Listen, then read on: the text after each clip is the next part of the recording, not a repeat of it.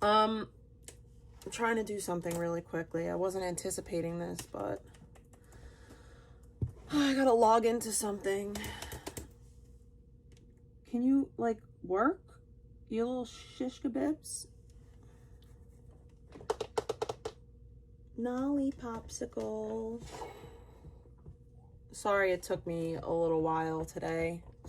I had to give my dog a little bath.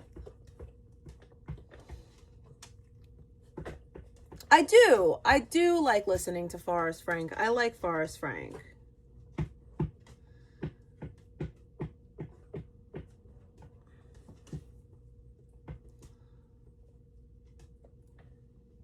Hi, Kit Kat Katie. Whoa, that was a weird sound. Come on, shish kebabs. Nala, get down. May God bless you too. I have a couple of requests to make today.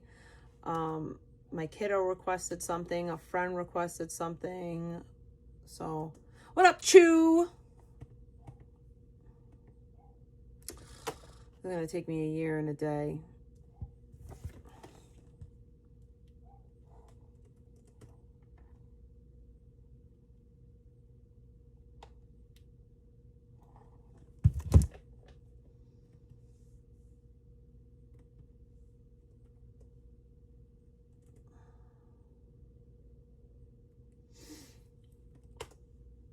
Why is this so slow?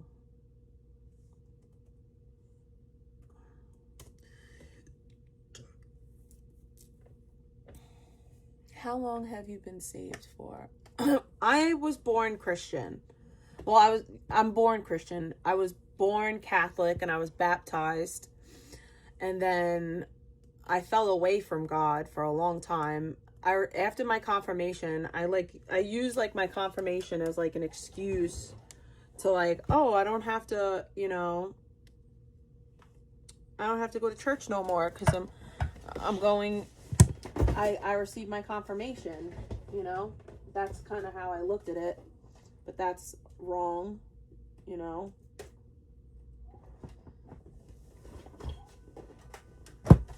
And then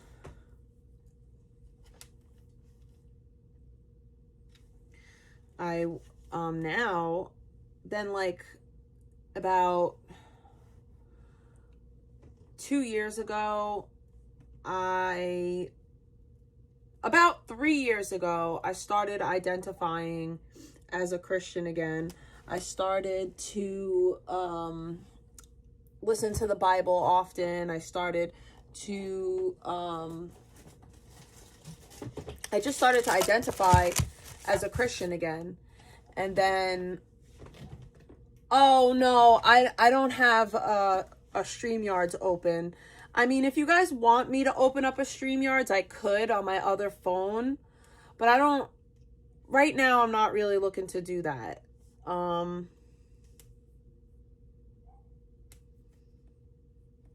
computer is really being jank. So, yeah, like about 3 years ago, I started to identify as a Christian again. And then 2 years ago, I started going back to church. And I've been going back to church now for 2 years. And I've been reading the Bible for about a year.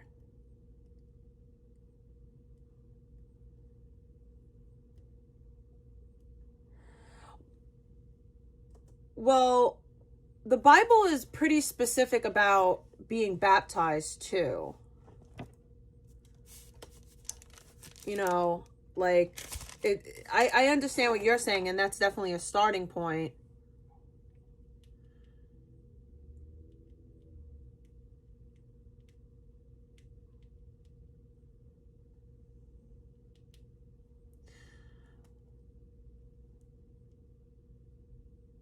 I think that, being baptized is important.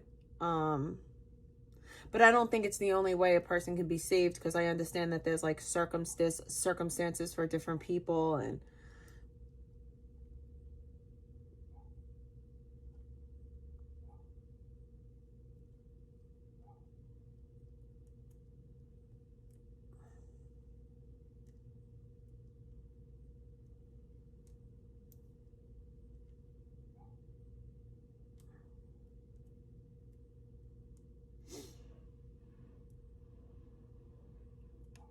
How did I not turn the other cheek?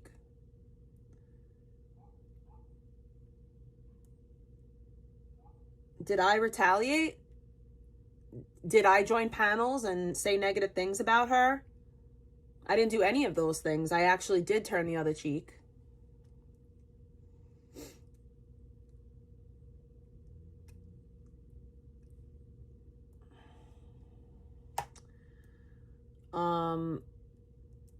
I mean, everybody's theology is different. The way that everybody interprets, you know, the Bible is different.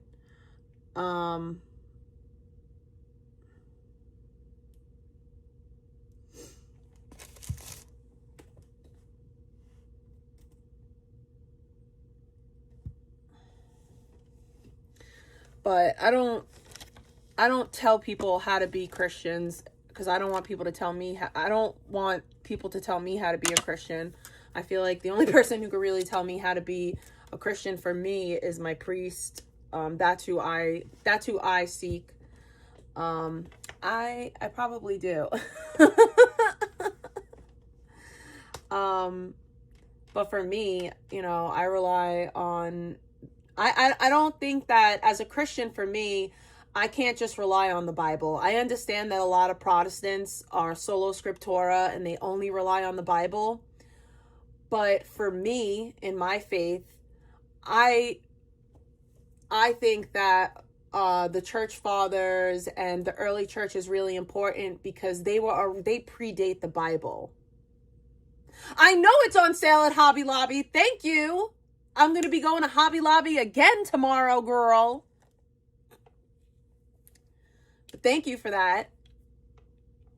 No, I cannot say I love anything for any type of edit. Stop. I will not do that. You're not going to debate me.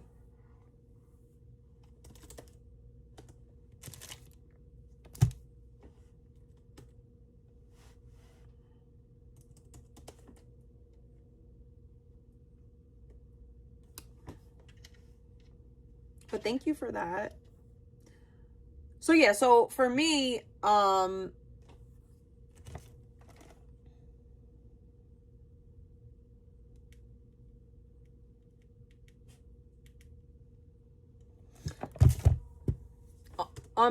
in my walk, for me, I feel like the church fathers, it's important to pay attention to the church fathers and to know church history because they predate the Bible.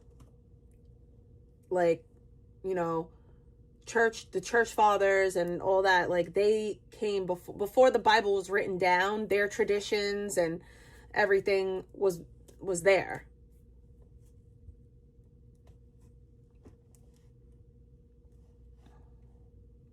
Yeah, I'm gonna make some things today as soon as I handle this situation that I'm having. It's such a freaking pain in my boot. It's a pain in the boot. I guess while I'm waiting for this, I'll smizzle, bizzle, finizzle, bizzles, lizzles. But shizzle my nizzle.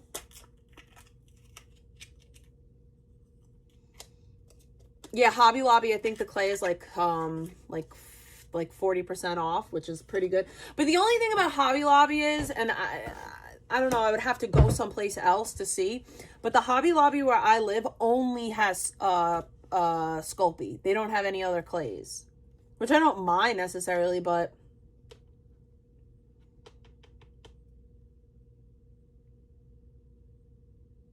I have to go to Walmart this week, so I'm probably gonna hit Hobby Lobby.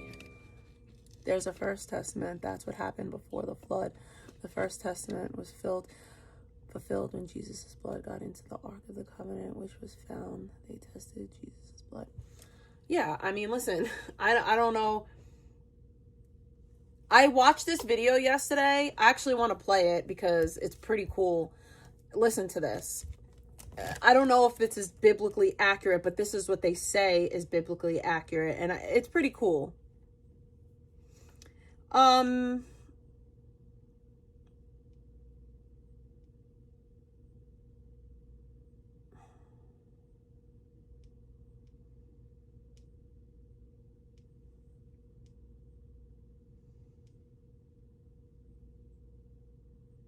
If you start doing a deep... No, that's not it.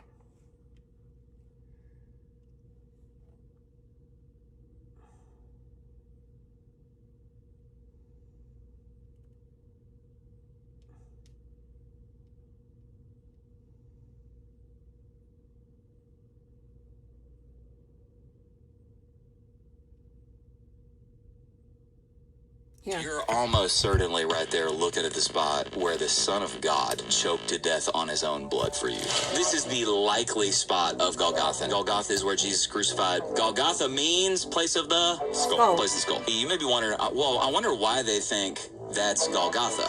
One, we know that Jesus was taken outside the city walls to be crucified. It's within walking distance. You can see right to the Temple Mount, and it's one of the only places that fits that. So Genesis 22, listen really close to the verse. There's something in this verse people don't notice, and it's a big deal. God comes to Abraham and he's like, hey, take your son, your only son, whom you love. He says, and go to the region of Moriah. Moriah was like 80 miles from where he was, so Abraham would have been going, well, daggone, there's mountains all over the place. Why can't I just walk up one of these? I want you to go to the region of Moriah. Sacrifice him there as a burnt offering, and there's a specific mountain. On a mountain that I will show you. So think about it. You're Abraham, you're walking around, you got your kid on your back, you're walking 80 miles, and you're like, why the heck am I walking past all these mountains to this region? And you get there, and then somehow that we don't know, God shows him one specific mountain. Side note, you have already seen a picture of the mountain that God showed him. He's like, I want you to walk up that specific mountain, and I want you to sacrifice your son, your only son, whom you love, up there. Now remember, Isaac, he puts, this is crazy, dude. He puts the wood that he's going to sacrifice him on the back of his son, Isaac. So you got an only begotten son that the father loves with wood on his back. Son's got to carry the wood on his back up the hill where he's going to die. Bro, are you kidding me? He gets up there, and remember, as soon as he's about to kill him, God's like, hey, dang, stop. And there's an innocent animal, a little ram in the thicket, and he's like, why don't you kill that thing instead of your son? So there's a substitutionary sacrifice or atonement. Now, bro, this is nuts. Guess what region the Mount of Golgotha is in? Moriah. Guess what mountain God told Abraham to walk like 80 miles to go find and then showed him when he got there? Almost certainly Golgotha. You're almost certainly right there looking at the spot where the Son of God choked to death on his own blood for you. This is the likely spot of Golgotha. Golgotha is where Jesus crucified. Golgotha means place of the skull. That's crazy. All right, now I can do this. Sorry guys, I have to do something on my computer really quickly.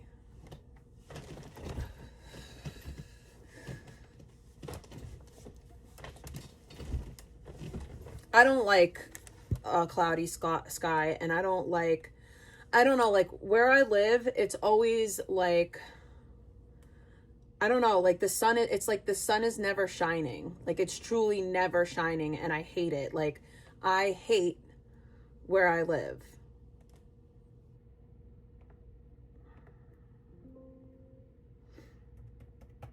It's like always miserable. It's never nice. The sun is never out. Let's see. Okay.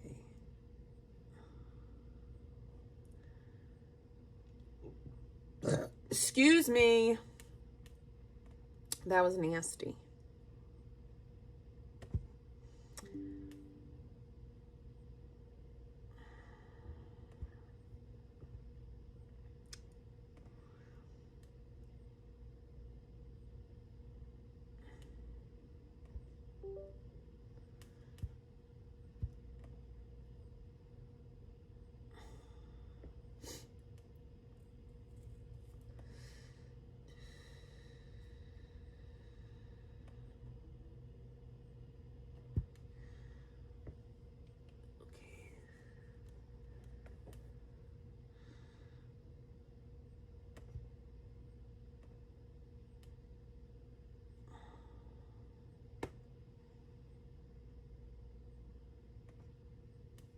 What the?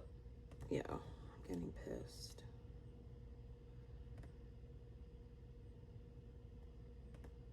Okay, here we go.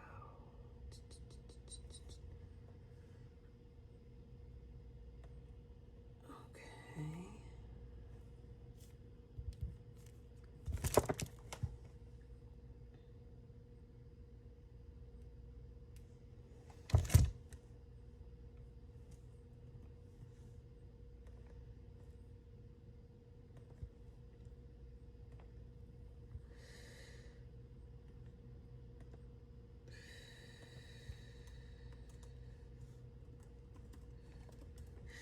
I never use my computer.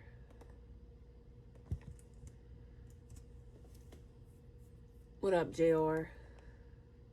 You gonna be nice today?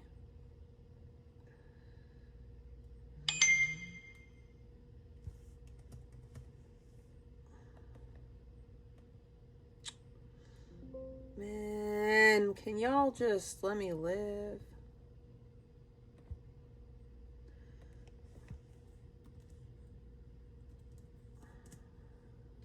It's really pissing me off, like.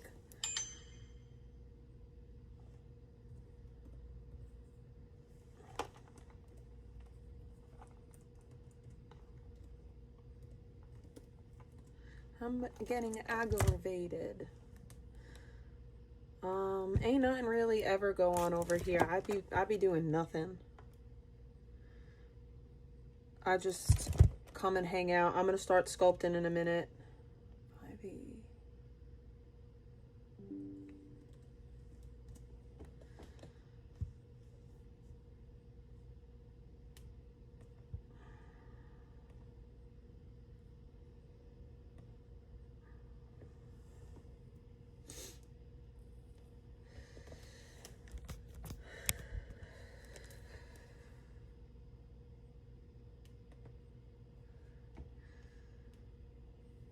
It does not tell me.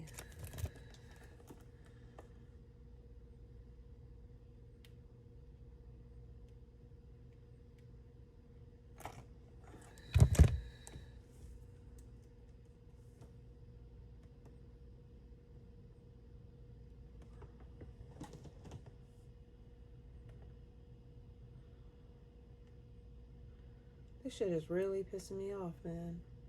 This shit don't make no type of sense.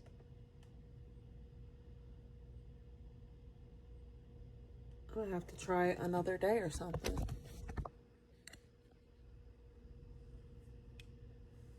Yeah, I sculpt clay stuff.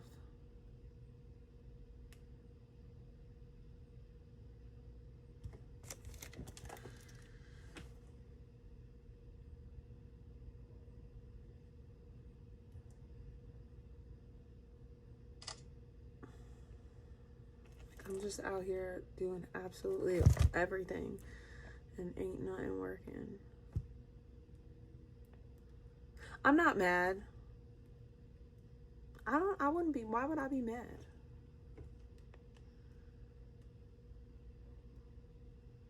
I'm tired. That's really it. I'm just tired.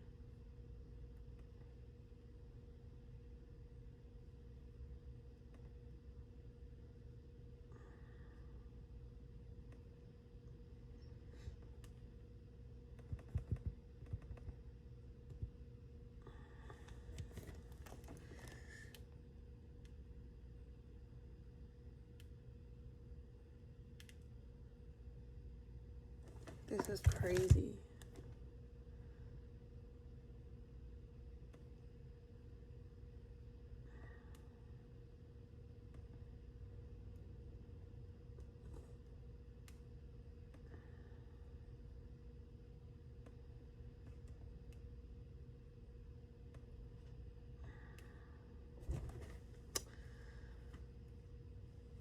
I have to take an exam and I can't, it's not letting me.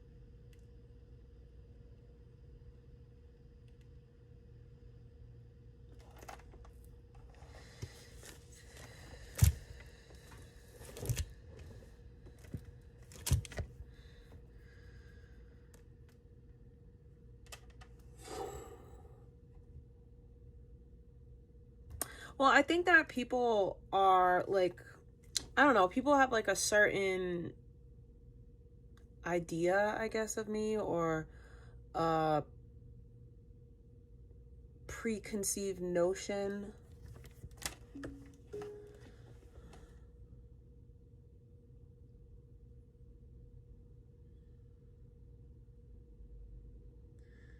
And I'm just, you know,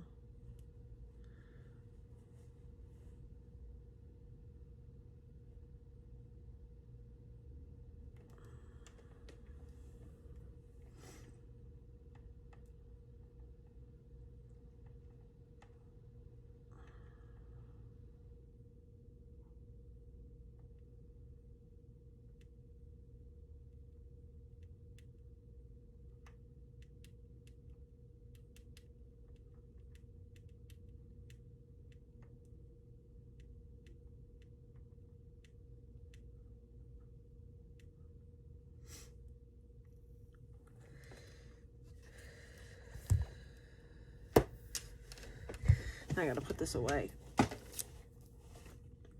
This fucking pre-roll tastes like bukkake.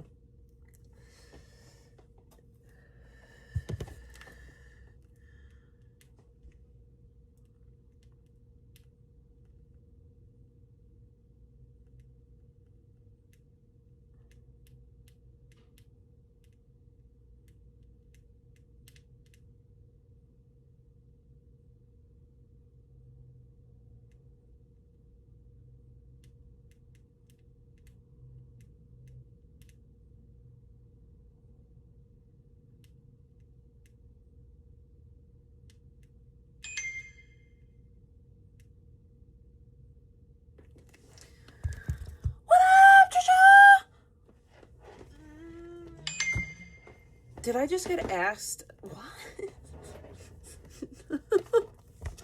That is the weirdest question. That is an odd ass question. I mean, would you?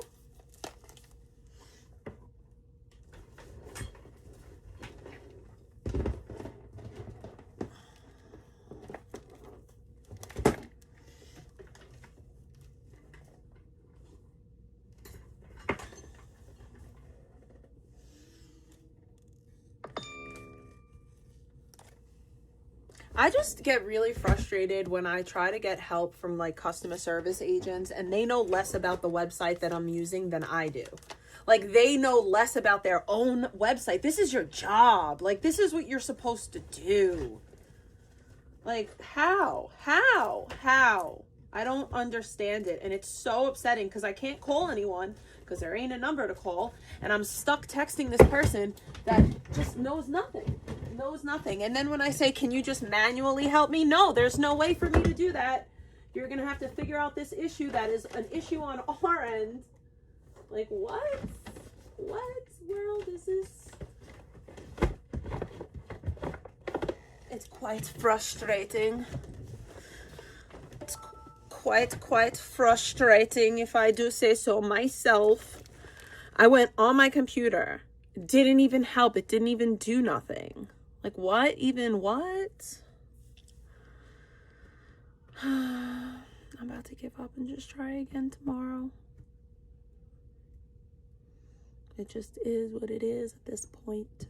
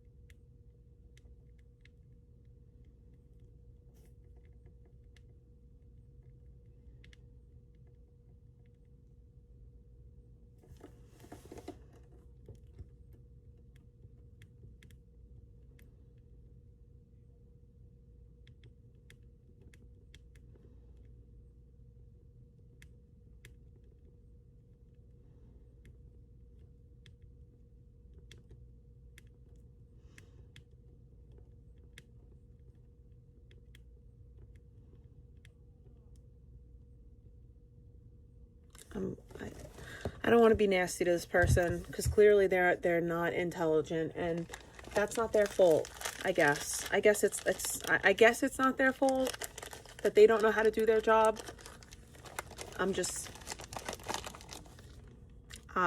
I will try again tomorrow.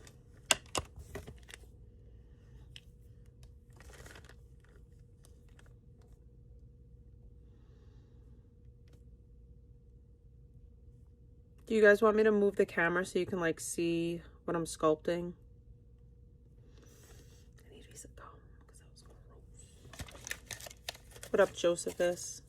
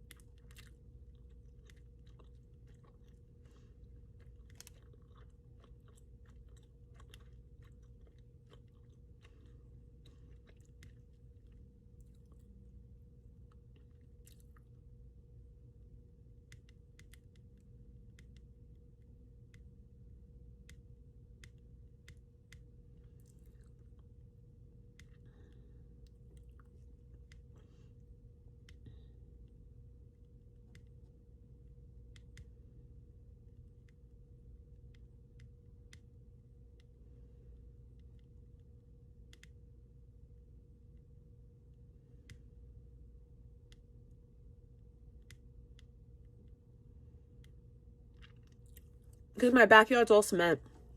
There's literally nowhere to garden unless I got like a raised bed or something. I'm leaving. I'm moving. When I move, I'll do that.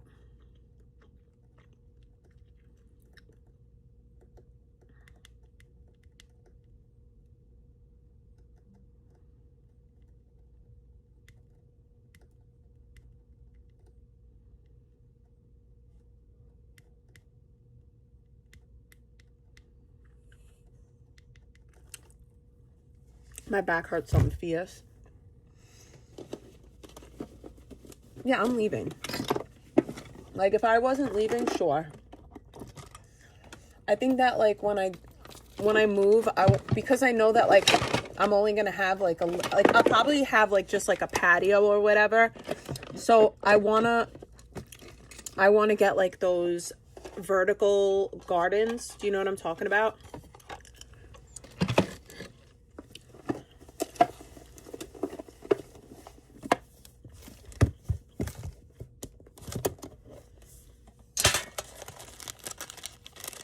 Yeah, my whole backyard is cement.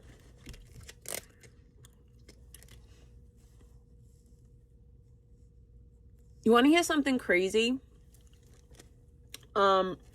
Years ago, my dad paid for a hot tub, like a really, really nice one, like thousands of dollars. And like he built like a platform in the backyard for it and everything.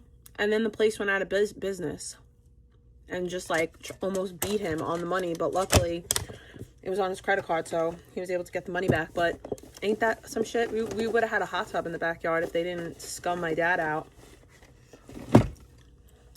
That's Staten Island for you.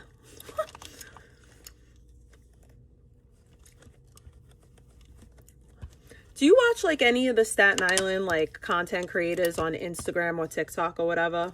I do. They're funny.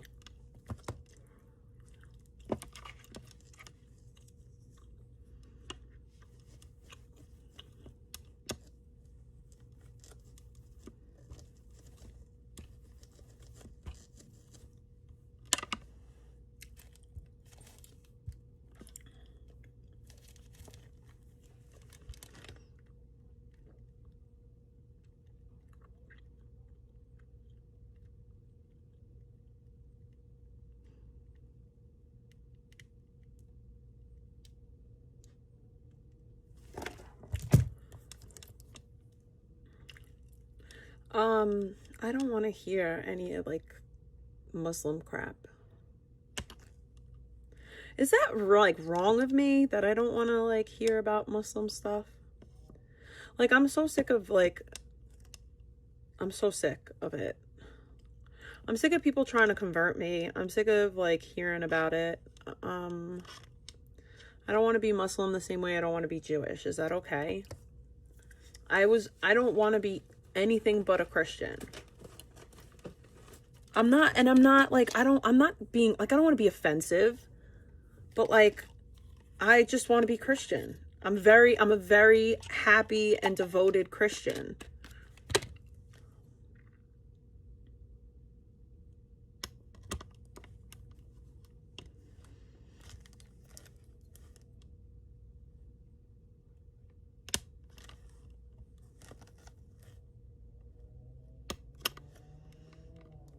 You know, I don't, just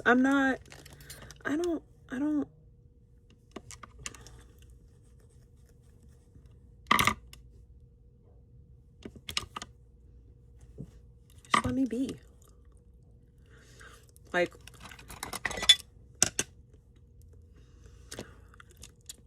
I don't think that, I mean, I guess, I don't know what even that means. What is the chosen people? Who's chosen, really? Nobody's chosen. We're all God's chosen people.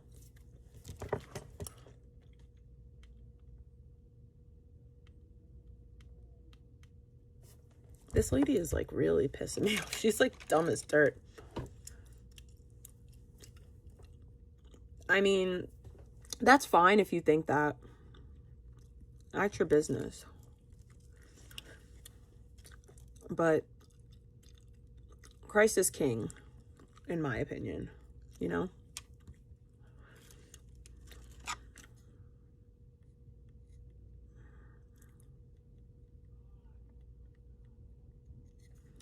Thy name is Jesus, Lord of Lords and King of Kings. Jesus, one who makes the demons flee. Taking it back now. Calling the angels down. No, I don't want to do that.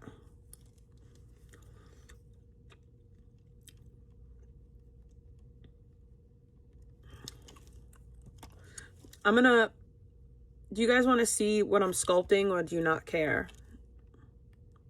Because I know you guys can't see from this angle, but I can move the angle if you guys want. That looks crazy. I gotta cut that down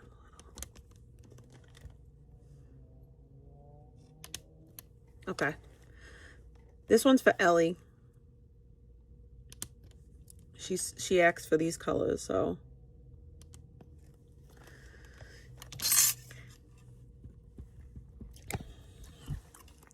Let me put my charger in.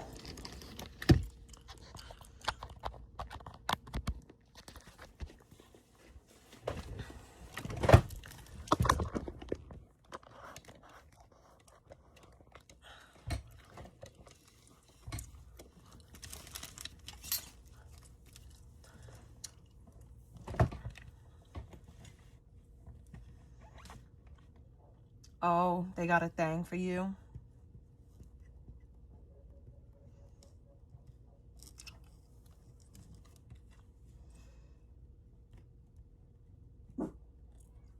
I think I effed up, but it's okay.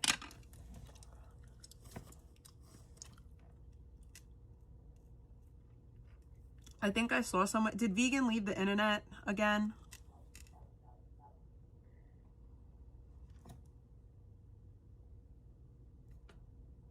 I mean, probably. That's probably why Josephus is here. No offense, Joe, but.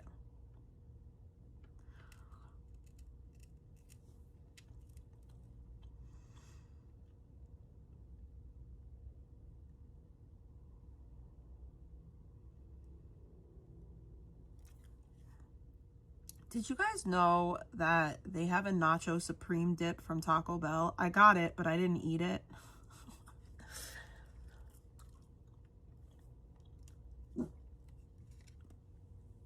I mean, I think that her leaving the internet might be, I don't know.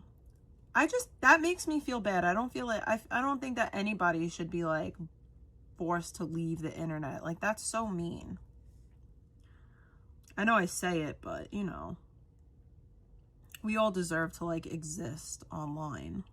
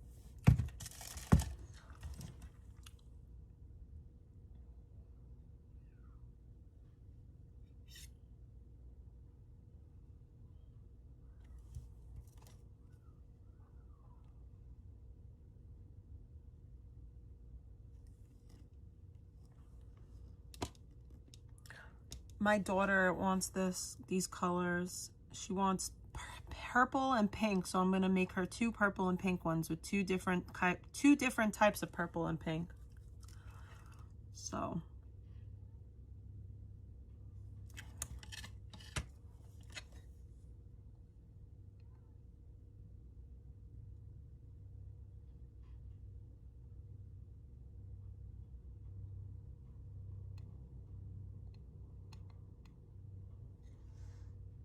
oh, I wanted to show you guys something in a second.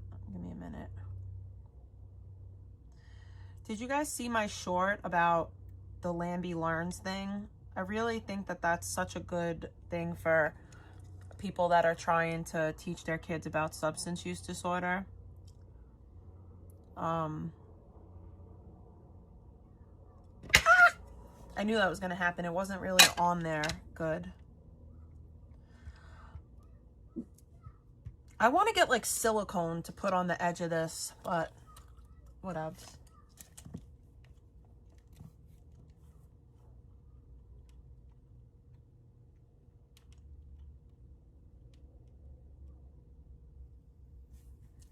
Like this. I love when people tell me to do things that I've already did. Like I would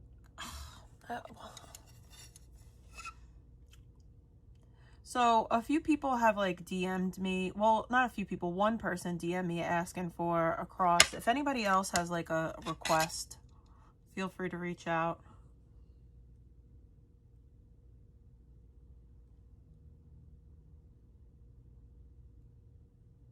I don't have money to like ship it to everyone though. Like I'm not balling. So it would be awesome if people could pay for their own shipping.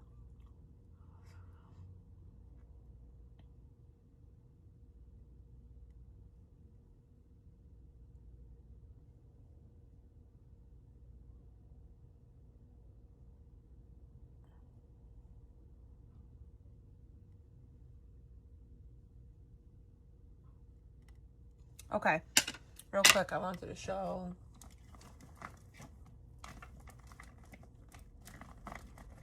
So, I want you guys to tell me what you think of this. Look at this little, I made a little like charm to go with it, and I really like that.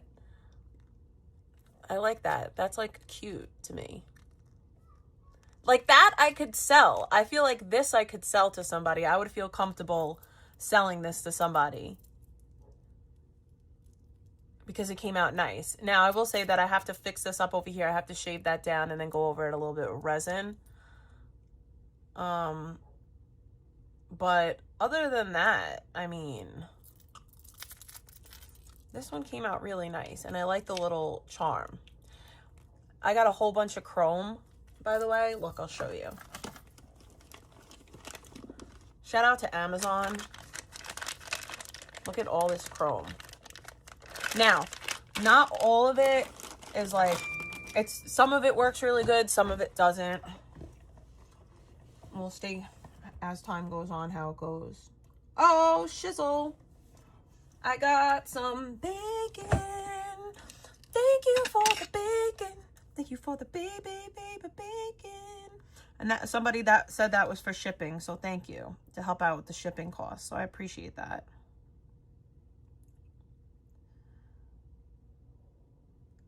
I don't know. I'm considering so on YouTube, because I'm a monetized channel, I have the option of having like a store attached to my YouTube. So I'm thinking of setting that up and posting stuff on there and letting people purchase, because that I feel like is a way easier, you know. And I feel like right now, if I just like build up my inventory, and I could put like different designs and let people pick. So that's something I'm working on. Technically right now, all I'm really working on is building up designs. I'm still kind of like messing around and figuring out. My biggest thing is like durability. I don't want to, you know, make somebody buy something that's gonna fall apart. So I'm trying to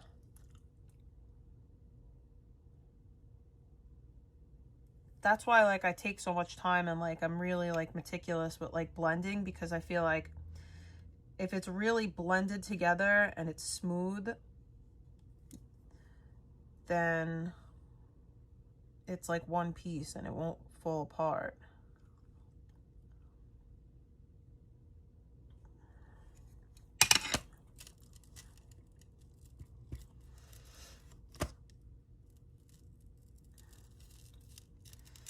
You think so?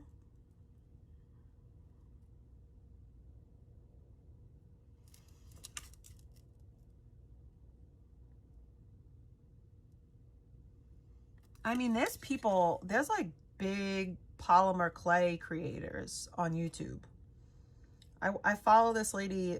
It's like, her name is like Amupan or something. I don't know how to say it right, but she's really good. Like, she makes these tiny little like,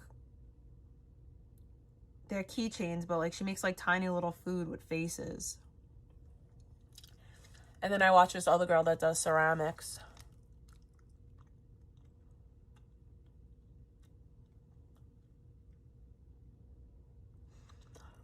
Well, it's this camera angle so that you guys could see what I'm doing.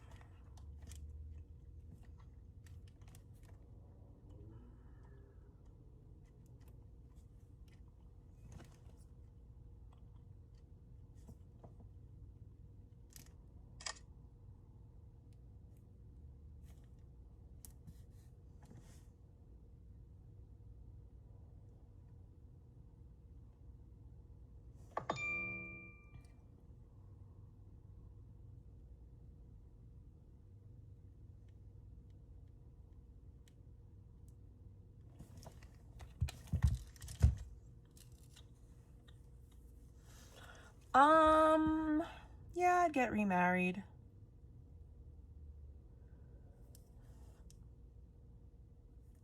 But I don't even date currently, so I don't know how that's gonna happen.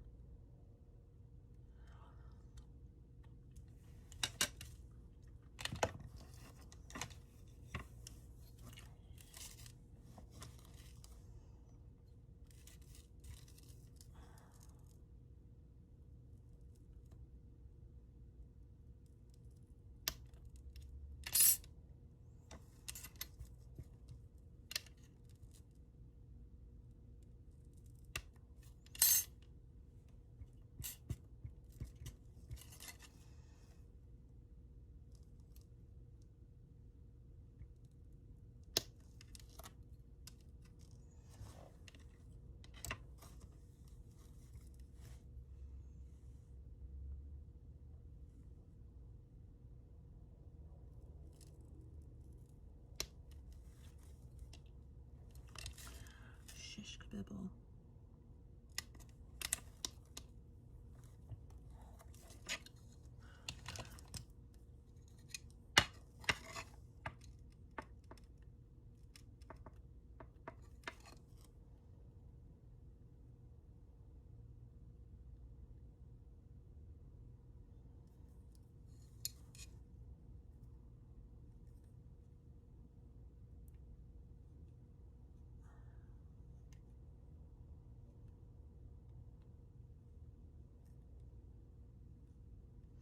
You know who I haven't heard anything about in mad long? What's going on with that clavicular dude? Is he still thotting and bopping around these YouTube streets, Kick, wherever he streams? I don't really know.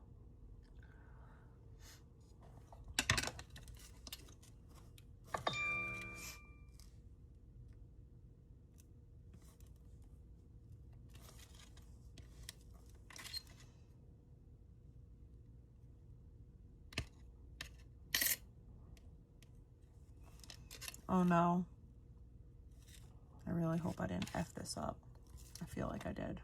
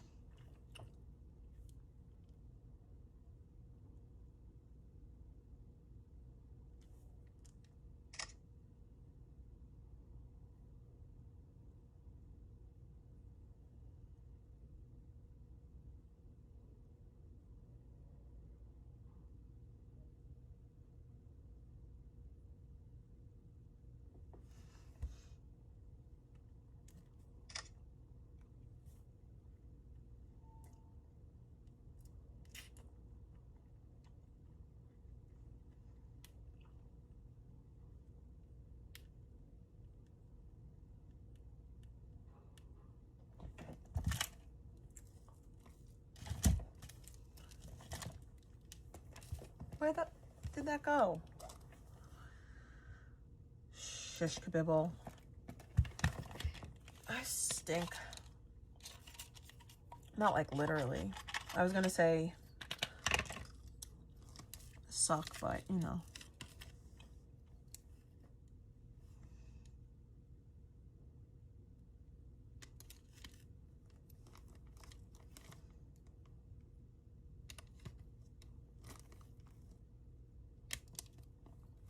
Shit. I might have to redo this completely because I cut off too much. Yeah, it's gonna have to be redone. I knew that was gonna happen. I've been effing up lately. No, this thing is pissing me off, this conversation, and I think I'm gonna give up on it fairly soon.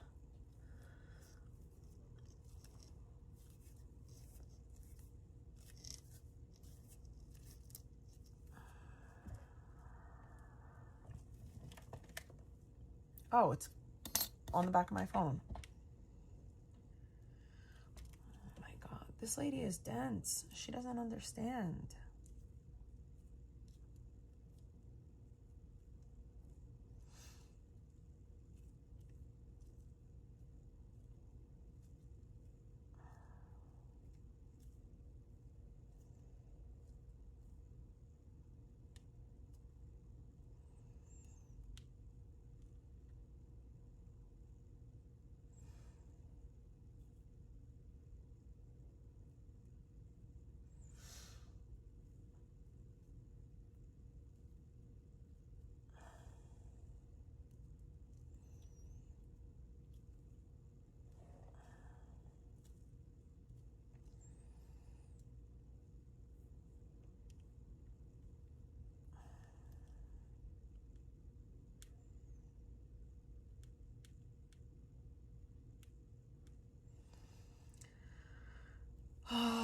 God, this lady is dense.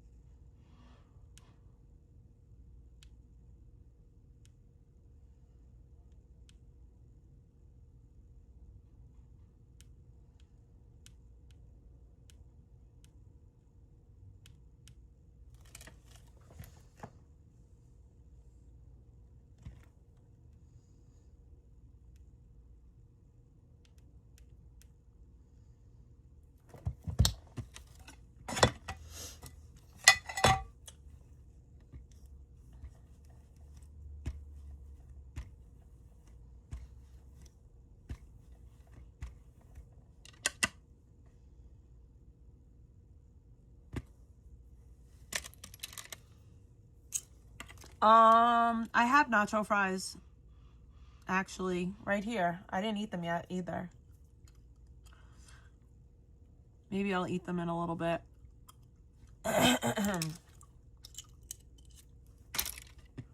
got Taco Bell on my way home. Hello, Charles.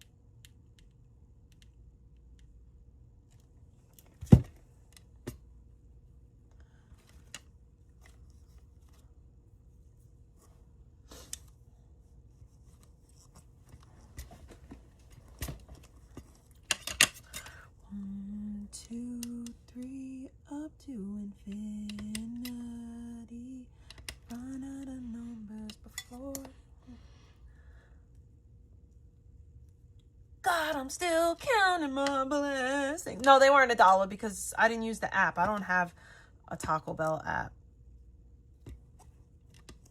I should have, though. I didn't know.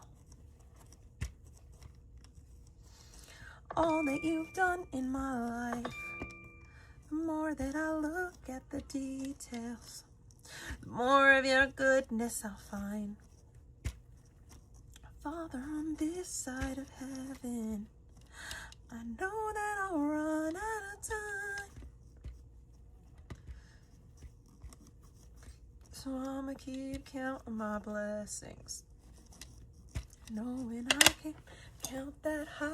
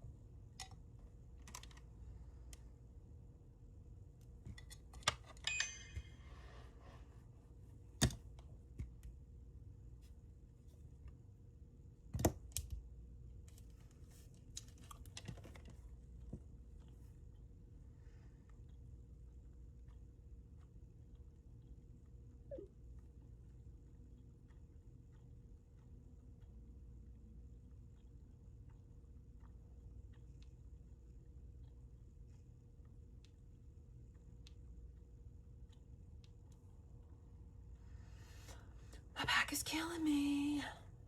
Do we, let's listen to,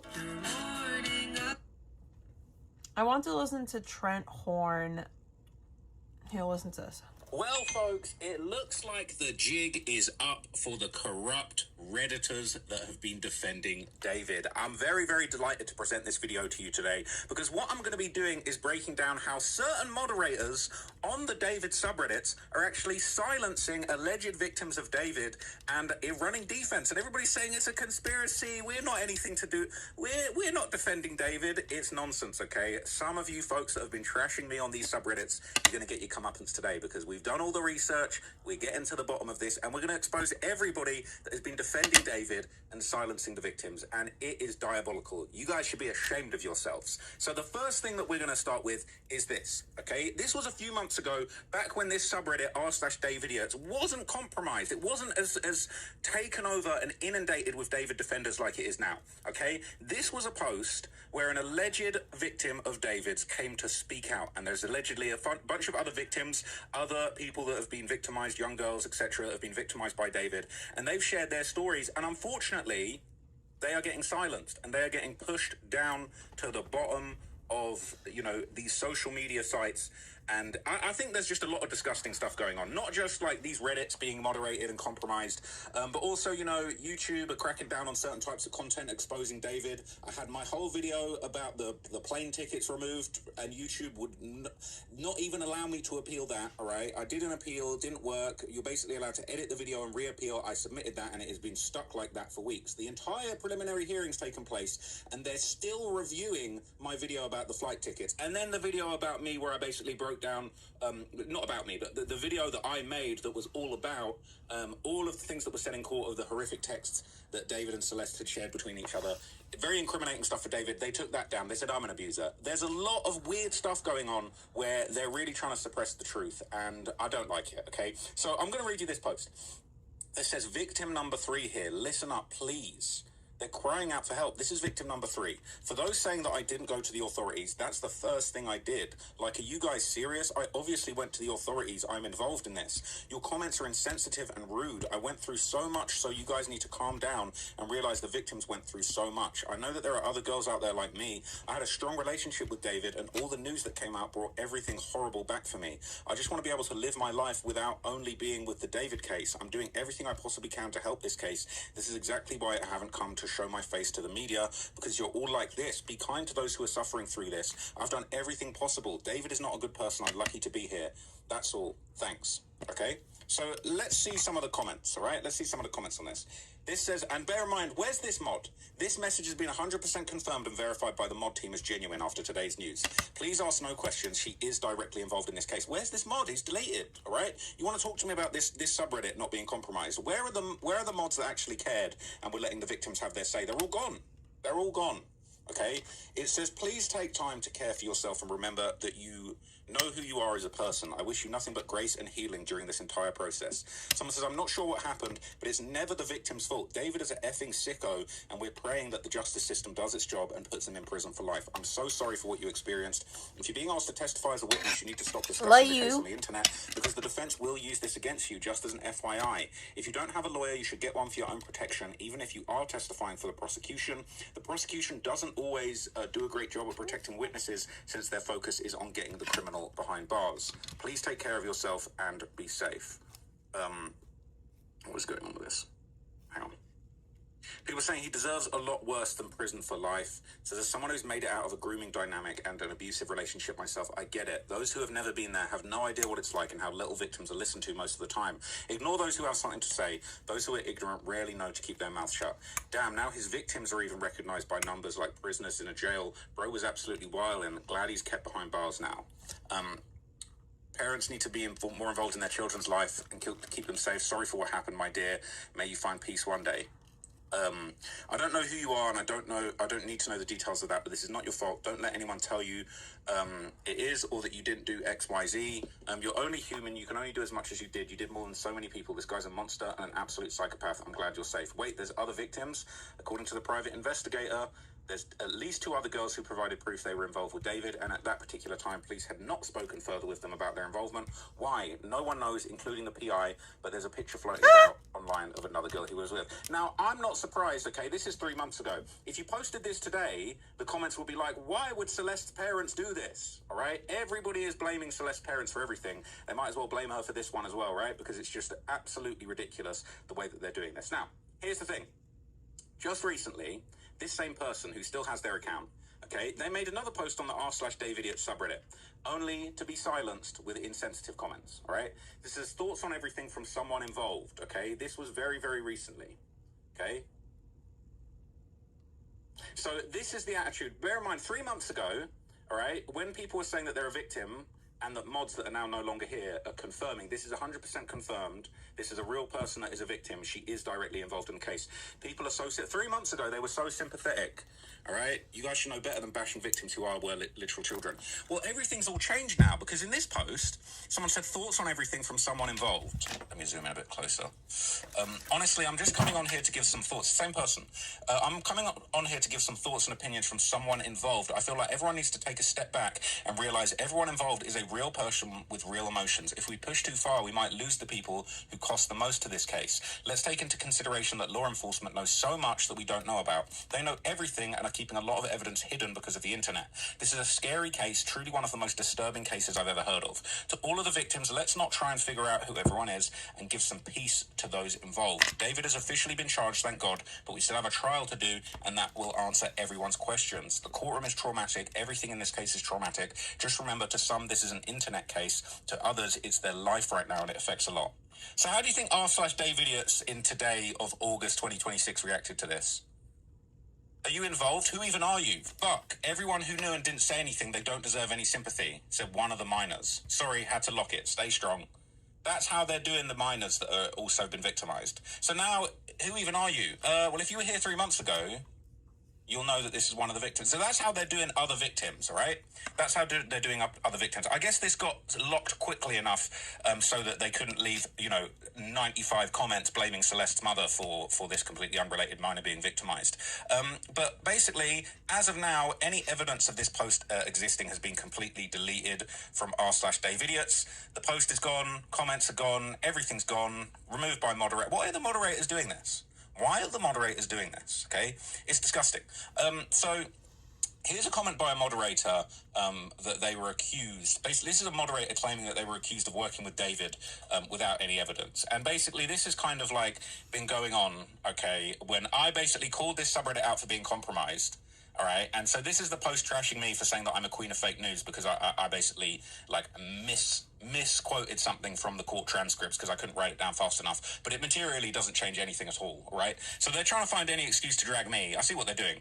B laundry BFF. We'll talk more about that in a minute. So people say, so you literally crucify a person for one minor thing. Okay, seems petty to me. And this person said, to be fair, our entire mod team was accused of working for David based on absolutely zero evidence. Now, that's very interesting.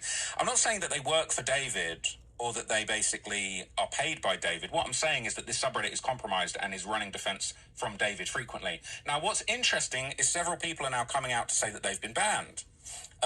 Someone said, I got banned from Dave Idiots after my comment saying this subreddit is compromised on the post that Trap covered here. Very interesting, okay? You're saying got banned yesterday. Dude, that sub is compromised. Shit's crazy over there. Yes, literally, when I called them out, it was an immediate ban. I wanted to share this because it proves how compromised it was. This was the post. When I messaged the mods, they permanently muted me without any explanation. Don't worry, they've done the same to several people, including me. The mods need to touch grass and stop trying to make the case of a dead child about them. I find the timing interesting too. The user B Laundry BFF is sus as F. You can't criticize him or his weird name referring to Brian Laundry as his BFF. Brian Laundry, the murderer. Okay, or you get perma-banned from that sub. I don't know why the mobs protect that guy so hard from any criticism. By the way, this is in the r/Traplaw Ross subreddit. Now, I'm not affiliated with this. This is actually low-key a hater Reddit, okay? And nothing really, I don't monitor this subreddit. If you do actually want to interact with me and get in touch, I actually have a different subreddit, basically, that is called, what did I call it? Trapology, I believe I called it. r/Trapology.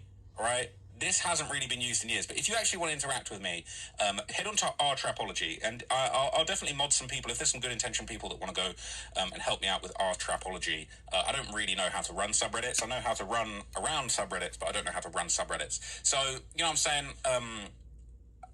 This is the main one, okay? There's been some weird stuff going on with the other one, but anyway, it's not really relevant right now. But so basically, that's kind of the stuff that's going on. So what we're going to do today is expose some of the individuals that are pushing these narratives on that subreddit who just so happen to be the people who don't get banned, all right? So they're taking down posts from the likes of actual victims in the case, actual people that were victimized by David, okay? But this is the stuff that is still allowed to be on there, okay? So this was a post basically saying the witness who saw/heard the murder firsthand. They're saying that somebody might have seen or heard the murder. It says, I wonder, was it Asia who was at his house when Celeste arrived? It seems the relationship was over and they had moved on to being acquaintances, calling each other bro, etc. Of course, the breakup was a charade of sorts. There's a lot left unsaid, brushed over with power plays, in what seemed to be like an I just started Celeste listening to him because of the Asia was David already case. There, it could have been a final act of provocation, a last piece of rage bait designed to get a reaction from her. I doubt that Asia was there, but anyway. Okay, so this is kind of a big sort of he's doing pretty good work on the David case. Narrative that's being pushed very, very interestingly. So people say Asia is innocent in all of this. David lied to all of them point blank. Most that knew was her family and his family. Outside of that, they were in the dark. He killed her because she was going to blackmail the fact he was a PDF. Hi, Asia. Now we know that Celeste was specifically jealous of Asia. Says, dumb as hell, I ain't no damn Asia. I'm following the case, and shit is obvious what happened. Y'all trying to get clout off spreading BS and misinformation, which is overlapping the facts thrown out there that she was jealous of the woman, which is shown in the messages. He shouldn't have been talking to a little girl in the first place, and her family signing off on travel should be investigated. Well, all right? Now it's now the narrative that she was jealous is allowed, okay? So it said, you think these kids had no idea when she just didn't come around anymore? 4th of July, when they were all there. I don't know. And someone says, didn't she stop coming around like January 2025 when David announced he no longer had a girlfriend? Also, she was in Lake Elsinore when the Uber was sent over. Before that, she was staying at the apartment in LA closer to Hollywood Hills to make it easier for him to see her. So it's possible his management team together with David's parents managed to break both of them up somehow. And David stopped caring, but Celeste still wanted to chase clout, do drugs, and make another embryo, but she was now blocked off somehow through some coordinated efforts. So yeah, not definitely, but possibly these kids had no idea. Can you believe that this sentence is basically being it's her own fault? They were trying to break up, but she wanted to chase clout and do drugs and make another embryo, and she was blocked off. This is blaming her. Yeah, she was clout chasing. He had to do what he had to do. Disgusting, right? Absolutely despicable narrative. Unbelievable that there's actually people spreading this kind of thing in Dave Idiots. But this is allowed. But victim number 3 is getting shut down, getting their post deleted. You can't even claim to be victim number 3, but you can push this narrative that Celeste wanted to clout chase, do drugs, and make another embryo. I'm sorry, but there's no I've not seen any proof of that. So anyway, right, let's keep going with more of these very sus narratives that are being allowed to be pushed. Here's another one. The awful, hate-inspiring, rage-baiting, downvote-inviting point of view is worse. She was a gold digger willing to die for the big payout, which she did. Bro, she was a This child. is one of the most horrendous things She I've was ever a read from the same child. person. Is this Blair Burke? I'm sorry, but Like, literally a child. I'm being facetious, okay? Obviously, I don't think this is literally Blair Burke typing this out, but this is Like, I have Celeste never is seen literally such a child. Insane victim blaming of the child. This is allowed on Dave Idiots, but the actual third victim who is giving their opinion on the case has had their post deleted, and this is allowed. I'm just going to read it. I can't believe how disgusting this is. The awful, hate-inspiring, rage-baiting, downvote-inviting point of view is worse. She was a gold digger willing to die for the big payout, which she did. Someone correct me if I'm wrong, but David himself was mumbling the word gold digger sometime or another in his social media accounts. She was a child. What do you mean gold digger? She's not old enough to dig for gold. She's not old enough to operate a shovel. What are you talking about? From a statutory point of view, she's not old enough to do that. I metaphorically dig for gold, by which I mean be in a relationship, which is a gold digger. May have been in reference to her. She may have been at least partly or perhaps even almost entirely attracted to him because of the money, or maybe that's a little too much. Could be that she didn't want to let go because she'd been a clout chaser for months and months, lived a high life, and now she was being dumped because she was a minor. What? She had 4 more years to go to 18, but she felt she'd lose her place in those years when all the 15, 16, and 17-year-olds entered his life and one got preggo and nailed the big payout. What are you talking about? She felt that he outgrew her and wanted to make one last desperate ditch attempt or attempts to get him back. Reel him in. Reel him in? She's a minor. What do you mean reel him in? He reels her in for years. The way she talked about his embryo was like, damn, really reaching. She felt she was owed commitment and future fame and riches. That's why she was fighting for very, very aggressively and dangerously. So this is the defense that we're going to see play out in court. This is the funny thing, right? So the day before the last day of the hearings, when this mysterious post from allegedly Celeste's neighbor came around, just so happened to have a bunch of embellished details that went a little bit further in than everything we heard in that court today. This is going to be, not in these so many words, this is going to be the narrative that's going to be painted. It's horrendous. I cannot believe that, okay? So now we get to this and before we do this, hang on. So just so you guys know, okay, let me pull this up. I showed you this in another video, right? So I didn't know a lot about this case. I'm learning a little bit more about it now, and I'm probably going to dig into it further. But basically, Brian Christopher Laundrie, all right, allegedly murdered his girlfriend, Gabby Petito, okay? Laundrie raised suspicion. He basically came back from a trip without her. He refused to discuss where she was. He was deemed a person of interest and issued an arrest warrant. And basically, he was reported missing, and her remains were found, and he basically got rid of himself. Okay, that's what I'll say. He got rid of himself. So rest in peace to Gabby Petito. Just horrific case. I can't lie. I thought David was going to go out like this guy. But so this guy is an alleged murderer of his girlfriend, okay? So this user that I'm currently at war with on Reddit, okay, B Laundrie BFF, the guy that was calling me out for getting a mistake wrong in my notes, which I happily admitted. This person, okay, this person is just constantly defending Asia.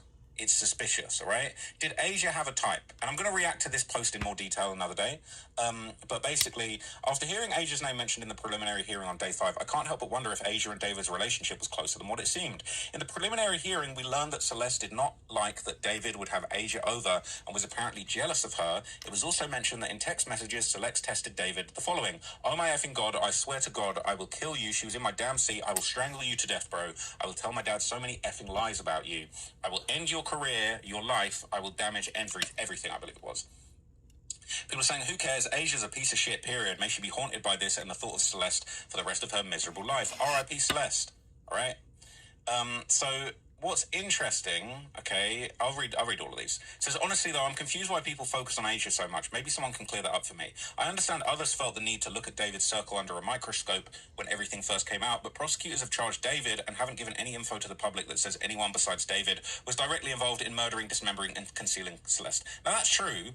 But we do know, because Asia admitted it, that she was sent the missing poster of Celeste and she knew she was a minor for quite some time before the murder. So this is the funny thing. Everyone wants to point the finger at the family, the parents. What about big sis Asia? Asia had been around Celeste, and she knew that she was a minor that was missing. She didn't do shit, but nobody has got anything bad to say about her. I don't know any evidence that suggests Asia was involved, besides her exhibiting shitty behaviours, which is a far cry from murdering, dismembering, and harbouring the body of a teenage girl. Again, you can't really say the same for the parents. It's like, well, you can sort of say the same as, like, there's no evidence that Asia was involved, no evidence that Celeste's parents were involved, apart from some shitty behaviours, doing a couple of things that they shouldn't have.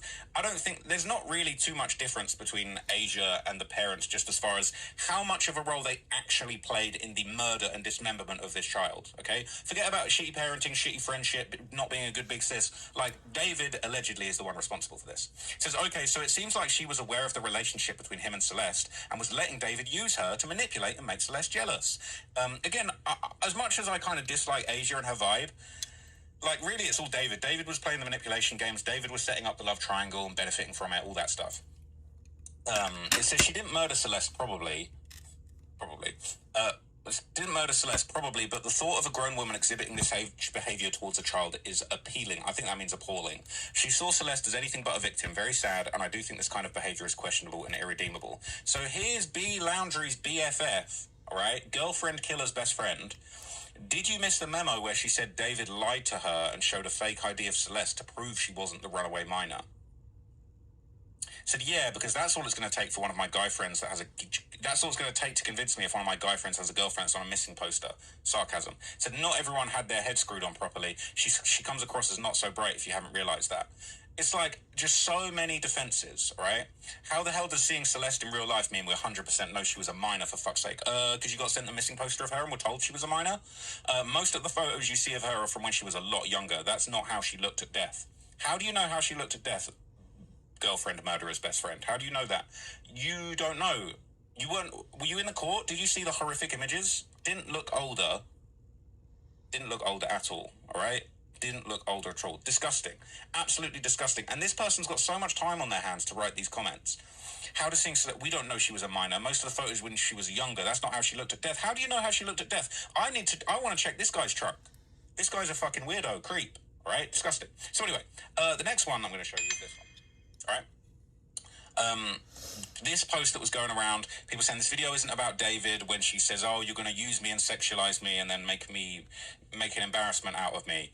And then again, he's defending Asia, saying, yeah, it's about Marlon, but people can continue what they think, with a skull emoji. Now, to be honest, you tell me, like, this just seems so obviously like it's David, but hey, if it's about Marlon, it's about Marlon. Everybody wants to try and clean up after Asia's mess. Hey, what's up? Would you be down to be in some content with me? Sure, yeah, I could be down. What would we be doing? Oh, I'm going to exploit you, sexualize you, and then embarrass you on stream. Wait, what? Oh, my bad. I meant we're gonna go on, like a date on stream. I don't really know if... Oh, and I have a girlfriend, by the way, like a secret one. But don't mind her. Then why not make content with her? It's just content. It's not like my girl, like, cares or anything. Like, sure, she might spam call me because she feels like I'm cheating on her, but, like, she understands because it's work. Right. So, obviously, he's saying it's about Marlon. He's just running defense, right? Anything that pops up about Asia, he's defending. And this one's interesting as well, okay? So, obviously, these types of things are allowed to go around. And this is like... I'm not saying this is about me, but obviously, I'm one of the people who is constantly defending Celeste's parents, okay? And what you're going to see in the comments is girlfriend murderer BFF, basically just horrendously victim-blaming Celeste. It says, people who defend Celeste's parents are something else. Giving them grace is one thing, but the comments I've seen under videos of a certain YouTuber, okay, it is about me, and his claims are something else. People are basically saying Celeste was some kind of mastermind, liar and deceiver. I've seen someone say, you don't know how hard it is to raise a child who's a drug addict, for fuck's sake. They're defending the parents so much they end up borderline victim-blaming Celeste, and it's so gross. It's not what's happening. Sure, she was just so good at lying that her parents had no possible way of knowing about anything about her situation. Sure, she was just a difficult, rebellious child for no reason. Ew. They're infantilizing those parents more than the actual little girl in the situation. Not one mention of David in this post, which is very suspicious. But look at what a girlfriend murderer has to say about this. A girlfriend murderer's BF. The most despicable comment I've seen more than once around here. One, the parents are getting the worst punishment possible because they lost their child. Nope. Why should Celeste die as a punishment for their non-parenting? Celeste, you're saying Celeste, why did Celeste die? David, allegedly. Because a PDF groomed her and took her out of this earth to protect himself, allegedly. Unbelievable. Said no, they're not punished by it at all since they didn't give a shit about her when they were alive, only when she's dead for the money. That's weird because I saw them breaking down in court every day, day after day after day, devastated by this. But like, whatever. And then two, they did everything they could because they can't speak English and don't have financial means. For F's sake, no one on here knows how much English they can speak or how much money they have. Well, I see them in court not be able to understand a basic sentence from Beth Silverman and have to have it translated. So no one knows except for me, who was there, and all the other people that were there that saw this. I was sat behind them at one point and I saw they needed translation for a very, very simple sentence. Lots of people trick the government for welfare and handouts when they're not even poor. So now, with no evidence, they're welfare frauds. You're defaming them and accusing them of being fraudsters. And does not knowing English mean you don't take care of your own child, or at least do the basic thing that most parents do, which is their legal responsibility? So David still hasn't been mentioned in this whole thread, by the way. 3, they got tricked by the notary, or the notary is Colleen. If they were tricked, the consent form wouldn't have been able to be submitted as evidence since it was illegally obtained. They damn well know what they signed. That's why their faces were ashamed and embarrassed. That didn't happen. They weren't ashamed or embarrassed. 1, nobody in the courtroom could see their faces because they were in the front row. Everybody was looking towards the judge. All of the people in the media were behind. So you're making stuff up. Their faces were ashamed. Nobody could see their faces. They were in the front row. The only person that could have seen their face is Beth Silverman if she turned around. So you're a fucking liar. You're a liar, all right? Girlfriend murderer's BF. Said exactly, if Colleen had notarized the travel documents, Silverman would have raised the issue in court. Well, no, because if there's no proof of that, you know what I'm saying? If there's no proof that it was fraudulent, that said. And at the end of the day, there were a lot of things that I feel like Beth Silverman could have brought up, but she didn't need to. A lot of the time it was like, well, do you want to do cross? And she was like, nah. When all this blah, blah, blah, blah, blah about Blair Burke, this, that, the other, notarized form, this text message, she said she was going to kill him. You know what she said when she had cross? They basically did a cross, and she's just like, she just asked the detective, like, what age was David and Celeste in these messages? Yeah, that's it. That's all I need to say, because she didn't need to respond to this stuff, because none of it matters. He's a PDF, communicating explicit things with a minor. There's nothing to be said. It doesn't matter, right? This notarized travel document that they think is this big gotcha is actually a nothing. It actually it doesn't do anything, doesn't prove anything, okay? But anyway, here is girlfriend murderer BFF saying, yes, anyone who believes Colleen has anything to do with the notarized documents or the parents were tricked into signing it has been watching too much of a particular YouTuber or reading the court transcripts and using their brain. But it's going to get bad in a second, trust me. It says, so you would look at Celeste and believe she's over 18. And then girlfriend murderer BFF says, no, because I don't try and guess people's age when I read them. That's just not normal, mate. So they're English. Sounds like they're English from the mate. Phil Puller, all right, the file puller. That doesn't answer my question. Does Celeste look over 18 to you? And look, this guy is going to jump out the window with this. Depends what photo you're referring to. If it's the one where she's literally 7 years old, of course not. Don't ask me these weird questions. You sound like a PDF. You sound like a PDF defender. Nobody sounds like more of a PDF than girlfriend murderer BFF. He said, the most recent photo, and don't deflect. Come on, stand 10 toes on your words and answer. Does Celeste look over 18 to you? To say Colleen Dawood and Caleb is innocent is beyond me. You know damn well she doesn't look over 18. All right? It says, when the F did I say those 3 are innocent? Stop putting words in my mouth. Let's protect the parents who are ducking smoke from the grand jury looking guilty as fuck over the ones who aren't the greatest parents but still showed up to court. Facts. And then girlfriend murderer BFF says, which recent photo are you referring to? The one with red hair in the mirror with the tongue sticking out? She can probably pass a 16 to 17-year-old, honestly. Can someone check this guy's trunk? Can somebody check this guy's trunk and this guy's DMs and this guy's search history? Because I'm suspicious of girlfriend murderer BFF. She can probably pass a 16, 17, honestly. You guys are weird as F for looking at her photos when she's 7 to 10, thinking that's how she looked when she died.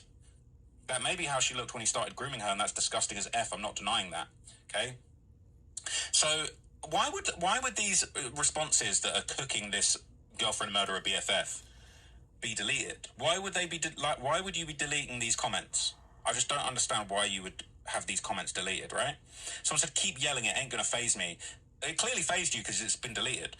Keep yelling it. It ain't going to faze me. That was in their legal interest to do so. Go spend some time and read some Law for Dummies 101 book or ask ChatGPT. I've never defended them. If you take a look at my post history, which you love doing, you'll see I made a post a couple of days ago regarding the damn mother. Now, please stop harassing me. Oh, now he's sad about being harassed after all of the stuff that he's done. Someone says, really? Because his actual post says Celeste was a drug addict. You don't think that's misinformation? So he's getting called out for misinformation, and then the Dave Idiots mod team are coming to the rescue. This content was deemed as spreading misinformation, whether unintentionally or intentionally, or simply have not been provided proof. It says she met them over a year before she was murdered. Man, oh man, have you lost the plot and are deep in the source? I hope you find your way out. Don't think it's going to happen, chum. Okay? So, that was gross. There was a comment, I don't know if this one was deleted or not, but this comment was going around. It said, if you don't understand the reason for pointing out misinformation and questioning sources of information, then just let it be. But it's funny because these same people will happily just completely accept this narrative that the parents knew everything about the relationship and all the illegal aspects of it, that everybody knew what was going on, but somehow David's parents, that seemingly there's actual evidence that they knew what was going on and they hosted the girl in their house. There's no mention in court of David visiting Celeste's family home and having dinner, sitting down with the family. But there's evidence that's been presented in court that David had Celeste come and meet his family. But why it's like there's nowhere near as much hate for David's family for allegedly aiding and abetting this grooming. And it's just so weird. It's so odd. So he would make several more pretty disgusting comments. This is a comment where he accuses Celeste's family of a crime.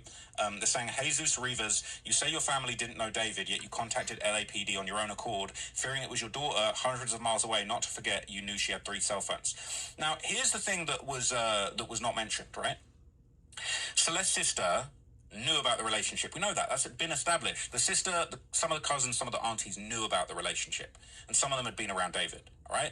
The sister allegedly was in Vegas at the same time as them. Different hotel, different car, but in Vegas at the same time as them. Now, the part that's missing is, I believe, Jesus would have spoken to his other daughter that's still alive, and she was the interpreter for the detective. So this idea that it's like, Jesus Rivas, you said your family didn't know David, that's not true. Right, members of the family, they were aware of. They knew a David. I don't think I could be right. If I'm wrong, I'll throw my hands up and say it. But I've yet to see any evidence that the parents, specifically the father, knew the context of the relationship. If there was proof of that, Blair Burke would have brought it up, but she didn't. She only brought up the details of the sister, the cousins, the aunties knowing about it. Right? Do you not think that there was possibly a conversation between the daughter and the father? The remaining alive daughter. She was the interpreter so that he could speak to detectives because he couldn't speak English, know. Right? That's established. So the daughter that knew about the relationship, at some point, before the father got in touch, there would have been a conversation with the daughter because he can't speak English, so he would have needed the daughter. And likely the daughter would have said, yeah, that David, like, I know they're dating. We don't know if the daughter then told the parents at that point, yeah, it was a real relationship, or, yeah, he was older, or, shit. I don't know. All right? I don't know. There's been no evidence to that. But again, they're throwing stuff like out this. I mean, at this point, I really only want people to pay for shipping if they want one. As long as someone's willing to pay for shipping, the relationship. I gotta set up a store. What? Yeah, you contacted LAPD on your own accord with the assistance of your daughter who knew about the relationship and who could middleman the language barrier. So, not to forget, you knew she had 3 cell phones, okay? So, he told Detective Celeste had 2 known cell phone numbers as well as a 3rd phone that had allegedly been purchased for her by an unidentified male. Again, they were trying to take phones away from her. So the idea that you knew she had 3 cell phones, that's not really quite true, is it? They're saying she had 2 known cell phone numbers. So he basically is saying, look, I've got 2 numbers for her, but I know that she had another secret phone and we don't know the number of her and she's doing sneaky shit. She's doing sneaky shit that we don't know about. Otherwise, the family would have had her 3rd number.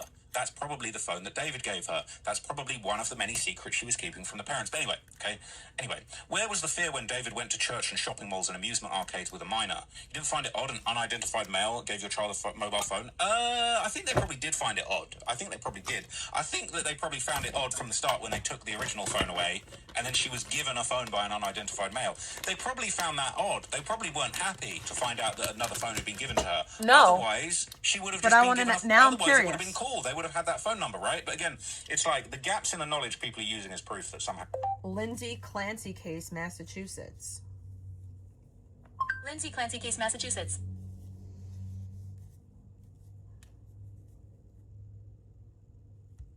On offense 002 on the charge of murder, how do you plead? Guilty or not guilty? A mother is accused of strangling all 3 of her young children to death and then jumping out of a window, allegedly trying to kill herself. As she appears for a new arraignment, we're going over the newly unsealed warrants with expert Jules Epstein to see what the most damning evidence against her is so far. Welcome to Sidebar, presented by Law and Crime. I'm Jesse Weber. All right, let's talk about these revealing new documents in what is just absolutely a horrifying case. It is of Lindsay Clancy. She is the 32-year-old woman accused of killing her 3 young kids. So a Massachusetts court has now released nearly 300 pages of documents this week, including 11 search warrants. And what they do is they give us a glimpse into what police unfortunately saw the day they responded to the Duxbury home in January of this year. By the way, just geography, Duxbury is on the coast. It's about an hour south of Boston. So according to investigators, Clancy sent her husband Patrick to go get food from a restaurant and medication from one of the children at CVS. And while he was gone, crosses out of clay. She allegedly strangled all 3 of her children with exercise bands. 5-year-old daughter Cora, 3-year-old son Dawson, 8-month-old son Callan. What? She then apparently jumped out of a 2nd-story window of the house in an effort to try to kill herself. She didn't die. Okay. First responders To kill herself? cuts on her wrists and neck that were likely self-inflicted. This is according to the court documents. But Clancy's attorney says that his client, who was a labor and delivery nurse herself, had postpartum psychosis and was overly medicated. Clancy was ordered to remain committed to a state hospital for months, and according to her attorney, she suffered spinal injuries that have left her paralyzed. And on Thursday, the state took the courtroom to Clancy, arraigning her in what looks like a meeting room at the hospital.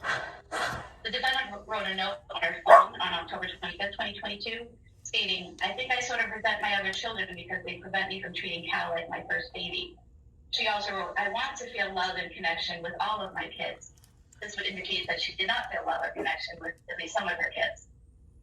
She then wrote she wants to have more kids eventually. 4 days prior to killing her children, the defendant did an internet search on her phone, and it was, quote, "Can you treat a sociopath?" She obviously had no reason to kill those 3 beautiful children. You have to ask yourself, why? Why? And when you ask yourself why, and you consider all of these factors, it's readily apparent, as you just judged, that this woman was a troubled soul. So with all of that in mind, it's time to go over some of what was revealed in these newly released or unsealed documents. And to do that, I want to bring in a fan favorite here at Sidebar, evidence expert and famed law professor Jules Epstein from Temple University Beasley School of Law. Professor Epstein, Jules, great to see you.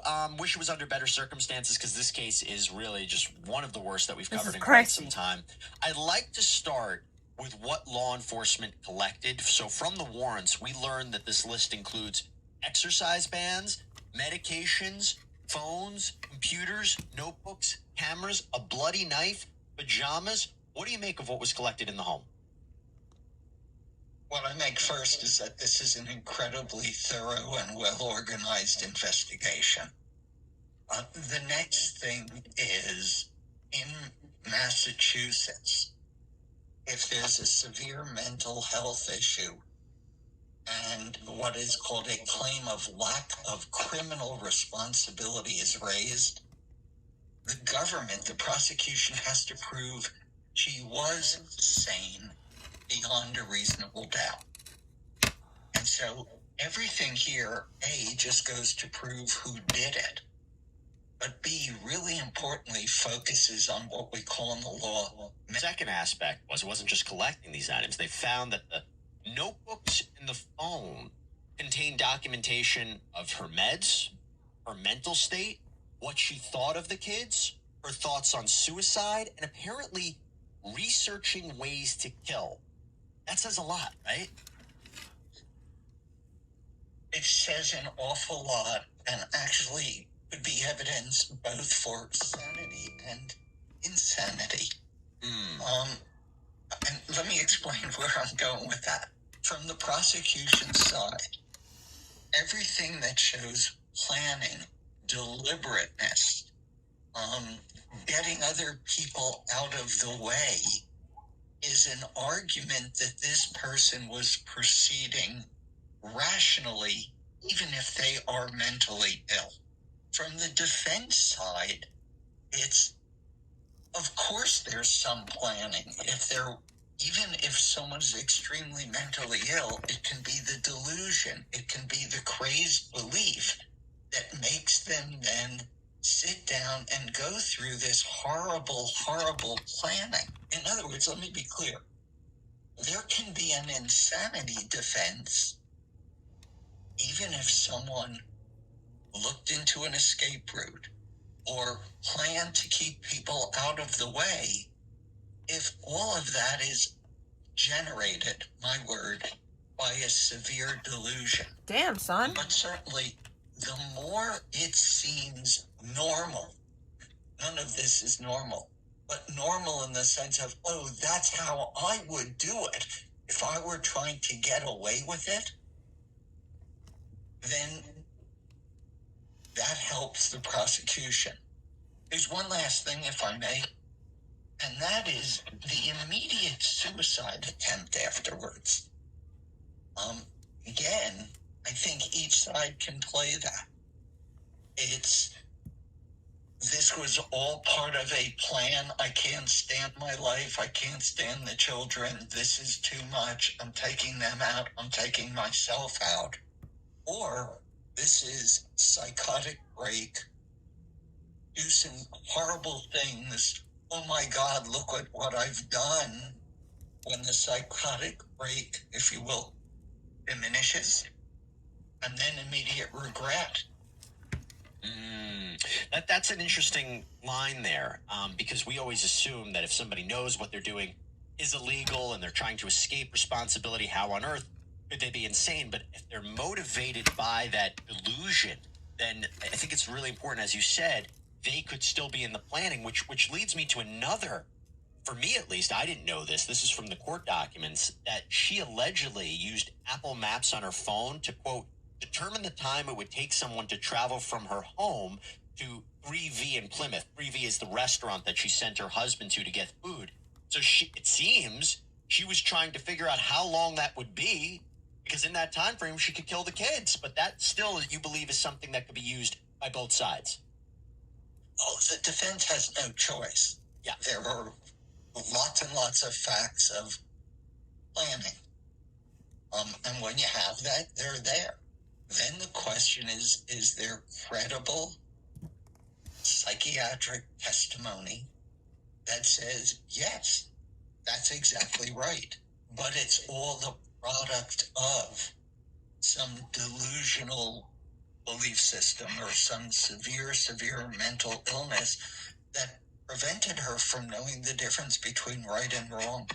Let's amplify that, because the documents also say that she was acting normal before all of this happened. There was testimony, from people who said they didn't notice anything that strange. However, Patrick, her husband, had told law enforcement that Clancy had seen psychiatrists, that she was prescribed medications like Zoloft, Valium, Prozac. There was evidence that she might have been suffering from withdrawals from benzodiazepines. That's something, again, in the documents that Patrick withdrawal from benzos, you can hallucinate. What are your thoughts on that information? Wait a minute. I have to say this. Guys, you could hallucinate from benzo withdrawal. I mean, I don't know how lucid you'd be, though, because your brain is not working. I know this from personal experience. But I certainly hallucinated, and I hallucinated some crazy shish kabibble. I mean, I didn't go out and harm anyone, and this was before I was a mom, so thankfully, but yeah, benzos will F you up.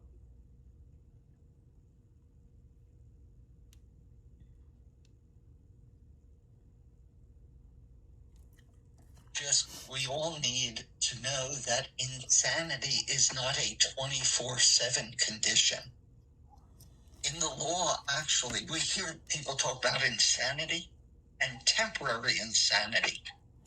But there is no such thing as non-temporary insanity. Insanity is at the time of the commission of the crime. So that somebody can be normal, calm, rational, and then have that psychological break, psychotic break, and be in a period of insanity. Or it can be, this isn't insanity, it's terrible. She just got so depressed. She was able to carry on day to day until she couldn't anymore, and then took action. We know that in that state, I think it was only a few months ago, I don't believe it's been passed, but there's an effort to try to pass legislation that postpartum depression can be a legal defense. The same way insanity could be a defense. In other words, that a jury could find her not guilty based on that postpartum depression, and she would be seeking mental health treatment as opposed to going to prison. What are your thoughts on that? And if, let's say, that becomes the law, would this kind of case classify as she should be found not guilty, be based on postpartum depression over medication, as her attorney claims?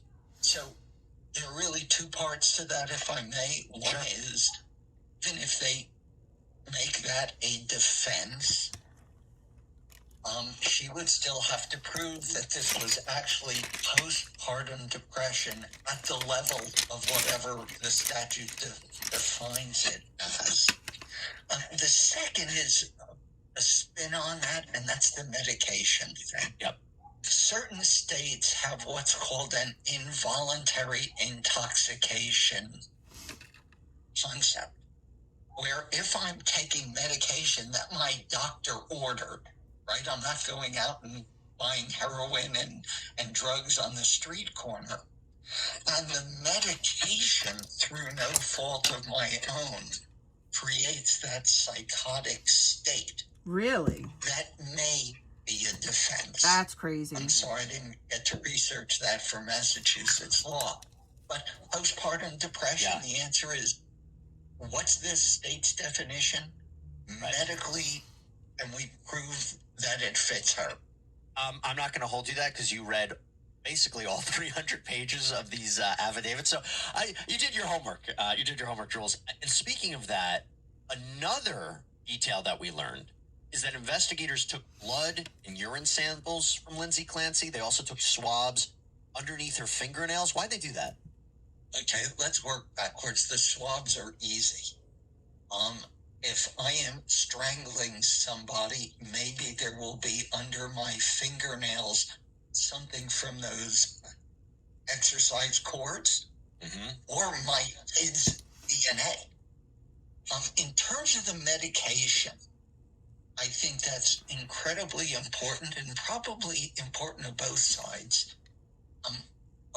Depending on how complete what we call toxicology screen is done, it will reveal what meds she was on, whether she took the prescribed amount or too little or too much, and possibly the interactions among those medications.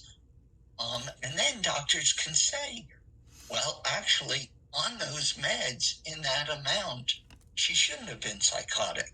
Or, oh my goodness, on those meds in that amount, she was not able to feel properly because the meds triggered something. Yeah, that's a great point. That's a great point. And I think that's going to be crucial in this kind of case to try to understand what happened. I'll talk about what happened. We also learned in these documents the injuries to the kids. And I mean, I'll tell you right now, I don't like talking about this. When it comes to injuries to children, when it talks about death of children, it's very tough for me to get into it, but I will give everybody a sampling of what we've seen here. So apparently from the autopsy, when we talk about Cora Dawson, there was petechiae, there was small bruisings on the right arm, small bruisings on both sides of both legs, heavy lungs, obviously ligatures around the neck, but no evidence of blunt force trauma, brain bloods, and or skull fractures. Brain no bleeds. soft tissue damage in the back.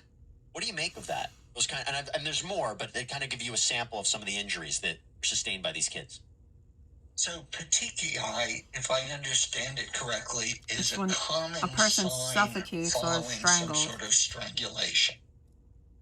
So, and I'm probably going to describe this wrong, but as we're constricting the flow of blood, there are little marks that show up in the eyes.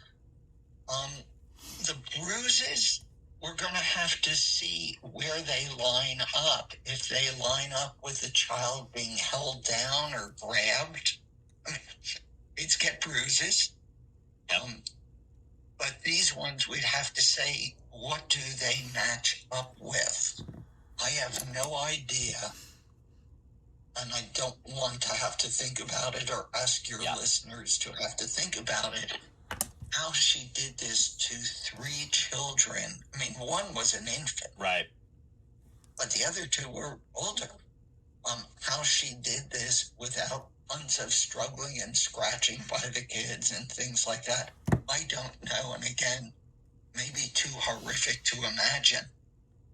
What we're going to really need there is a really good forensic pathologist who can look at those bruises and say, they're consistent with scenario A or scenario B.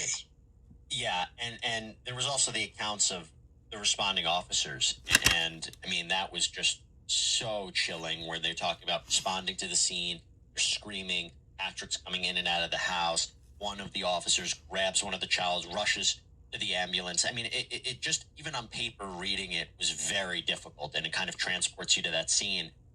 There's so much more we could talk about in these warrants, Jules. I mean, one other thing that I think if we wanted to end on was people would look at this and say, what was Patrick? You know, he was not there. Well, law enforcement, the way that I saw it, they corroborated his story. They found surveillance footage of the CVS where he was.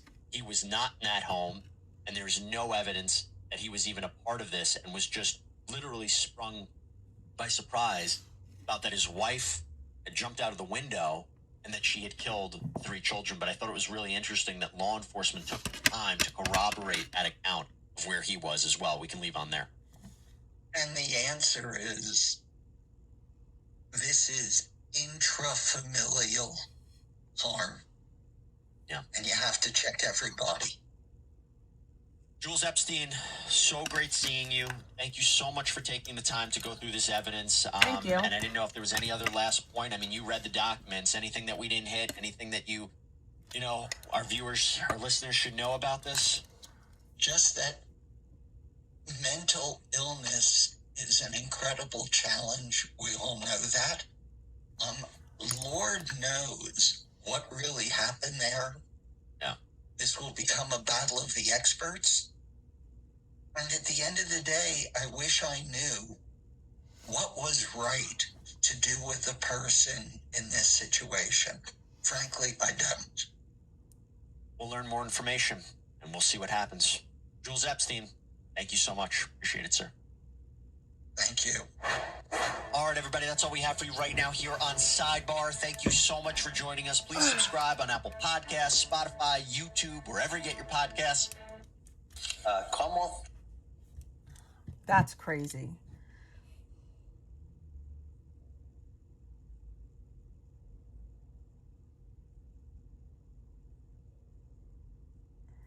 That is actually crazy.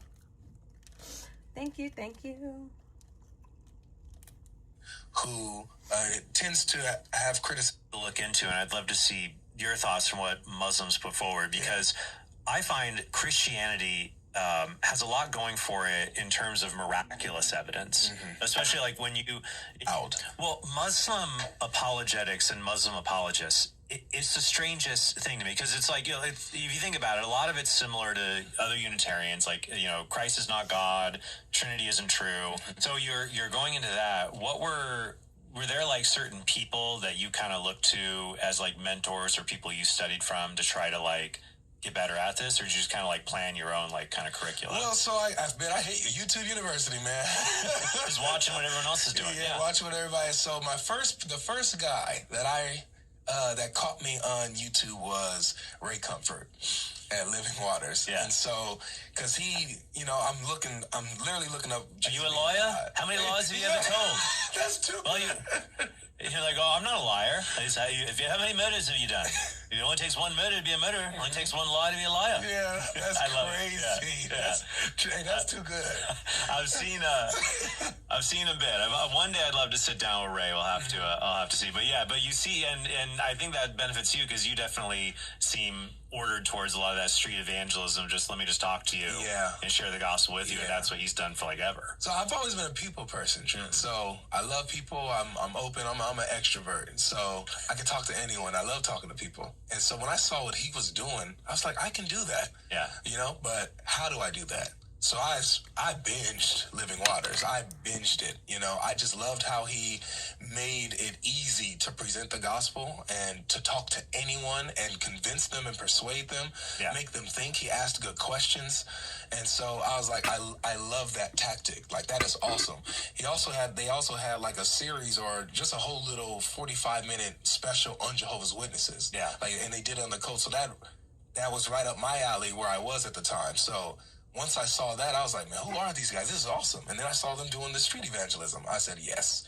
And so I'm at my college campus. So after like a week of watching them, I was like, all right, I'm ready. Let's go. And then you just start talking to people. I started talking to people. I started giving them the gospel. I started asking them questions. And what do you think happens when you die? And once I started getting those in my reps, I started seeing like, wow, a lot of people, they kind of put these thoughts to the side. They don't really try to think about these much. They have, but they're like, whatever. Yeah.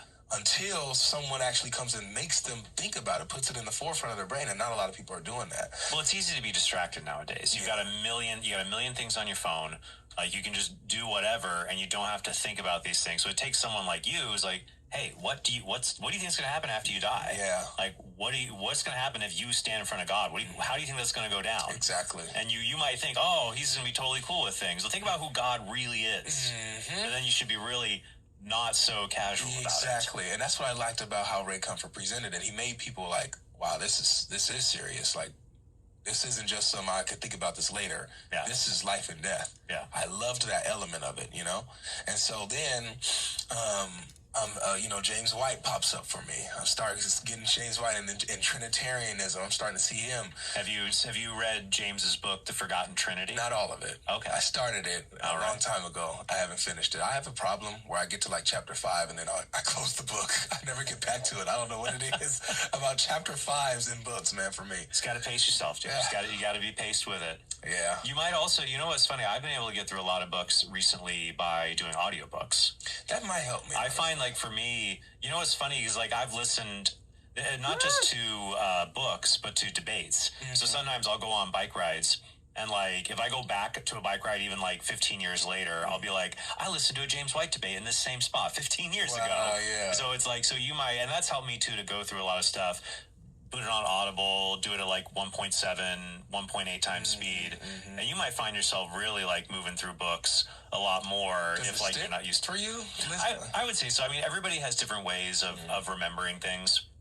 And so for yourself, you might find just like listening through a book then maybe just like, hey, sitting down with your wife and saying like, to retain it, here's what I was doing in this book. Because if you just listen and you go off to whatever, it can kind of seep out. Yeah. But you might find it helpful, listen and then explain to somebody else. Because like even for me, I've been able to learn a lot doing different kinds of theology by just making an episode. Mm-hmm. Even if it's on like a new topic, it's like, because I got to learn it well enough to share it with other people. Exactly. And I'm sure the same thing's happened to you. It's like, in order for you to debate, you have to know it in order to debate it. Yep. Exactly. And so if you get ready for like a debate, it's like, oh, now it's really in deep. Yeah, by learning a topic. Yeah.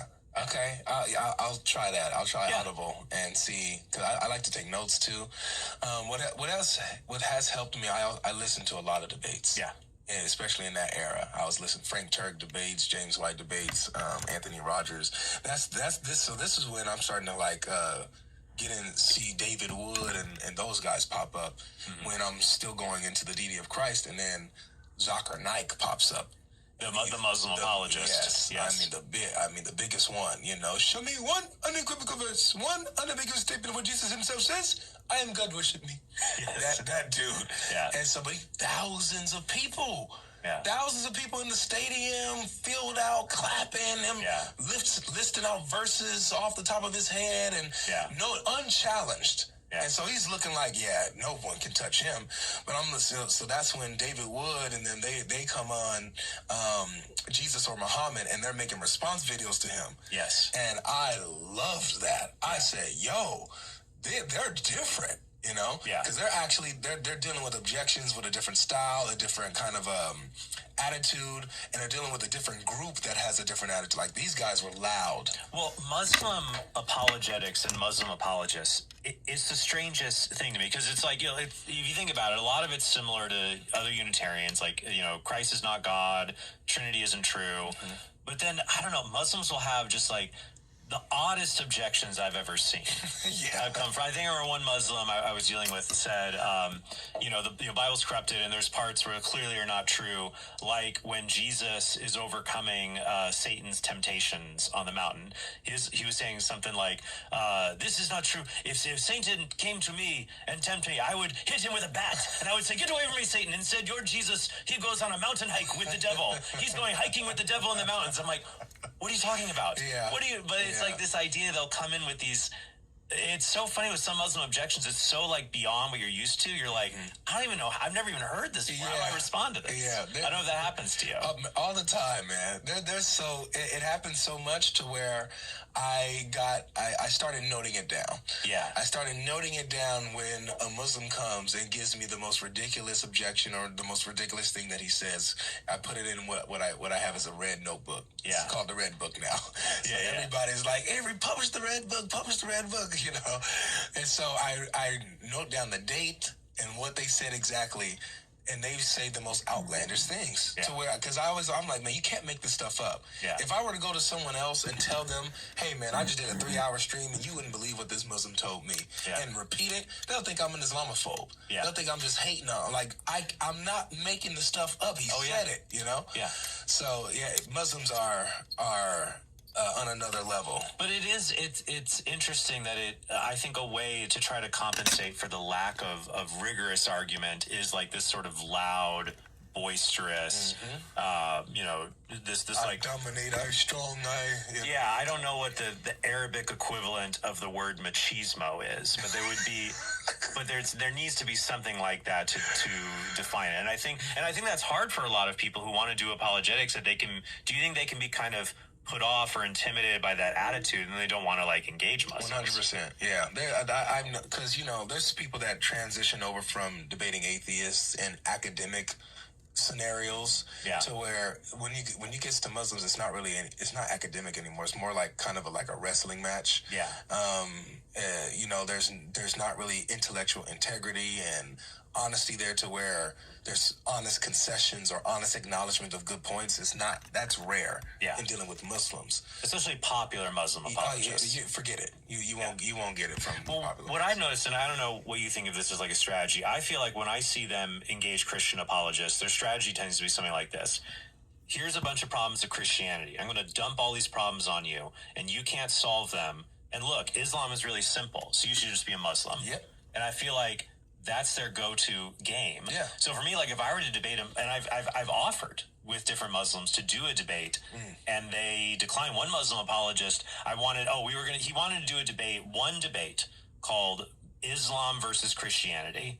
So he wanted to do that, and I said, no, I'll do 2 debates. Yeah. I'll do, is Christianity true? Yep. And is Islam true? Yep. He wouldn't do it. Of course. Because then I could at least focus on.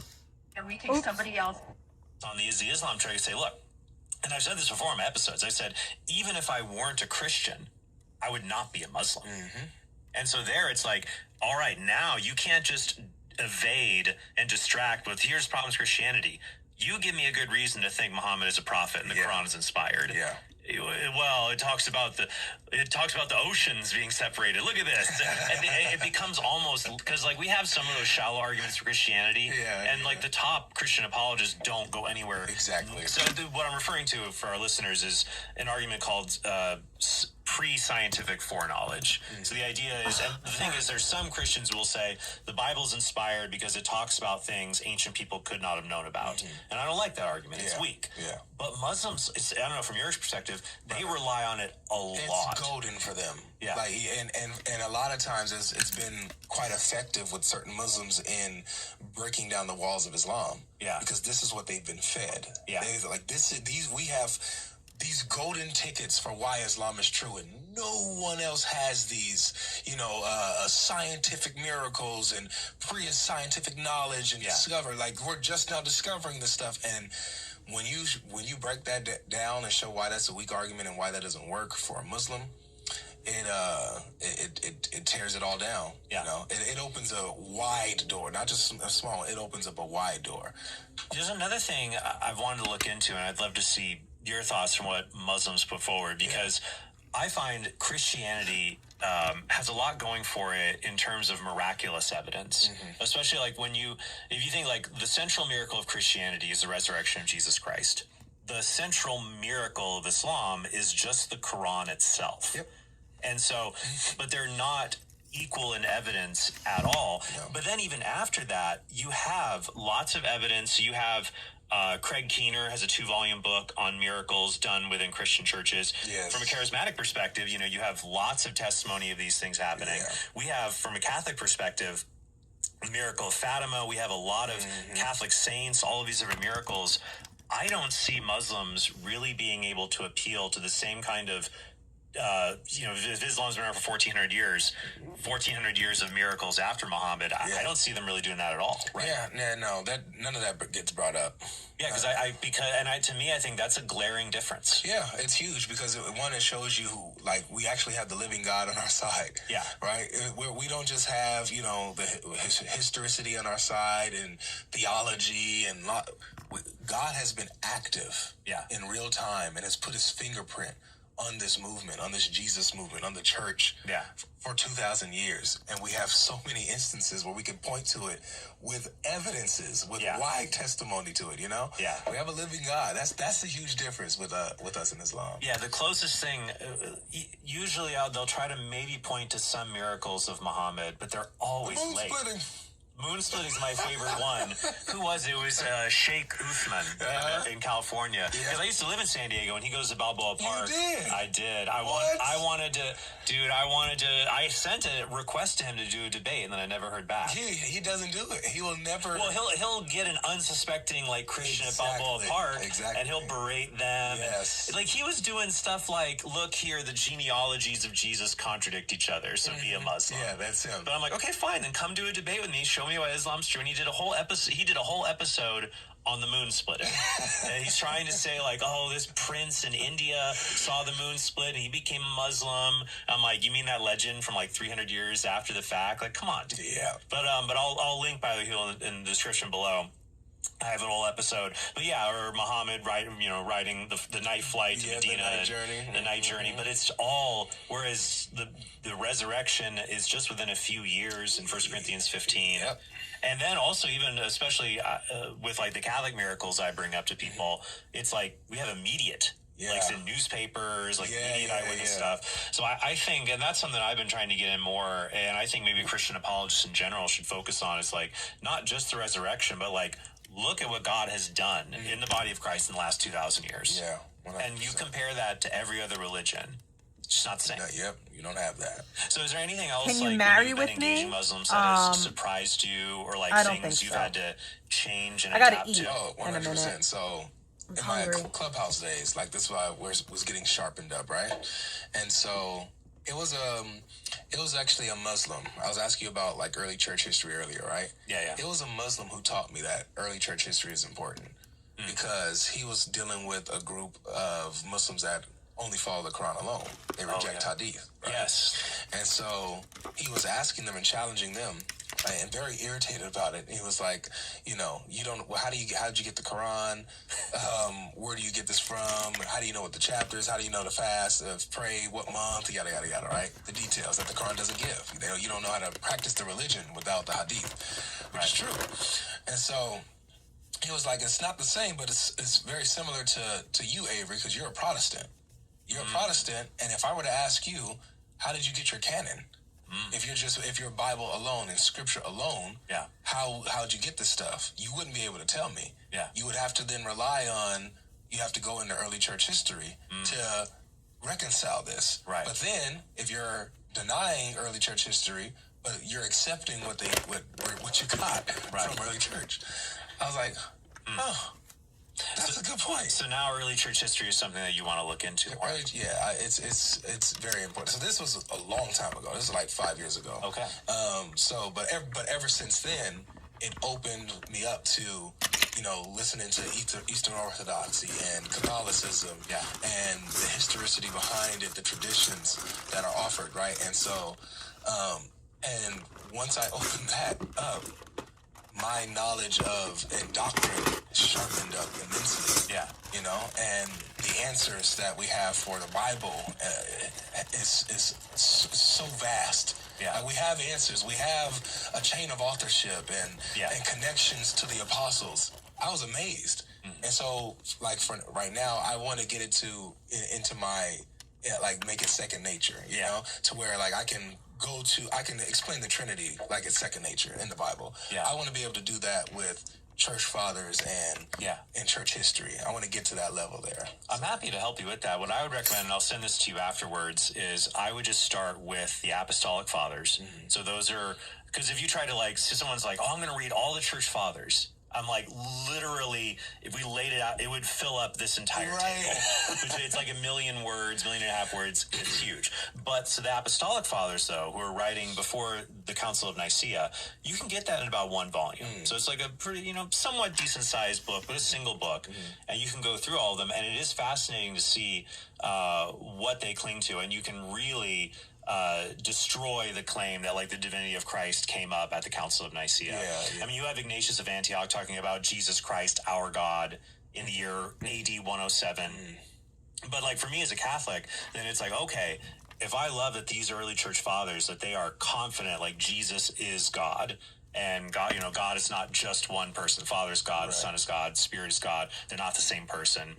And they're confident in that. Then for me, I was saying oh, wow, here's other things they're confident in. Ignatius also says, Jesus is God. And so when we receive the Eucharist, it's not just bread and wine. We're receiving the flesh and blood of our Savior who's been crucified. Or Ignatius will say, he doesn't say follow the Bible because there wasn't that collection yet. He's saying follow the bishop like Jesus Christ follows the Father. So I'll send you a collection of the Apostolic Fathers. But if you just go through that. So I think for me, I think it's so important now if we're dealing with Muslims and other people who try to rewrite history, try to say, oh, this was all invented in the 4th century. No, there's precursors to it. But also, my challenge to Protestants would be, if you're well, I believe in this canon of Scripture because we received this, the early church believed this in the 4th century, and they have a special connection to the apostles. My question would just be, all right, then ask yourself, what were the other things the early church was really confident on? Which in many cases will be disagreed with a lot of modern, at least evangelicals. That would be my thing to have you sort around as you think about when you read it. Yeah, for sure. That's the I guess kind of dilemma, that a lot of people are in. Even with myself, it's okay, this means that I would have to consider these things. Sure.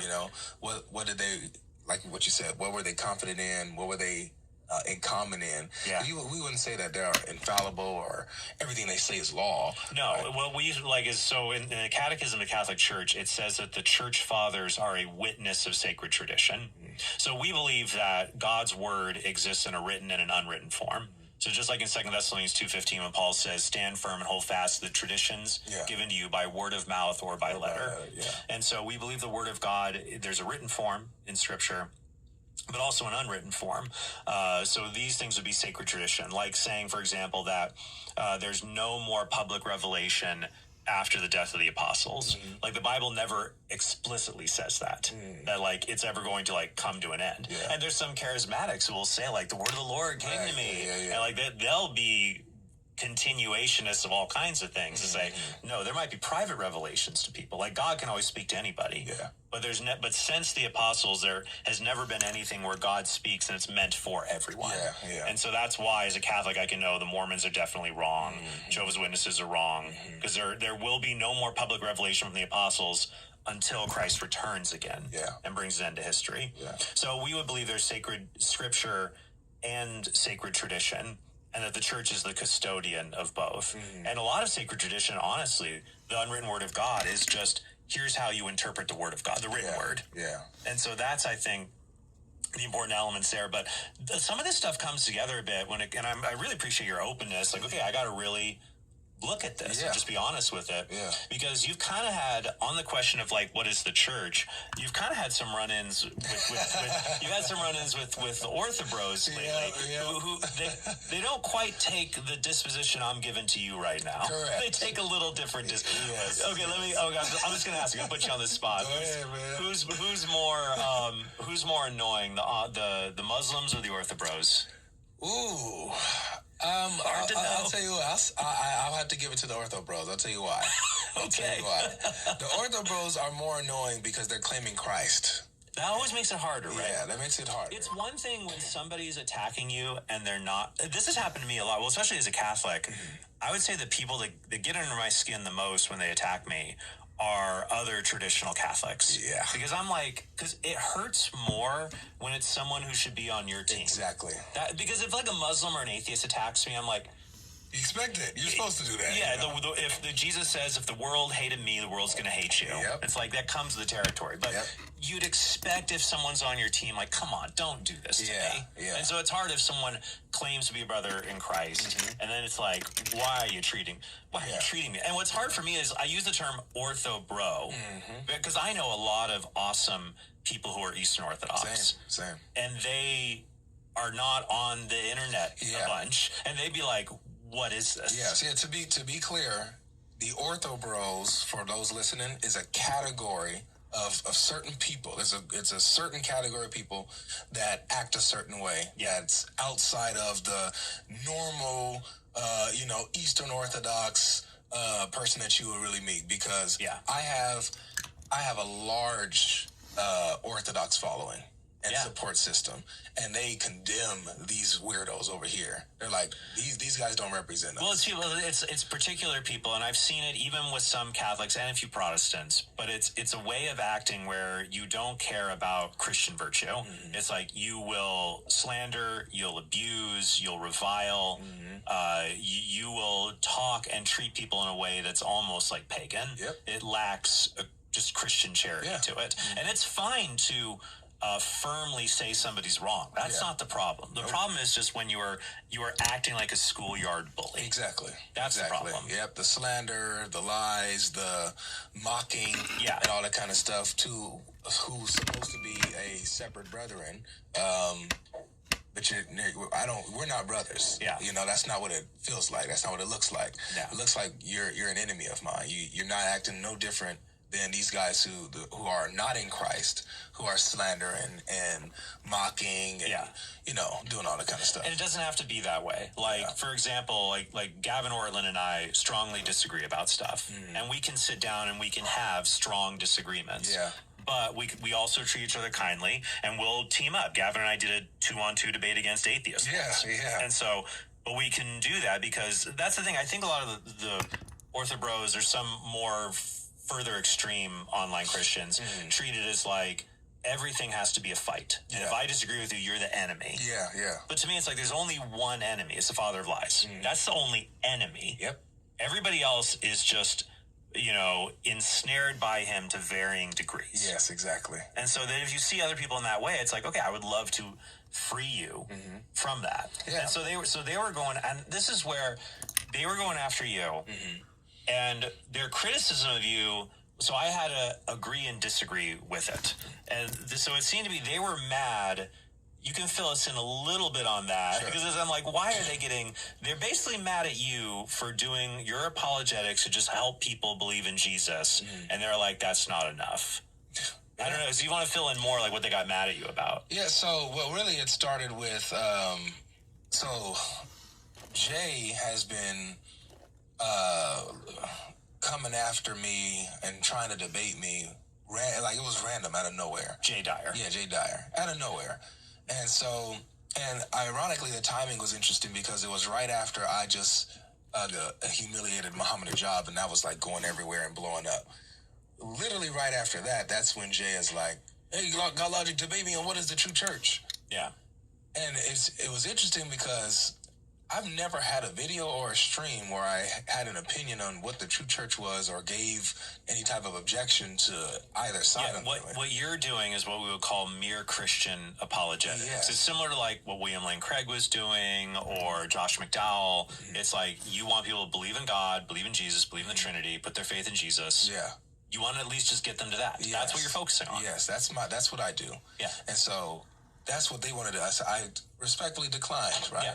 And so then I end one of my, so not my streams, but my friend who I work with, he runs the second channel, and he had a debate stream, hosting a debate, and then, you know, on YouTube now you can send an audience somewhere, right? Yeah. And so I didn't know you could do that. Trolling one of our other friends. He's a Protestant who tends to have criticisms against the Orthodox beliefs system, and so. But to troll him, because he was in the live, there was something I wasn't there, so I don't even know what the joke was. But there was a joke going on. He said, "Okay, everybody, we're gonna go to JP's stream, and when we go there, JP didn't know how to work his technical stream and stuff like. He was struggling and needed his help. Yeah. So he was like, we're gonna go to the stream and tell him that he doesn't know how to do his stuff or whatever. We'll do it. Had nothing to do with the title of his stream. Didn't even know what his stream wasn't even set up yet. Yeah. Sent everybody over there, and so that's what happened. You see, God Logic is sending people to an anti-Orthodox stream. They secretly hate Orthodox. See, they pretend to be with you, but they're really against you. You see, here's the proof. That's how it all started. I love that your Orthobro impersonation is just a slight variant of the Muslims. Oh, the Muslims, because they like, you know, it's similar. They're like that, man. Similar, I'm telling you, they're almost one and the same. Yeah, I think that, because seeing here for you, it's like, hey, I'm just remotely connected to these people, and they do that. Like, you look at the body of your work. You're just trying to get people to believe in Jesus. And so my disagree with the Orthodox criticism of you is, like, for me, like, they would say it's useless to lead someone to Christ if you don't lead them to a particular church. I think that's absolutely false. A person is always better off if they come to believe in Jesus than if they aren't. Now, as a Catholic, I want them to fully believe what God has revealed. So I that's not a stopping point for me. But I recognize it's better. It's just better if someone is validly baptized and they have the Holy Spirit dwelling within them. It's just better for that person. And then hopefully God can lead them into the fullness of the truth. So that's why I would totally disagree with them. It's like, no, I love when there are Protestants who are saying, look, I want to, and for me as a Catholic, who say I want to lead people to Jesus, because for me as a Catholic, honestly, I get kind of like embarrassed when I look at a lot of other Catholics who do apologetics. It's like, they're not interested, or Orthodox too sometimes, where it's like they're not interested in just leading people to Jesus. It's like, I want to refute Protestants. I want to refute Catholics. I want to refute Orthodox. Like, there's a place for that. But like the vast majority in America, like the vast majority is non-religious. Like the second largest religion in the world is Islam. Like, and we're fighting with each other. It's important stuff, but like the people you're mentioning, like for what you're learning from, like how to defend like the Trinity, like I do get embarrassed. I'm like, man, we've got really solid like Catholic theologians that do that, but where are the apologists who are just like bringing their A game on this? So that's why I want, like, my very first book I wrote was Answering Atheism, and then I did a pro-life book. So it's like, I want, like, if you're a Catholic who is good at, like, arguing with Protestants or Orthodox, you should be even better when you argue with an atheist or Muslim. And usually it's the reverse. And so I'm embarrassed by that. They have every objection in the book against a particular denomination. But when the actual faith is challenged, they can't really break stuff down or handle the criticism, handle the scrutiny, or handle, like, the level of objection. It's crazy. So with me, man, I work with Catholics, I work with Orthodox, I work with Protestants, and I learn so much from whoever is, more seasoned than I am. I learn from everyone, and I never can, like, I'm about unity. I love. I think we're so much more powerful when we are united. And can respectfully disagree on things without it splitting us up. Like I know that you and I would have disagreements. And I know for a fact that you can teach me so much, Trent. And I'm a sponge. You teach me, I'll learn it, I'll absorb it, and I'll study it. That's how I am. And so. Our disagreements, in my eyes, your brother in the faith, would never, ever split us up. Never. It's like, I see the body of Christ as Scripture says, like, you guys are my family. You guys are literally my brothers and sisters. I will fight for y'all. I do fight for us, And so to get the energy from them that they're giving me, it was weird. And... like, dang, like, what's up with you guys? But this is a particular group of people. So you're going to have humans are humans, regardless. Humans are going to be humans, fallen, whatever. May God, help them. But that's why I don't let that distract me. I keep doing what I'm doing. But there is one part of their criticism I agree with a little bit. And what? I'm out of here. Right. There you go. Thank you for joining us, everyone. Sure to go to TrentHornPodcast.com. And here's the criticism where I would agree with is I think your Christianity is a good starting point. But I think a lot of people in your position who might be doing apologetics in this way might be thinking, all right, look, I think at the very least, I'm just going to lead people to the essential doctrines. And then if you guys want to argue about the non-essentials, that's fine. As long as you do it charitably. And I just want to lead people. Here's the bare minimum, the essentials. You got to believe this to be a Christian. These are the essential things. What I worry is that Protestantism doesn't have a mechanism for determining what that is. And that it's not even just, believe in God, believe in Jesus, because then it's like, well, how many, does Jesus have? What does the incarnation mean? Does he have a human mind? Does he have a human will? Because we have to get that all right to make sure you're Christian. Things about original sin, about moral issues. That's where I would be concerned. It's like, okay, I'll just lead them to the essentials. But the problem is the Bible never tells us what the essentials are. That's where I get a little concerned. Okay. I don't know what you think of that. So I felt like, so are you saying like the Bible doesn't say, have a section where it's like, hey, here are the essentials to be labeled Christian. Boom, boom, boom, boom, boom. It's more like scattered or in there, and people have to kind of make arguments and interpret like this is an essential thing, and someone else will say actually it's not essential. You can disagree on that. But then it's really not clear in that way. So that's one element of it. So let me ask you this, okay? So before I knew what a church father was, I believed in the Trinity. I knew it was biblical. The incarnation. Now, the depths of the incarnation, not so much, right? Whether Christ has two minds or one mind, stuff like that.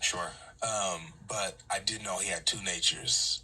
He was both man and God, truly, right? I knew these things without knowing what a church father was. Would you say, but like these are essentials, right? But are you saying that not all of the essentials are fleshed out, or are you saying that I agree people can find some of them. And that's where I think a lot of Protestants will agree, like, here's like 4 or 5 things, and they'll all pretty much agree on that.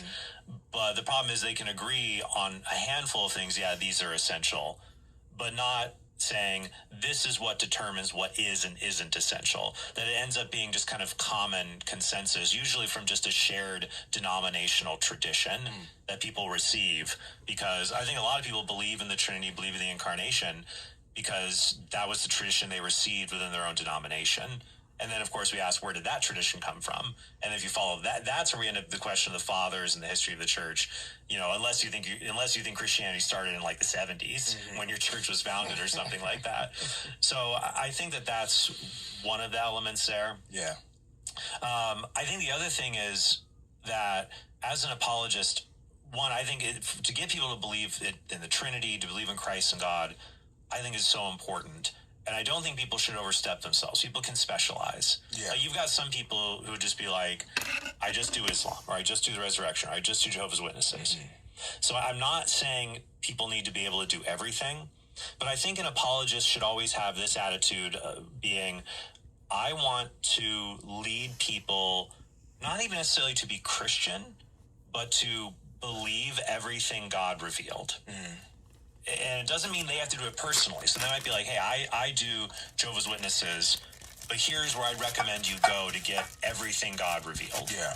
And I think, and especially for yourself, I think it'd be good for you to... The courtroom clips you're witnessing. I want no Show parts the of that, moment the Bay. defendant Delete that to be crap. able to answer that question, because you Please can and lead thank people you. to the Trinity, the Incarnation, but the Christian faith, what God revealed, it's just so much more than that. Yeah. I think we have a responsibility. So me as a Catholic, I would point them to the Catechism of the Catholic Church. Okay. Which is all the Church's teachings. I think every apologist should at least be able to say, if you want to find the I rebuke you in the name of fullness of what Jesus. God What revealed. it means to be Christian. Yeah, well, not even just to be, because there's people who can be Christian, but they missed certain teachings, certain doctrines. Like we talked earlier about people might disagree about soul sleep, for example. You know, you could be a Christian and you're just wrong if you think that the soul is unconscious until the second judgment. Yeah. I assume you'd probably think that. Say that again? You could be a Christian, but you're mistaken about the doctrine of soul sleep. But your goal would be not just to be Christian, but you know everything God revealed. You're not mistaken about these things God revealed. Right doctrine. Yeah, Right and so being able to point them to it, and for me, some people might say, well, yeah, here's my apologetics, and if you want the fullness God revealed, here's the Bible. Then it's like, hopefully you read it right. Because people can read it. Look at Jehovah's Witnesses, a lot of other people. They get to their errors because they take John 10:30 or John 14:6, Father's greater than I, and they read it wrong. Yeah. That's where the problems show up. Yeah, I agree with you. I do believe that church is important, and I feel like that is the job of a church like community. Yeah. Right. All right. I'm trying to work that stuff out, Sure. Because I'm not everywhere. I don't know where everybody lives and where everybody's connected to. But what I would encourage you is to dwell on this more, that you don't have to, because I think it's unfair for someone like Jay to be like, defend the true church. That's not my thing. Yeah. But I do think it's fair for you to eventually be able to be like, hey, here's what I defend. And if you want more full theology, go here. Yeah. And then whatever denomination, whatever that might be, and you'll have to sort that out for yourself. You're like, okay, well, what denomination has the fullness of what God has revealed? Yeah. At the very least, you can at least point them there. You don't have to defend it all. You don't have to be an apologist for everything, but you can be like, I get it from here. You should go there too, because that's at least if you trust me on a lot of stuff. This is for my point kid. you here, so that's what I would encourage for you. If that sounds that sounds like it's wisdom. I accept it. All right, and I'll give you some resources, and we'll check that out for sure. Is there anything else you're working on now, kind of going in the future, or any other projects you'd be interested in sharing with people? I'm getting into the cults, so I'm actually back on Jehovah's Witnesses now. I feel like the Lord has been pulling me there, and it has been immediately effective, Trent. Jehovah's Witnesses, I'm getting so many testimonies, and a lot of them are coming to Christ. They're leaving the Watchtower Society. Some have left right on stream. We were just talking to a Jehovah's Witness girl. Her name is Laz, who she has just accepted that Jesus is God in our last stream, and accepting the personhood of the Holy Spirit. And she's excited to share this stuff with her parents, but she knows it's going to be tough. Yeah. So, but it's been effective. Yeah. And far more effective than I thought it would. I thought it was going to be a lot of hard-headedness and stubbornness, but it's like God has been working on people's hearts there. Do you find helping people cultivate that personal relationship with Jesus can break them out of the cult? Because, one of my sound bites, if I talk to Mormons, and they're like, you want to be a Mormon, look at all this stuff, there's man-made doctrines, and we're restoring the gospel, blah, blah, blah. One of my sound bites is just to say, look, I could never be a Mormon because I could not give up the relationship I have with Jesus Christ right now. Because Mormons believe that you should not pray directly to Jesus. Whoa. Yeah, they don't. All prayer goes to Heavenly Father. So you don't pray directly or to the Holy Spirit, to say, look, I love the Trinitarian God, that I can have a full inclusion. Oh, I'm so excited for this. The Son, and with the Spirit. Like I can pray, come Holy Spirit, fill the hearts of your faithful, and kindle in them the fire of your love. Yes. But for Jehovah's Witnesses, like no, only Jehovah God. For Mormons, only Heavenly Father. You know, not only, you know, Elohim. Yeah. They consider Jesus Jehovah, but it's Elohim. It's Heavenly Mother and Father. Yeah. You know, crazy. so it's like for me, like just to say, like, look, when you know my Savior like I do, because then when you go back to Jehovah's Witnesses, it's like it's such an impoverished relationship you have with Jesus, because when you take away him being the true God, you just can't have that same relationship with him anymore. Yeah, it was, yes, 100% about the relationship with Jesus. In talking with a lot of them, they are realizing how much distance they have with the Son. Yeah. And it's convicting them, you know, and seeing how much the Son is worth and how we are to honor him the same way we honor the Father, where we are to glorify him and magnify him. Yeah. And they don't. And they think that, you know, they're doing a good by just, you know, paying attention to the Father when the Father points to the Son, and vice versa. The Son points to the Father, and the Holy Spirit glorifies the Son, you know? One of the things, and I heard this multiple times, is that with Jehovah's Witnesses, they actually don't take part in the Eucharist. You know, when they do the communion, they don't eat the bread and drink the wine. Okay. They don't. Yeah. Because they're not supposed to. They're Watchtower Society. Only the anointed class, I think, is able to do that. Them.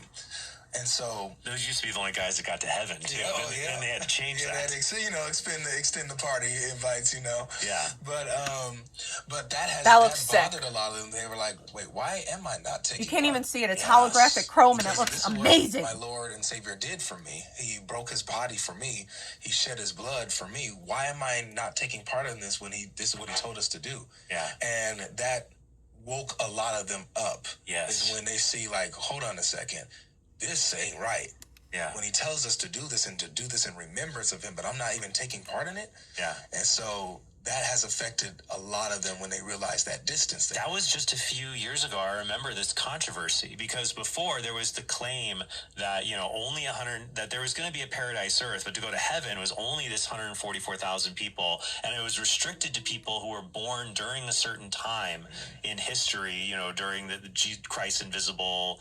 I forget all the parameters related to it, but it was only restricted to a certain number of people, like, born a while ago. And as those people are dying off, like when they would go to the general assemblies, only like, oh, he's taking the Eucharist, that means he's part of that anointed class.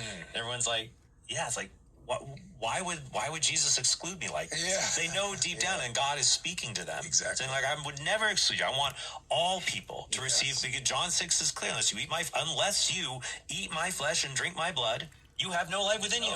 It's for everybody. Yeah. And then so I love that for them to be able to see that and to come to know who the real Jesus is. Yeah. You know what's interesting also with Jehovah's Witnesses, I don't know, because you have a charismatic background. I don't know if this is helpful when you're talking with some of them, because their spiritual life, when you look at their Kingdom Hall and like their services, it's very spiritually dry. Listen, I've been in quite a few of their services. Yeah, and I forced myself to, because, you know, I was on a mission. But my goodness, I mean, dryness, no type of individual thinking, no true worship from the heart. You know, it's like reading articles. Yes, reading articles, and so they'll read the article line and ask the question based on the article line that they and it's basically like Jesus was led into the wilderness. Where was Jesus led? The wilderness. Yes, the wilderness. That's what it's like. There's no... I see why you'd want to call it a cult. Yeah, my goodness. It's just like... scary. It's just, you know, massaging the brain enough to just take in the information, stay committed, go out, get more people. But that wears you down if you don't have that rest in the Lord that Scripture promises. Yep. And so, but a lot of them, they're trained to evade. They're...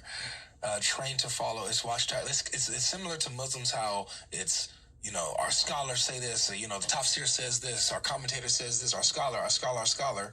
For them, it's the watchtower says this. This is how they say this, the watchtower, the watchtower, the watchtower. But when you press them, though, what's funny, though, is, and I think this is important to press them on, they've had to admit that because the watchtower and the leadership has been wrong about predicting the end of the world so many times. I think I have an episode in this. I'll link to it below for people to watch. But they used to...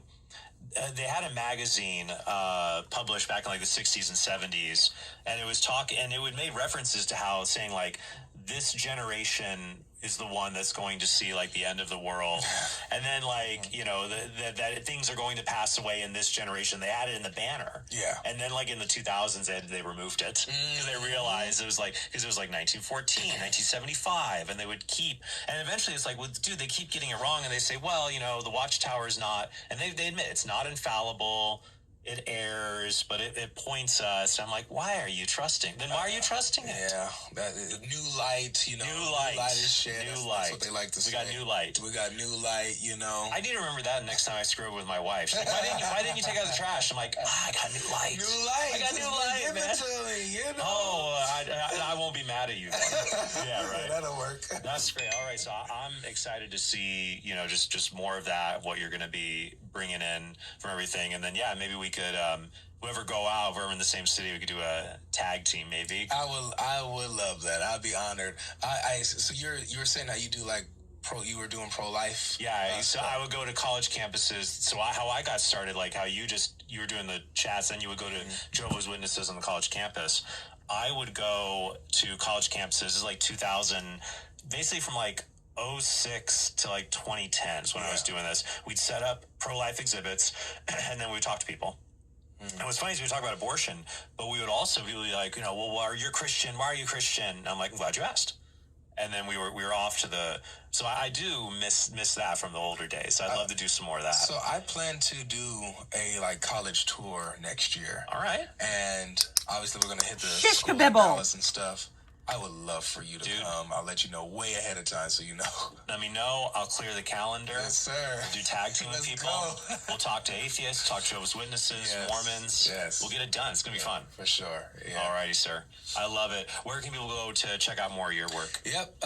You can find me on God Logic Apologetics on YouTube, Instagram, and TikTok. Both God Logic. Just put it in there. And, subscribe, hit that like button. All right. Thank you guys so much for check out Avery's work. Check out his work at God Logic. Thank you guys so much for watching, and I hope you have a very blessed day.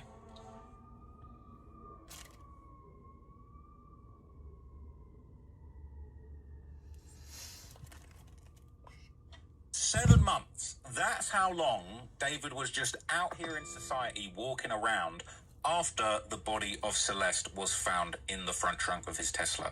Rest in peace to Celeste. Justice is definitely coming, and I'm very, very hopeful that after all is said and done, after all the nonsense, after all the ridiculous defenses and victim blaming, David is going to get absolutely cooked, and he's either going to get life in jail without the possibility of parole or the death penalty, and he will be potentially a groundbreaking landmark case as far as justice goes in California. That's all to come, okay, in the next months and years. We're going to find out exactly what's going on with that. But for now, what I want to do is take a look back at a very interesting aspect of this story, this 7 months that he was basically just out here walking around, living his life in this another luxury Hollywood property. Must be nice, okay? And there's a really interesting thread going around Reddit right now that kind of looks back on some of those things, and I'm finding it really interesting, so I thought I'd share it with you guys. So this post is going around. Now look, I'm having a bit of a beef with r/Dave Idiots at the moment, okay? I called out the sub for being compromised. It seems like 3-4 months ago, this was kind of a nice open discussion, open forum for having discussion about this case. It seems like as of the last few weeks or month or so, it seems like the subreddit has been co-opted by a lot of people who very suspiciously want to defend David. Now, if you want to know more about that, go and watch the video that I posted a few hours ago about how they're basically hushing up and silencing other victims of David from being able to speak on this subreddit, as well as sharing some absolutely absurd defenses of David, including the possibility that he might be able to plea out for a misdemeanor charge of just moving the body, like absolute ridiculous stuff going on in there. Go and check that video out. Some of the defenses these guys are putting on David in this subreddit are absolutely unhinged. But for now, I'm going to talk about this thread, and I don't feel like this thread is too bad. I didn't see too many unhinged David defenders on here running defense for the man himself. But anyway, this says, what was David doing between the body being found and his arrest? The decomposing remains of 14-year-old Celeste Rivas Hernandez were found on September the 8th 8th, 2025, in the front trunk of an impounded Tesla at a tow yard in Los Angeles, California. Her remains were officially identified by the Los Angeles County Medical Examiner on September the 16th, 2025. On September the 17th, 2025, LAPD investigators executed a search warrant at Hollywood Hills property occupied by Burke and seized electronic devices, including a computer. David cancelled the remainder of his Withered 2025 World Tour on September the 19th, 2025. Now, this is interesting because I think looking back, things actually do make a lot of sense. But at the time, it was like, why hasn't he been arrested? Why has nothing been done? Well, it seems like literally the day after her remains were identified by the medical examiner, they were searching his property. The day after, they went round the next day, and then within 2 days, he was cancelling his tour. It was just a chaotic mess. But he didn't get arrested until the 16th of April, 2026, a full 7 months after Celeste was discovered. And interestingly, just before the 1-year anniversary of the alleged murder. Now, I wonder if he was thinking, like, oh my God, like, it's going to be nearly a year since I did this. And no, he got arrested within basically a week before the anniversary. Exactly a week before the anniversary, actually. Wonder if that was intentional. Anyway, it says, what was David doing in this time? Was he active online? I know his electronic devices were seized by investigators, so I can't imagine he was still streaming or gaming. Was he seen out and about around LA, or did he mostly remain in hiding? Did he hang out with friends, or did they all distance themselves from him? Now, I talked a lot about this at the time.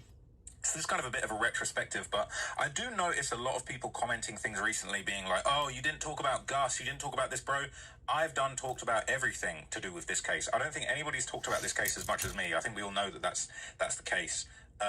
And so I think there's a few things that I've covered in this situation that have maybe slipped a few people by. But at the end of the day, I just want to make it very clear, like a lot of the stuff people are asking me to cover, I have covered before. I have talked about this before, but I think it's good to look back now with the benefit of hindsight and everything we learned in these preliminary hearings, because it gives a lot more context to what was potentially going on. And I think when we get to trial, there's going to be even more context. I think we're going to be hearing about, wiretaps. We're going to be hearing about, all these other things that were essentially kind of going on behind the scenes, that with the context of everything that we're going to hear in court, I think is going to end up being extremely helpful, and it's going to explain why a lot of things happened that were unexplained thus far.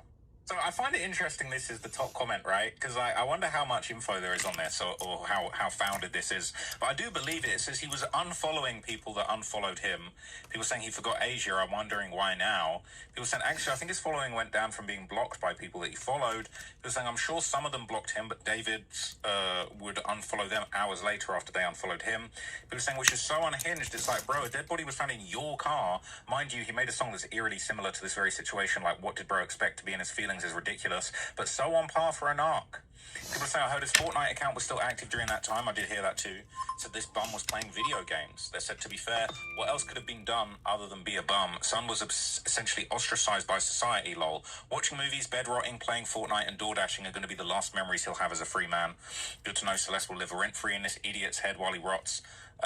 I can only imagine the feeling that the other shoe was going to drop any time and he'd be screwed like he is. He's never getting out of prison, and given his age, he's got a long time to think about why he's there. Playing video games and reviewing films. All right, so staying at home as he would have been getting watched by LAPD. Looking at Reddit, I wouldn't be surprised if he was. People saying while paying off mods to delete bad comments on the other 2 subs. Says there were reports from his neighbors that he was throwing parties until he was arrested. Said, oh my God, yes, journalists on local news said the house was known to have parties. Didn't he make them all sign NDAs at the door? People saying quite possibly, probably even took their phones, since there's no evidence on social media as far as I know. I'm really curious to know who was partying with him though. Bunch of dumb kids, who knows, minors, potentially. I doubt that though. He could have just been bumping music pretty loud. I mean, who would want to show up to a David party mid-investigation into the death of his minor girlfriend? I think his friends, the ones he had left, just remained online and knew better than to publicly associate with publicly known child killer. I don't know, man. Well, a private party is really associating publicly with him. With his level of fame and fortune, I wouldn't be surprised if he still had people who would hang out with him even during that period. I'm sure he did his best to convince everyone around him he's innocent. They're saying his level of fame and fortune dropped almost immediately when it was announced Celeste's body was found in his car. I mean, cat's eye and all these big name people who followed him began unfollowing him almost immediately thereafter. Like the other person said, people hear loud music and associate parties. They see a few cars in the driveway, a few people arrive in Ubers and think it's a house party. But in reality, it was likely a select group of people on his team, family, all trying to figure out why the dead body of the girl he was known to be seeing was found in his freaking car. I just seriously doubt people are showing up to party with someone they don't even want to be seen associating with on socials. If a follow is bad, showing up to a party he throws would be way worse. So some people saying it was just loud music, all that kind of thing. Things that are confirmed. He was making music on BandLab, including a gospel album. Joking at a gospel album. Him and Krishan Rock could have teamed up on a gospel album since they love God so much. He was talking to people on Instagram, close friends, collaborators, etc., talking to them about God and the Bible. He was still active. He was talking about God and the Bible and lurking after the body was found. What the freak? He was found watching and reviewing movies on his Letterboxd account confirmed in his leaked DMs, and he fell into a deep depression. Good. Things that aren't confirmed: David doing drugs, David looking at his subreddits, David talking about Celeste or making references to her. I've heard about this Letterboxd profile, and this is actually insane. Watched 8th of April. This is insane. There's only 3, but should we read his reviews while we're here? Since we know that this is actually something that he was doing while he was basically waiting around. Is there a diary? He was sat watching movies non-stop. Fucking hell. Jesus Christ. Jesus. So he signed up in November. So I guess he came off tour, like, he only started, the history only started, this is insane. This is actually nuts. I can't believe there's this much here. D4VD, that's insane. So we watched After Hours, The Irishman, Dallas Buyers Club, One Battle After Another, that's a good film, I just watched that the other day. Rye Lane, Raging Bull, Fantastic Four, Twinless, The Threesome, The Fighter. So he's watching, wait a minute. So he's literally, let's be real here, right? These movies are what, like 2-3 hours a piece. How is it even possible he's sat here watching this many films in a row, unless he's ticking them off? But it sounds like he was literally just sat watching movies all day, every day. This says day 3. He logged 5 entries for films on January 3rd. I wonder if he sat there watching these films, just sat there watching movies all day long, because he can't have watched this many films on the 2nd. So I guess he signed up during this time and added all these films. So these are all the films that he's watching. The Prestige, Memento. He's got Memento in there twice for some reason. 12 Angry Men. I bet he was watching 12 Angry Men. If you know, this is all about a jury. All right. I bet he was watching 12 Angry Men. Trust me, he's going to have 12 Angry Men in front of him in a minute, deciding his fate. Collateral, Wake Up, Dead Man, The Apartment. I can't say I know all of these, but this is very, very interesting. It kind of builds up a very damning picture of him just sat at home watching Letterboxd films. So all the way through from December to January, all the way through from December, January, all the way up to April, he was watching all these movies, watching what looks like religious movies. And are these his ratings? Is this his own rating? I guess it's his own rating, and then he's reviewed. All right. Toaster time. Wait. The train station chase. Fucking hell, he reviewed all of these. Should I go through all of these in another video? Should I do a separate video and go through all of these reviews? Because there's more than I thought. There's a bunch of these. Fuck off. Chainsaw Man. The visuals, the voice acting, the score, absolutely incredible. Mappa is doing an amazing job at capturing the essence of manga panels and bringing them to life. I'm so glad it truly felt like a cinematic piece instead of a few episodes compiled together. #boom. The Chainsaw Man. Are you joking? Is this a funny little joke? He was at home watching This guy pisses me off more every single day. I cannot believe. The first movie he reviewed on Letterboxd is A Chainsaw Man. Ugh. It just gets more and more ridiculous. It just gets more and more ridiculous. I cried to blue people snorting powder around the bonfire, cinematic masterclass.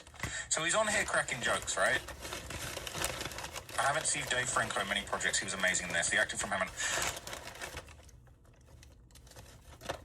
Here's what I'm going to do. I'll go through every single one of these in a separate video that I'll record for you later. But I'm actually I don't got none for you. Wake Up, Dead Man. I bet you he said something crazy in one of these. But it's whatever. For Judd, his arc through the movie was their relationship between him, his purpose, and his devotion to God. For the rest of the cast, it was the relationship between them, the church, and their devotion to Pastor. Are you fucking kidding me? Chainsaw Man, brother. That's the first movie he decided to review. What did he rate it? 4.5 stars for Chainsaw Man. Bro, I can't stand this guy. It's just endless evil. So he was watching movies right up until he was arrested. Literally, was that the day he was arrested? So they're saying that he was arrested on the 16th of that. So he was watching movies on Letterboxd. The last movie he watched was Look Back. He didn't actually write a review. I mean, what do you expect him to be doing? Look Back. What's this even about? Are guilty for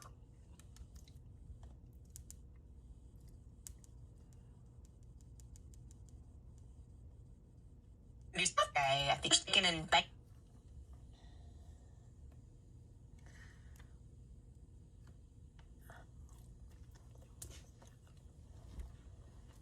Nala, stop it. Please. All right, you guys, happy Tuesday. It's Yankin' Bank Tuesdays. We're going to do some yankin' and banking around a few topics. Yankin' and Frank banking. Turek is actually going viral right now, trending on X for seemingly using the Bible to message that I should be struck down. And that's not the first time he's done that. We're going to get into it. And it will come as absolutely no surprise to you guys that Blakey Neff is upset. Again? I thought for sure yesterday at the end of the episode he'd reach out, he would thank us for all of our hard work investigating, for having solved the mystery of who was on the rooftop at Losey Center with Officer Bagley. But no, Blakey says I'm putting innocent lives at risk. Really? How? I put lives It's at funny risk because with I a would knife argue that like this. He's doing that when he continually calls for the conviction of Tyler Robinson in the absence of evidence. Anyway, you'll be happy to know that we found another blank space that we can fill again for Officer Bagley. I'm just looking through his testimony, like, how can I help? How can I help? Another question that he was asked on the stand where his pregnancy brain started to kick in again. And you guys know, I'm here to help. Welcome back to Candace.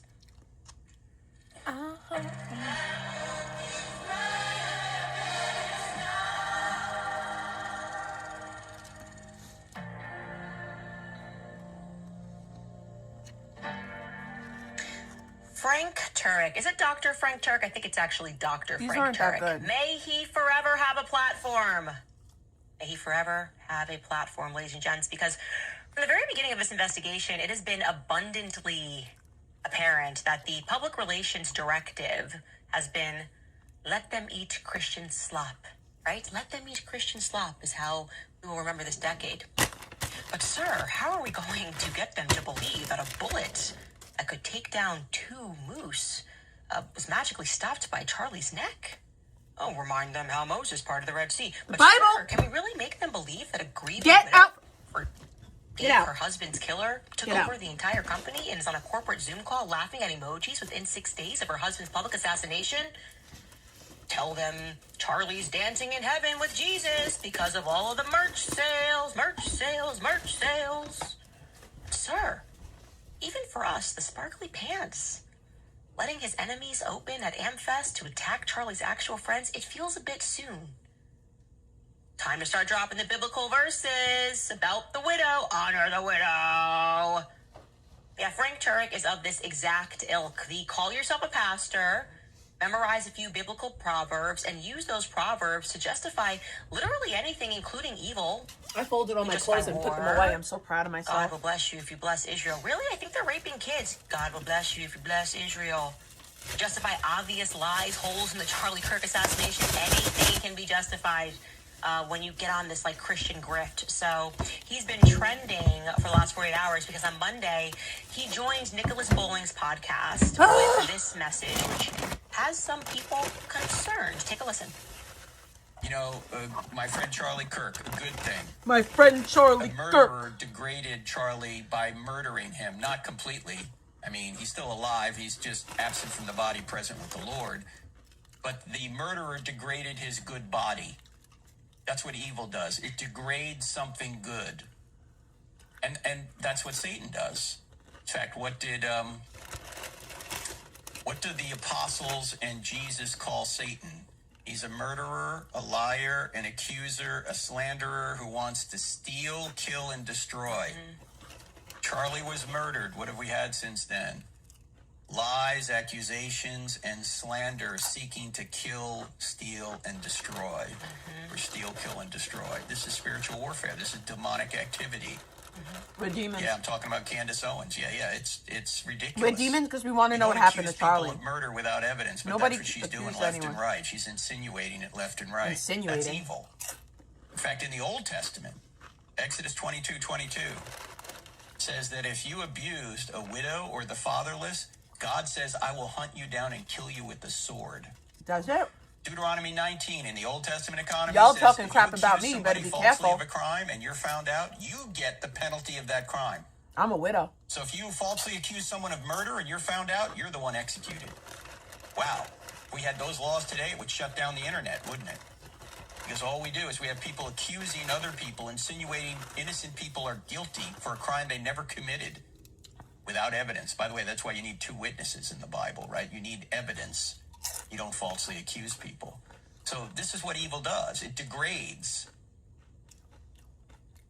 First off, don't you point your finger at me, Frank Turek. I'm pointing your finger at the screen. Okay, secondly, you are quite literally describing yourself, Blake Neff, orbitive influencers who have been screaming for Tyler Robinson to be convicted and have been unable to produce really any evidence, actually.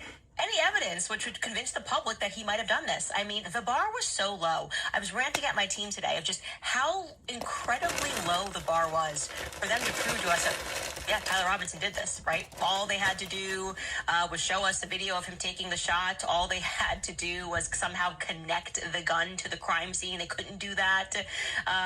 All they had to do was show us, I don't know, video, I guess, of him dropping the screwdriver, putting together the gun on the rooftop.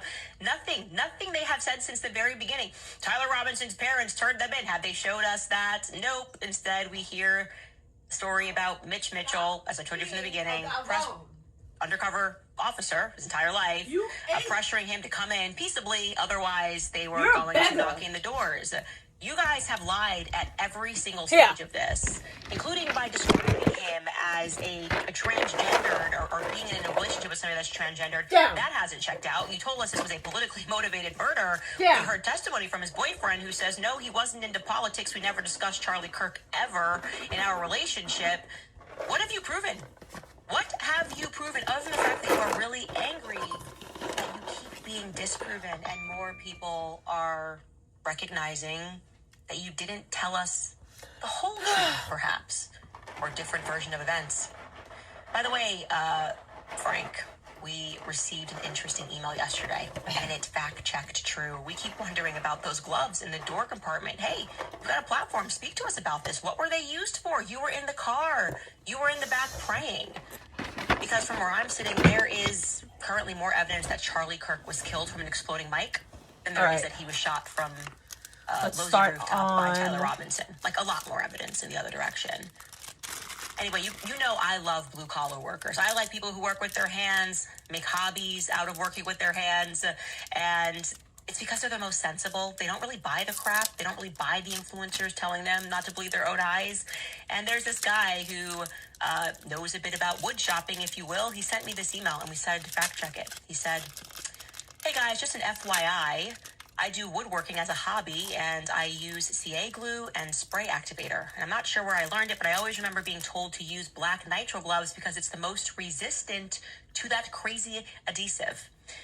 For example, if you were trying to clean off all the broken pieces of glass from a Rode microphone that has adhesive on it in a hurry, well, there you go. Odds, I know you guys will do the research. I feel like it's common knowledge for woodworkers. Sorry, I can't be of more help to point you to anything specific, but thought I'd let you know. God bless you all. Christ is king.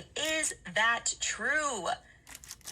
Is that true? We looked it up, and it turns out it is 100% true.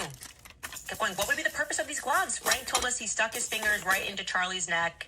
He had blood all over him. He could taste it in his mouth. At what point would he have put on black nitrile gloves? If those are indeed black nitrile gloves, who would have used them? Rick's busy. Why is it in his compartment? We've also broke the story that the 911 call, which is yet to be released, they hear them in the back saying, get that off of him. Could it be, maybe, remember, John Bray showed us that glass for the Rode mic is very, very, very sticky. Turns out that yes, black nitrile gloves are used by woodworkers when they're handling super glue, crazy glue, and it is because it makes it easy to wipe off adhesive. So I'm just sharing the facts. This is an investigation, and everybody's contributing in ways, and I'm learning so much on the journey. You know what? Anyway, here's another very interesting true story that I can share with you guys. It's story time. You can take from it what you will, okay? It's actually regarding Senator Mike Shumway Lee. Senator Mike Lee of Utah. Didn't expect to hear his name in the story. By the way, he didn't do anything shady. He seems like he's a good guy, actually. He comes from a very well-to-do family. He actually was born in Arizona, but spent most of his upbringing in Utah. His father was actually the founding dean of BYU's law school program.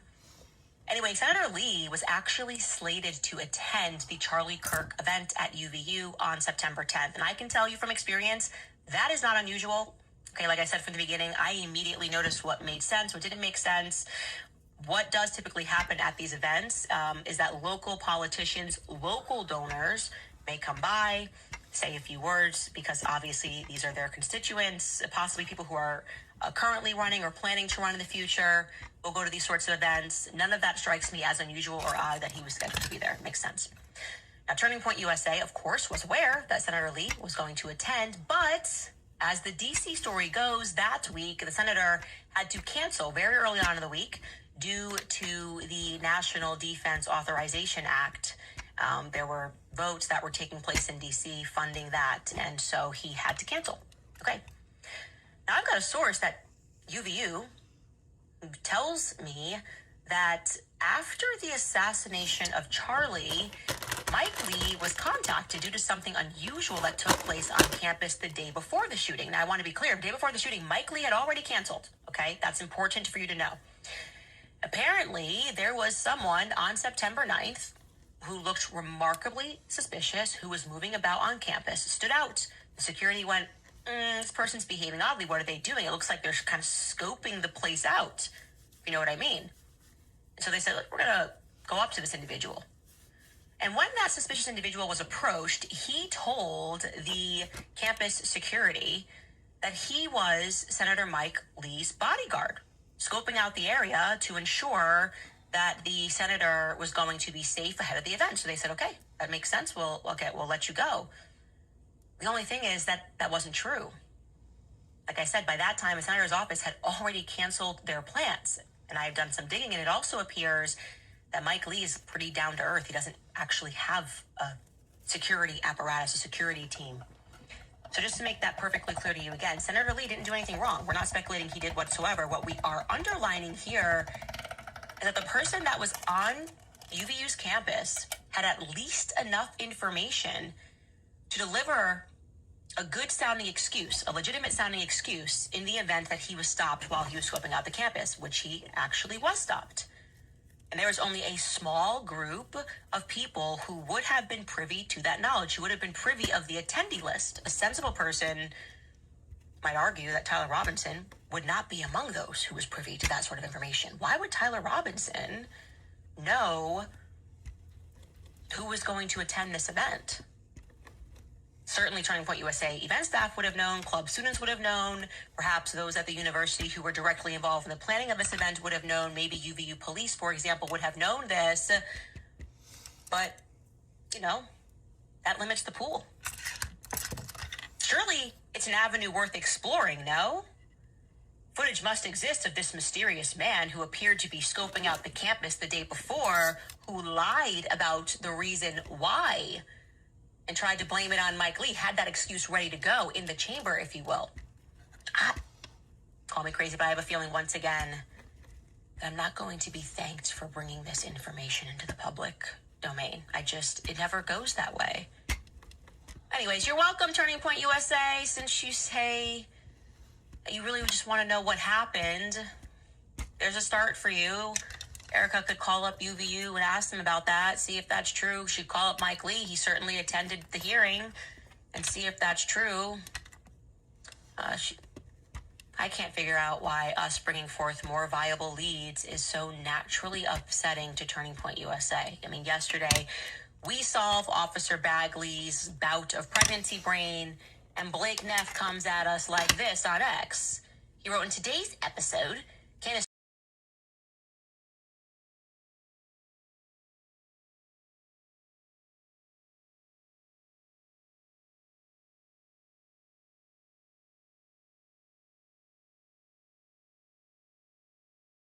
we already saw this with the police sergeant that she went after 2 weeks ago and then got bored with.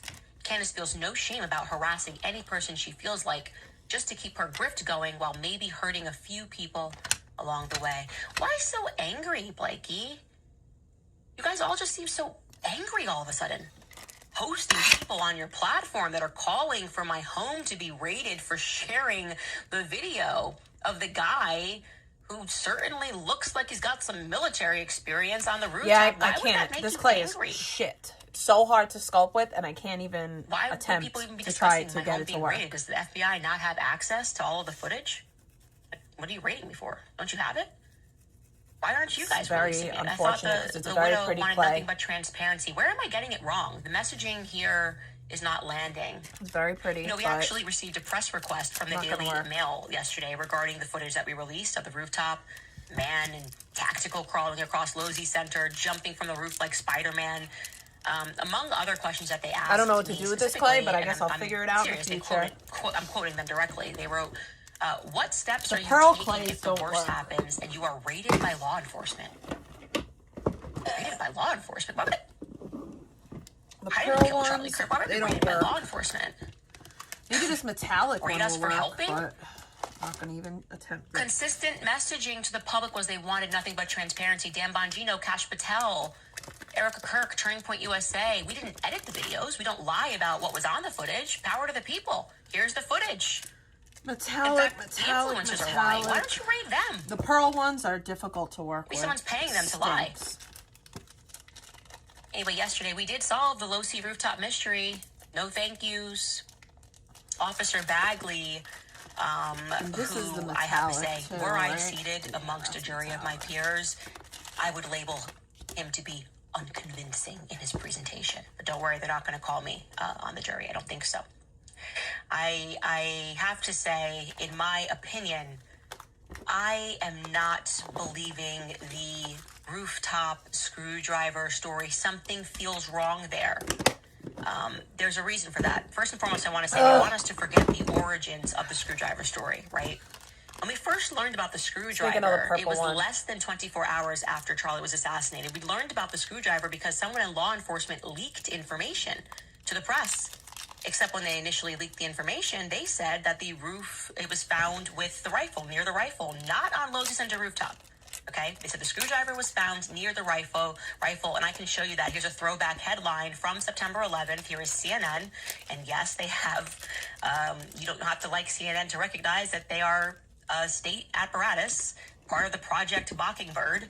And the article here says authority found a screwdriver near the recovered rifle. And it reads, authorities recovered a screwdriver near the rifle investigators believe was used in yesterday's fatal shooting of conservative activist Charlie Kirk. According to a source with knowledge of the investigation, investigators believe this to be an indication that the shooter may have used it to disassemble and reassemble the firearm before using it. Removing the stock would help the shooter conceal the weapon in a bag or even in his clothing, they believe. So when this article got released, there was a bunch of backlash. It just sounded so foolish to people. Again, these are your blue-collar common sense people. And they revolted and said, this is he assembled, reassembled, what are we talking about? And then left the screwdriver with the gun. You guys found it all together. So what happened next was, due to that public revolt at the inherent stupidity, the inherent improbability of the story which was unfolding, they kind of took a breather, and 4 days later, we hear from Kash Patel and Dan Bongino, and they clarify that, the footage is grainy, but the screwdriver was actually found on the rooftop. And that's what brought us to Officer Bagley's unusual testimony, where his body cam dies, seemingly without warning at exactly the right time. And there's a ton of warning that should have been happening. It should have been beeping. It should have been flashing red. Maybe this is a reason why he doesn't want to mention who he was with. going to Rosie? That'd be a good question to ask Alan Robertson, to say like, hey, do you remember this flashing red light or anything? Well, we actually have some other news that can help Officer Bagley. I'm so excited. I love helping. I'm just so charitable, you know? And this time it's pertaining to a different portion of his testimony where he seems to kind of get a little fuzzy on the details and say something doesn't really make sense, but I'm going to take him at his word. Now, to jog your memory, this is how Officer Bagley responded to what I think is a rather clear question that was asked by Tyler Robinson's defense attorney. Take a listen. Back! When you reviewed the videotape at the police department later, did you check to see if anyone had been on the Losi building after the shooting, after this individual had jumped off that you've already talked about? Was there anybody else on the roof that you check and see in that gap of time? In that gap of time, no. So once I put up the barrier, I only walked up to about that point, and then I went down and reviewed the video from that moment on. So are you able to say for one way or the other if anyone else had been on that roof in between when the person jumped off the building and when you came on the roof? Are you able to say one way or the other? There was people up there looking for an individual that ran that way, because when I first got told the individual ran heading north, and we didn't know where the shooter was, so we started climbing up and looking, clearing the building. And it wasn't until I went to the PD and actually saw him jump off of the building that I knew he was off the building. Let me rephrase that, because I think I either asked it badly or you misunderstood me. So let me go back again. So from the time that the individual that you spotted on the video jumped off the roof, right? The individual that you thought was in the prone position. Okay. Between that and when you got on the roof, did you ever check to see if anybody else had been on the roof in that period of time? Yeah, and I didn't see anybody. So you I didn't notice anybody. Yeah. You didn't. Did you look on the video to see that entire... Okay, that's what I'm asking. So you did not review the video to see if there was someone between you, that individual jumping off, and you coming on, if anybody had been on or disturbed that scene in any way? Okay. I felt like the question was pretty simple. Was anybody on the rooftop before you? After Charlie goes down, was anybody on that rooftop before you? And yeah, hey, this is 10 months later, so I'm assuming obviously you work at the police department, you work at UVU, you have access to the videos, right? Wouldn't that be just like a normal part of your investigation to see exactly what happened? Once you determined that this person jumped off the rooftop, wouldn't you have watched every single second leading to the moment that you secured, afterward, leading up to the moment that you secured the rooftop? Officer Bagley says he didn't do that. He doesn't know. No, he doesn't know. He did not prep for this. He's just showing up. He's just showing up here at court.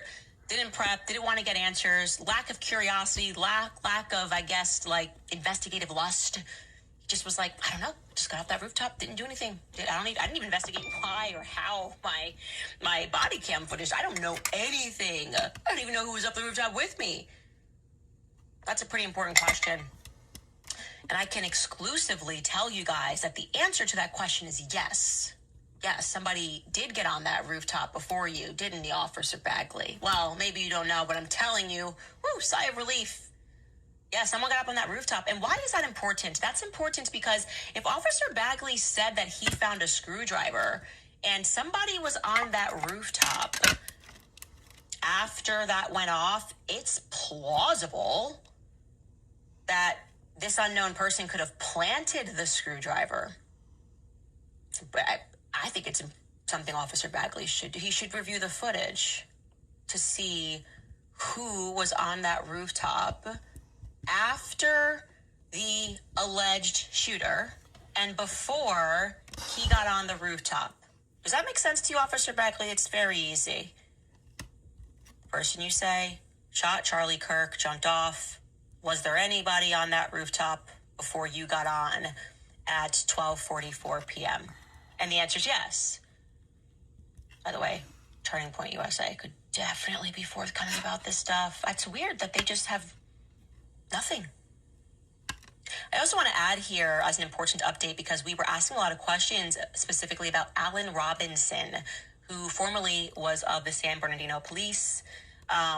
And he moved to Utah. We had brought up the Brady list, and then we got a ton of emails of people that were actually spelling his name wrong. Alan is spelled A-L-A-N, not A-L-L-E-N. So they were sending us a bunch of stuff on a different Allen, A-L-L-E-N. It is not him. We were actually inundated in a way that the pattern here tells me that this what I'm hearing is the truth. People associated with San Bernardino Police Station. He said he absolutely was not let go or transferred over any conduct issues. He had served years there. He left willfully because he wanted to raise his kids somewhere outside of the city. And he obviously, San Bernardino is like a whole different scene, and he left apparently on very good terms. So I want to provide that update because that's why we were asking for information. So they were not sure entirely why he had an entry with no details on the Brady list. And I also want to say that we've covered a lot of people on the show, and we get a ton of emails being like, this person is shady, or you should look into this. This was the first time that we got a lot of emails of people who were saying that Allen was actually a good guy, and we got an answer, by the way, of why he was on that campus, which I should have kind of thought through because this is kind of common sense. He's a USU officer, and don't forget that unusually Charlie had an event 10 days later back in Utah that was supposed to take place at USU. So they were not there in coordination with Charlie's team or in coordination with UVU. They were there because they were doing a threat assessment for their event that was 10 days later. Him and his partner, that I'm forgetting his name, the other person who was guarding. So they were doing their threat assessment, and then this took place, and then they jumped in and started helping, but they were not there. I can confirm they were not there in coordination with Charlie Security or in coordination with UVU police on that day.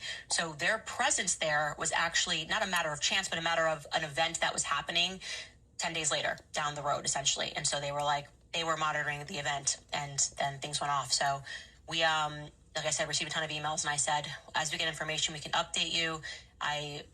It was enough people that were in enough places that I trusted this, and also they, because of their presence, would have had to make police reports, obviously.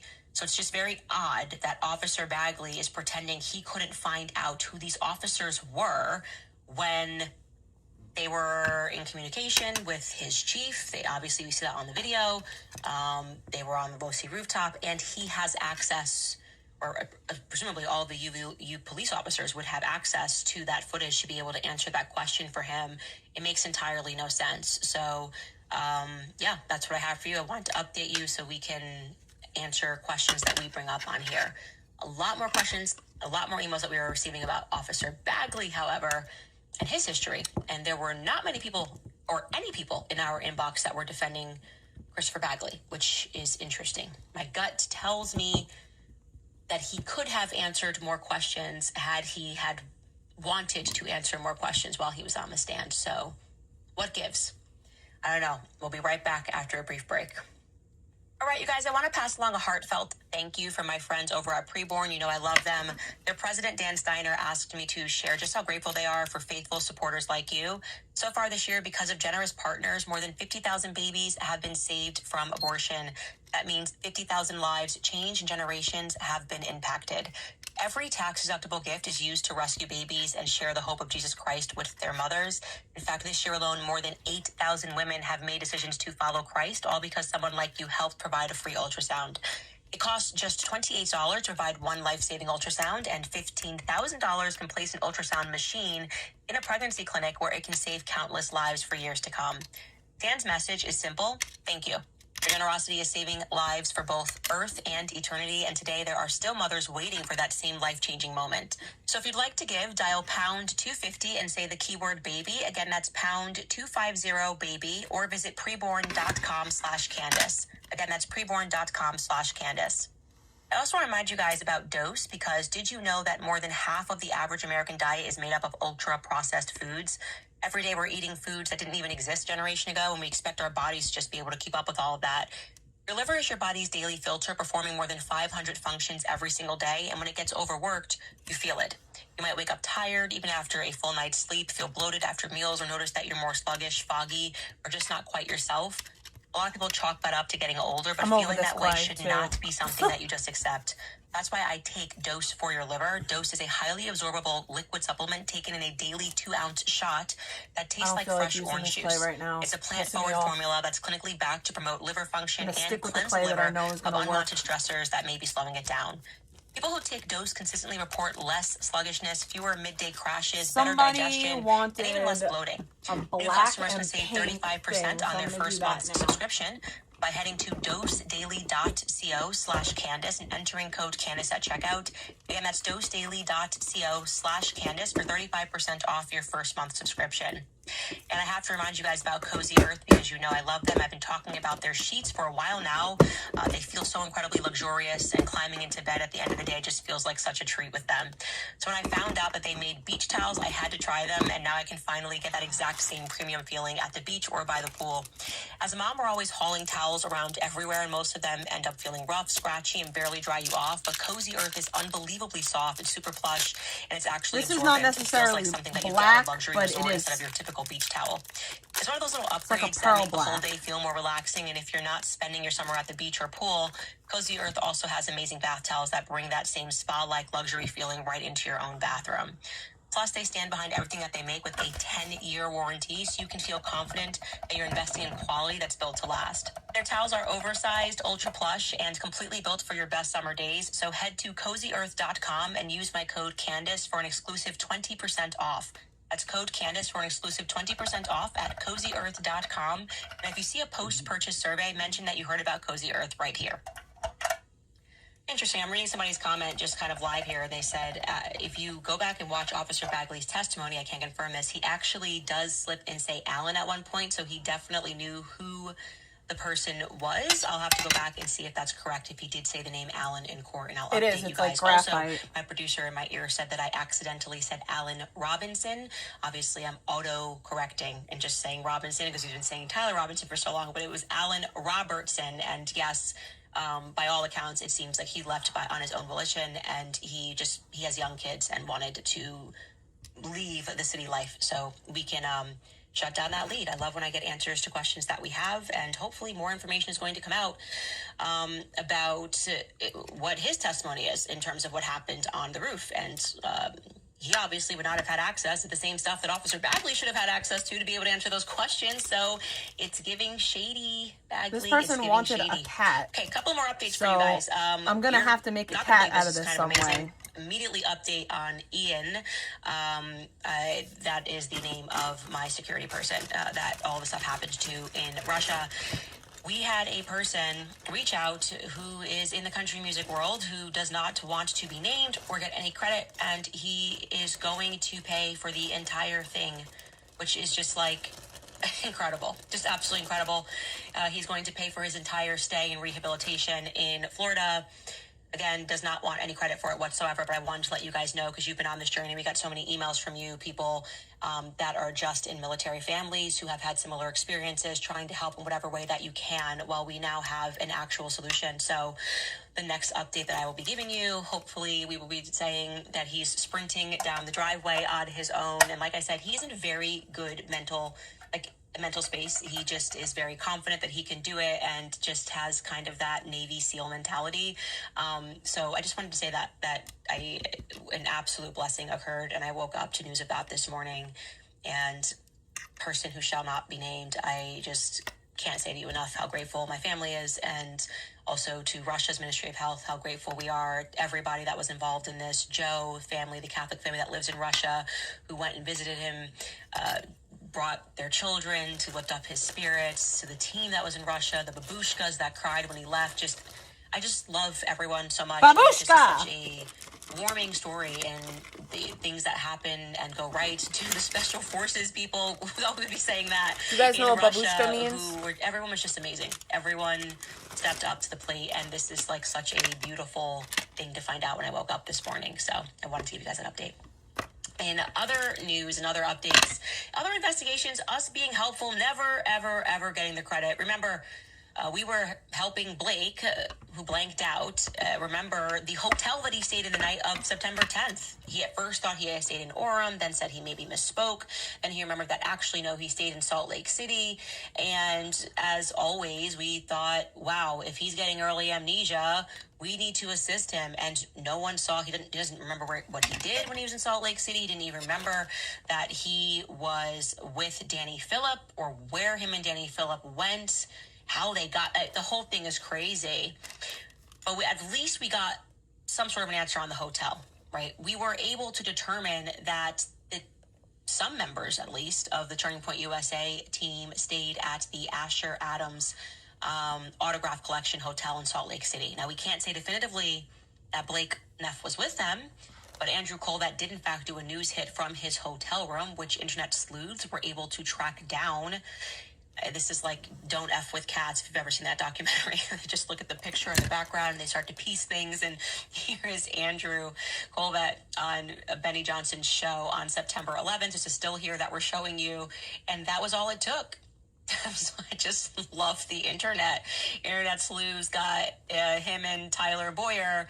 And here's the Asher Adams Hotel. There it is. Bang. Look at that, Blakey. Ask and you shall receive. Now, Blakey, now with that jogging your memory, do you remember that you were at, would you remember whether or not you were staying at the same hotel as Andrew? I don't know. We're just, we're here to help. We're always here to help. A lot of things are happening right now where it feels like evil is ratcheting up. They just seem angsty. They're angry. They're yelling. And it's because I think we kind of all have had the scales fallen from our eyes. We recognize what this government is and that it's left and right. And these people are positively disgusting. And I don't know if you guys remember, of course you remember, but at the beginning of the Iranian war, which is causing all of this craziness, they know they can't win it. They don't want to admit it. And I was just ranting at my husband this morning over breakfast. I could have done a whole podcast where I was just like, how do we have a president that was dumb enough to believe, okay, you don't need to know things. It's like, if someone came to me and I was president of the United States and they were like, ma'am, we're going to take Iran, we're going to take Persia in 2 weeks, I would be like, get out of my office. Okay? How stupid do you have to be to believe that you could, like, we'll take Russia in a week? Oh, really? Really? I feel like it's been around. It's been around. Iran's been around for a long time. Okay? And inexplicably, at the beginning of this war, for quite literally no reason, it still remains to me to be inexplicable, the United States, at the instruction, presumably of Israel, bombed an elementary school in Iran. A primary school is an elementary school in Iran. 156 people were murdered, including 120 students and 26 teachers. And the craziest part of the story is that the United States tried to deny it. Like, I just want you to process how badly our government lies. They thought, we'll just deny it. Like, you don't know that you bombed a school. At first, Trump actually came out and he said, no, we didn't do it. It was Iran. Pete Hegseth followed up the same message. We don't kill innocents. Only Iran does that. They just were like, everyone's an idiot. And then the days that followed, it was revealed that Tomahawk missiles were used, and that's only used by the United States, that struck the school. And then Pete Hegseth had to come out again and said, oh, they were committed to investigating. Like, he just wasn't sure whether or not they bombed a school. Like, if you just do that and you're not sure if you did that.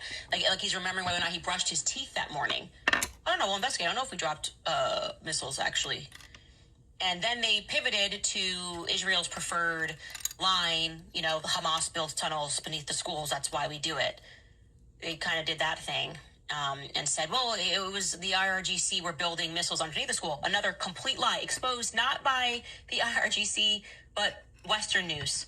Hey, Sky News did an entire investigation. You should watch the entire piece. They debunked every attempt that the U.S. tried to put out. It's like they never even said sorry. And by trying to lie and say the school held missiles. Take a listen to just this little brief clip. Mr. President, did the United States bomb a girls' elementary school in southern Iran on the first day of the war and kill 175 people? Based on what I've seen, that was done by Iran. Is that true, Mr. Hegseth? It was Iran who did that? We're certainly investigating. Still investigating. But the only side that targets civilians is Iran. A day after these remarks, an Iranian state-linked news agency released footage showing a strike on buildings nearby. Filmed in the afternoon on the day the school was struck, the distinctive tail fins of a Tomahawk missile can be clearly seen. America is the only force in this conflict that uses Tomahawks. In another clip, you see the school being hit that morning. But it's not possible to see what missile is used. 5 days after the Tomahawk footage comes out, Defense Secretary Pete Hegseth confirms America is conducting a formal military investigation. We know that Tomahawk missiles are typically fired from ships and submarines, and we know that on the day of the attack, America had a carrier strike group in the area. This is, I'll get up for you, a satellite image of their carrier strike group with the USS Abraham Lincoln aircraft carrier and then 3 warships around it in the Arabian Sea 3 days before the attack. We have another image which we've been able to use to place them on the day of the attack based on the information shown on this monitor here, and that puts the carrier strike group right within range of MINAB. These are precision-guided missiles. They follow a programmed path. They have cameras on the front that can watch what they're doing in real time. They're some of the most precise weapons that the US has. We know that by this point, Iranian media was already reporting that a school had been hit, and the US should have known by that point that at the very least, doing more strikes would have been in the vicinity of that school. One analyst reviewing intelligence on potential targets did reportedly spot the school in 2019. Allegedly, they noted changes on an unlinked intelligence tool, but it wasn't passed up the chain.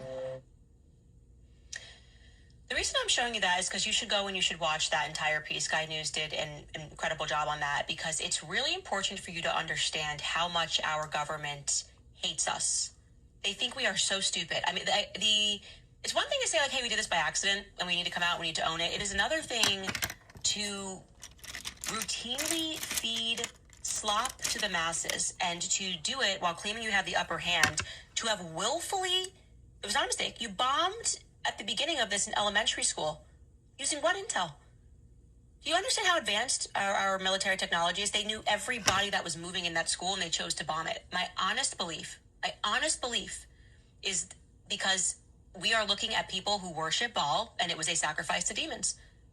Baal consistently must have sacrifices. It's why they love to murder children. They're constantly murdering children. There's no reason why at the opening of this, outside of a pagan sacrifice to demons, that you murdered children and then lied about it to your own people until it became inescapable. And you had to acknowledge, and then you really didn't acknowledge or apologize. You just kind of moved on. And it's very important that you realize these people, what they are doing in the Middle East is the plan for America. I believe that from the bottom of my heart. This is why I have used my platform in every possible way to awaken people to this. Forget the left versus right. This is a colony in the Middle East, I'm referring to Israel, that worships Baal, worships murder. They are obsessed with death. It's constant destruction. And I wanted to also show you now they're telling Trump, who's already done this, to arm protesters in Iran. Buddy, there's no more protesters in Iran. If people did not like their government and then you started murdering their kids and bombing their bridges and striking their water so they can't drink water, they're going to go, okay, actually, maybe Americans aren't the good guys anymore. You're actually unifying Iran in this moment because of what we're doing, and we have no business doing. We have no business being there outside of like Zionist rage and ambition. It's completely crazy. And yes, if you think that people that lie like that would not be capable of hiding up the murder of Charlie Kirk, they just killed 150 kids and didn't blink when they lied to you. This is our government. We have to contend with this. And who he's taking advice from? Whose call was he taking? Who is he retweeting? Psychos, like actual psychopaths, like Mark Levin, who wants now people in Iran to be armed because they know they can't do this without our sons and our daughters putting feet on the ground in Iran. So take a listen to Mark Levin being overtaken by a demon. He claimed that the Iranian resistance has hidden crude weaponry and tools throughout the country, bricks, rocks, wooden clubs, chairs and tires used to block roads, waiting for the day that the people once again take to the street. Will we not arm these people and help them? Will we not arm these people and help them? They want to fight. They want to defend themselves. They want to overthrow this government. What's the problem? I don't understand it. I really don't understand it. Small groups are working clandestinely to procure firearms to distribute to demonstrators, utilizing guns stored in certain private homes and smuggled from abroad. You know, we're talking about very few. The protest leader claimed they didn't specify who would be providing these weapons. There's clearly not enough. There's clearly not what they need. If we give them what they need, they will overthrow this government. When we went out in January, we were like lambs to the slaughter. The Basij forces were using firepower that you couldn't believe. The streets were like a graveyard, corpses everywhere. The streets ran red with blood, she said. Ran red with blood. Unable to contain her rage and grief. She warned regime forces next time we come out, we're coming out armed. I think well, they're not going to come out armed if we don't arm them. Now let's arm them! These are the people that are advising the President of the United States who actually believe that they were going to take Iran in 2 weeks. That's the state of affairs in America. It's just important to understand that. Obviously, we are now all uniting all across the world. I have no quarrel with Iran. No quarrel. Never done anything to me my whole life. Nope. Seems like they've been around a long time. It's not my business. Like I said, I would never allow my sons to sign up for the military. People who have served in the military. Speaking to our security who had the stroke. Like, never been treated with more dignity than in Russia? What? What are we doing? Something has to stop. And I think the first thing that has to stop is our ignorance about the fact that we have people who demand non-stop blood sacrifice, even from their friends running our government. Anyway, we'll take a quick break and we'll get to some of your comments. All right, you guys, do you owe back taxes? Do you have years of unfiled returns? Or maybe you file every year and you still can't get ahead because the balance keeps growing? Maybe you withdrew money from a 401k or an IRA and suddenly got hit with a massive tax bill that you didn't expect. Whatever caused the problem, one thing is certain, the IRS penalties and interest keep adding up every single month. If you don't have a plan now, you could end up owing even more next tax season. Before the IRS starts sending more letters, garnishing wages, or freezing your bank account, call Tax Network USA. They've been helping taxpayers nationwide for more than 15 years, resolving back taxes, unfiled returns, and serious IRS problems. Whether you owe $10,000 or $10 million, their team has resolved over $1 billion in tax debt. And right now, they're offering a free IRS investigative call to find out exactly what you owe and what options you have to fix it. So call 866-686-1651 or visit tnusa.com/Candace. Again, that's tnusa.com/Candace. I also want to remind you guys about American financing because it is no secret that everything is starting to feel a lot more expensive. If those daily essentials are ending up on a credit card, those double-digit interest rates are quietly draining your bank account. If that debt is starting to feel heavy, you should know that you're not alone. And if you're a homeowner, you've likely looked at your mortgage rate and thought, I can't touch that.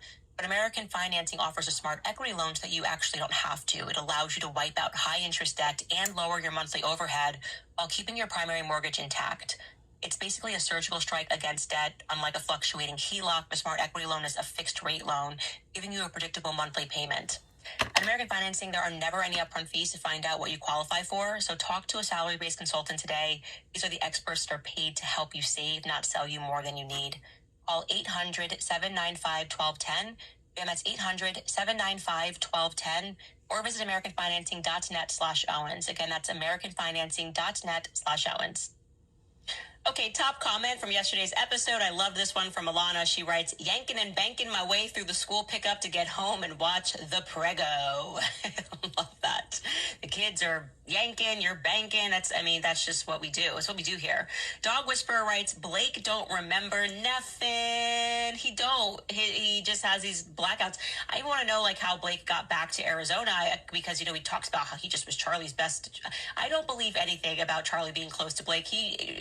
Blake is just so obviously someone that Charlie and I would have been had a nickname for. Because how could you not?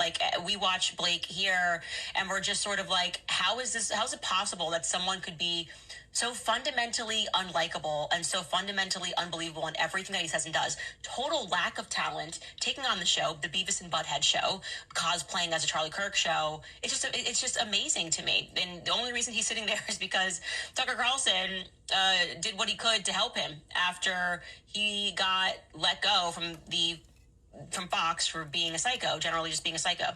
And how does he repay Tucker? By targeting him. So it's not hard for us to imagine, Blake, that you may have betrayed Charlie because look at what you did to Tucker. Look at what you do to Tucker. Anyway, comments from today's episode. Isabella writes, why would Erica honor Charlie's wishes regarding a Catholic funeral. They betrayed him in his life. Why be faithful in his death? Charlie never wanted a Catholic funeral. That's what's odd about the entire thing, and why we covered this idea of a mock funeral that was done and potentially him being cremated. She said, why would a Catholic funeral home conduct a mock funeral and then cremate him? Cremation is contrary to Catholic teaching.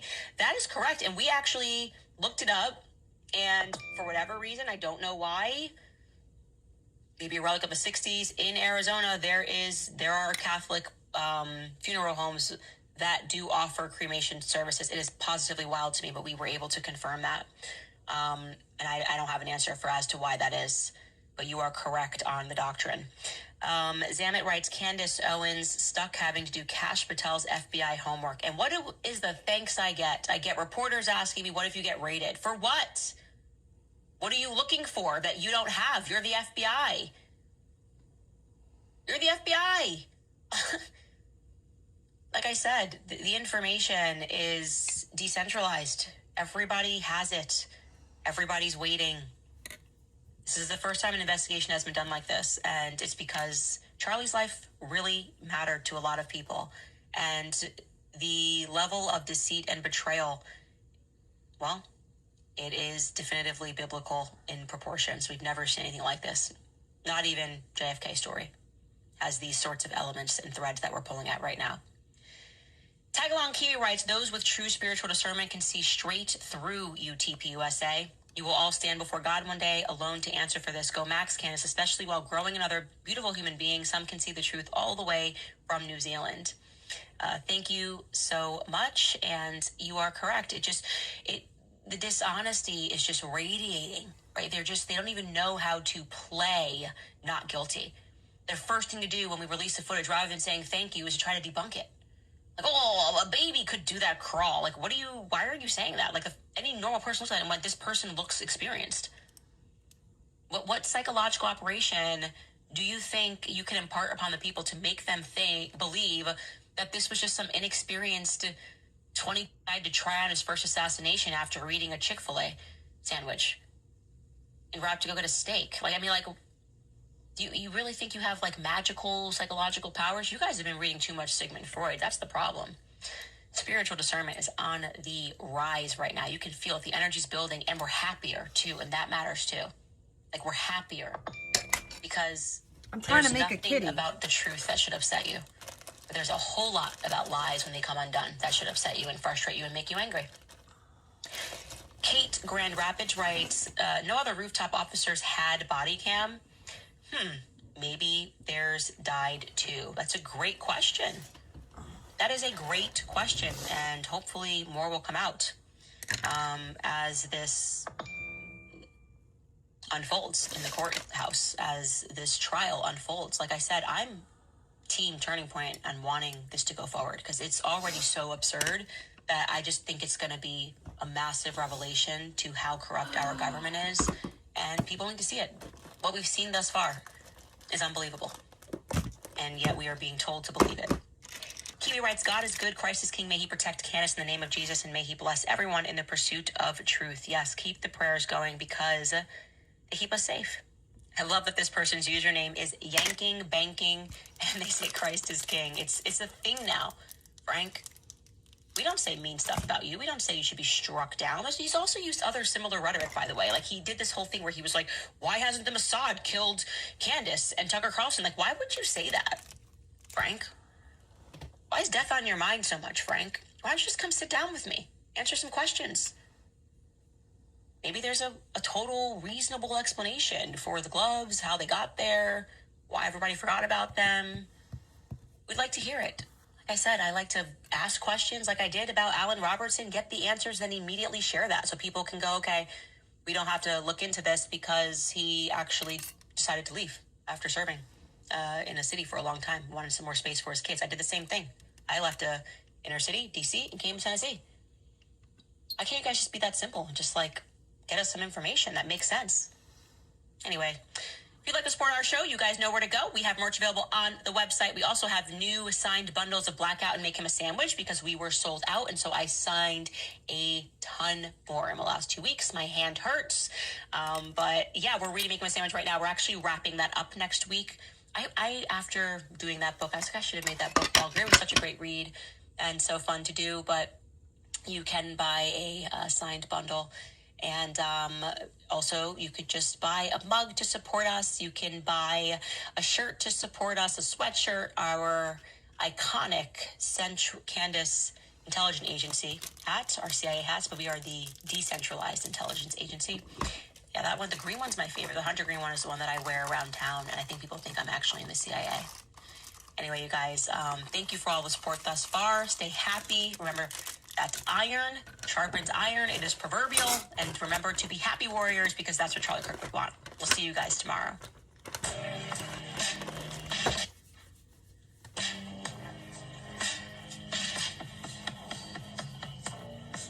What color should I make the cat's nose? I'm going to make it like this light pink, because cats' noses are pink.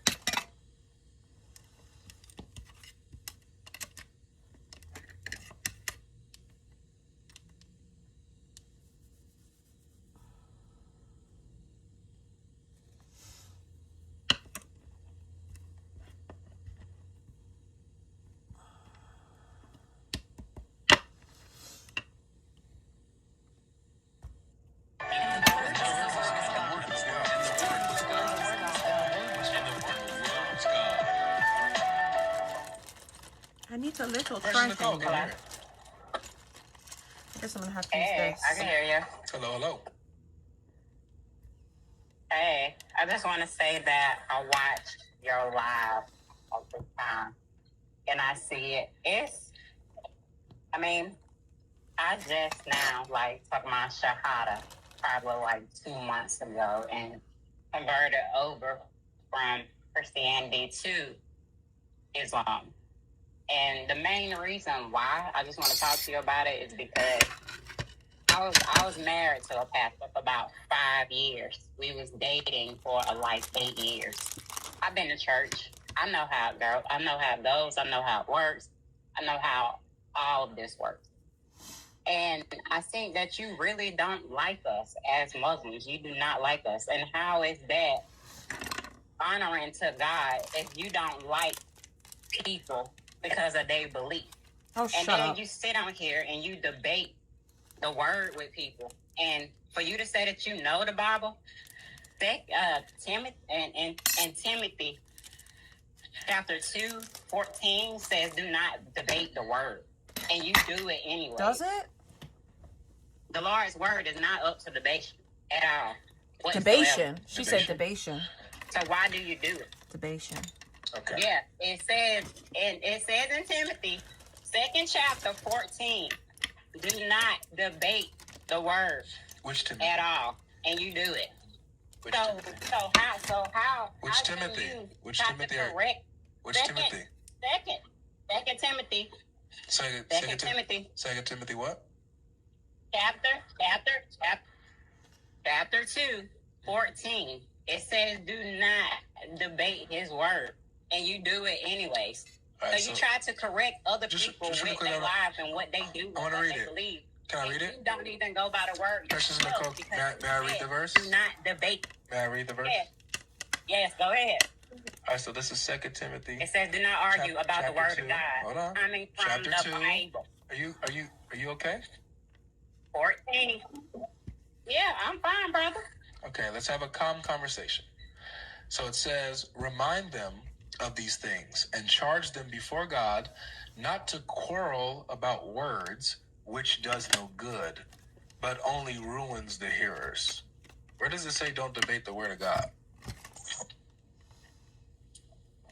That's what it's basically saying. No, it's not. It's No, not saying that. It says don't quarrel about words, which does no good. Yes, it does. So worthless discussion. Yes, it does. Okay. Well, yes, let me address your first thing where you said you don't like that I don't like. Hold on, Precious. You gotta let me respond to the things you said. I listened to you very carefully. I let you talk. I let you get it all off. So you said that you see that I don't like Muslims, which is not true. I love Muslims. I love. If I didn't love you guys, I just let you just go into your ignorance and do your thing without getting the gospel and without getting taught and corrected. I love you guys. That's number one. What you see, what I don't like is I don't like dishonesty. I don't like liars. I don't like trolls. And I don't like anything that comes against Christ, which is Islam, the religion.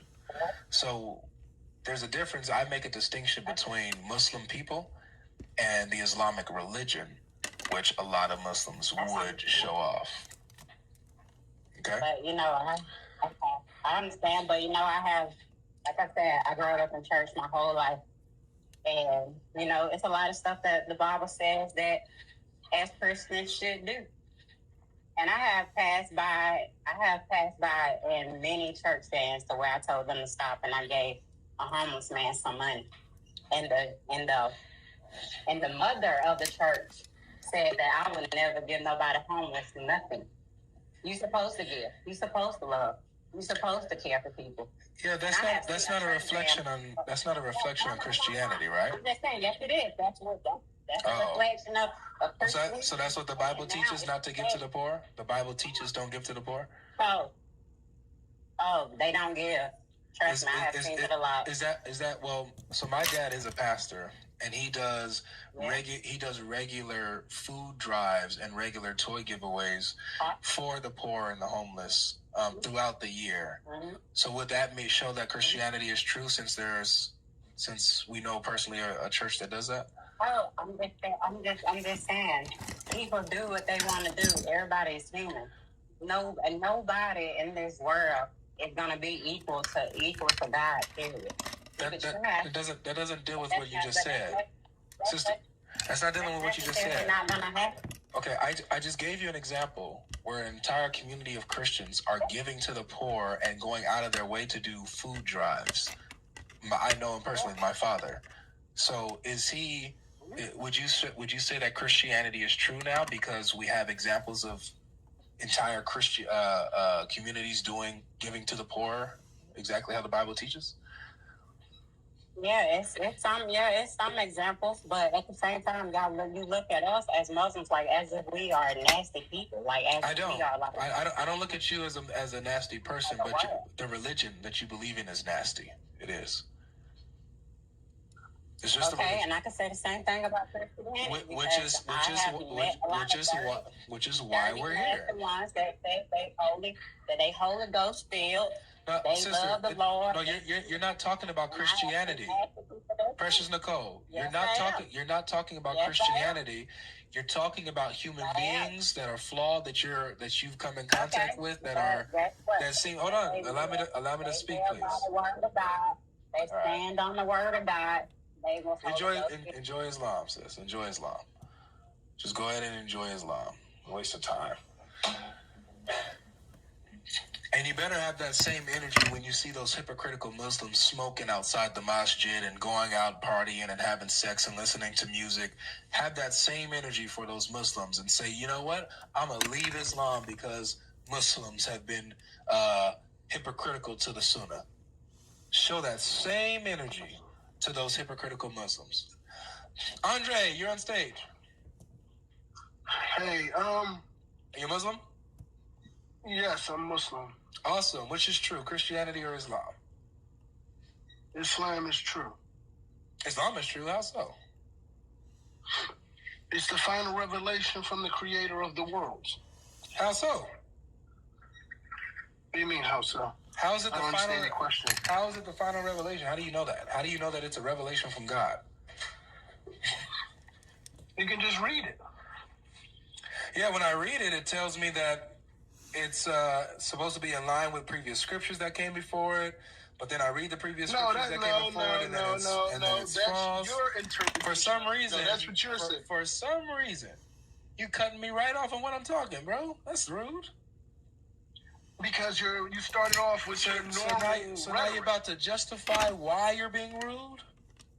That's not cool. Yeah, I'm gonna justify why I'm being rude because you're just using rhetoric. So you admit that you're being rude. That's tough.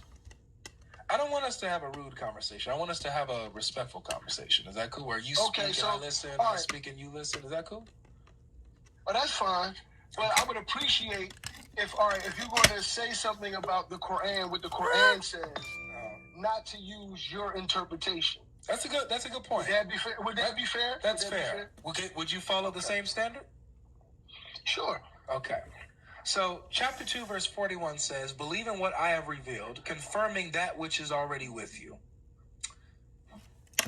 So, according to the Quran, verbatim, it says that it confirms the scriptures that's already with the Jews and Christians. They're true.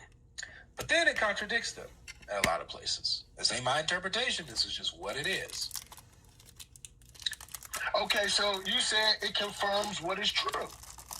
No, it confirms the scriptures as true. It says that it confirms what is already with you. So it says that they're true. The scriptures. All right, so that's your interpretation? So no, that's what it not says. an interpretation. That's what it says. So, all right. So, does everybody have the same reading comprehension level in the world? So That doesn't. Reading comprehension doesn't have anything to do with anything. Okay, clearly not. Right. So somebody can read that and misunderstand it correctly.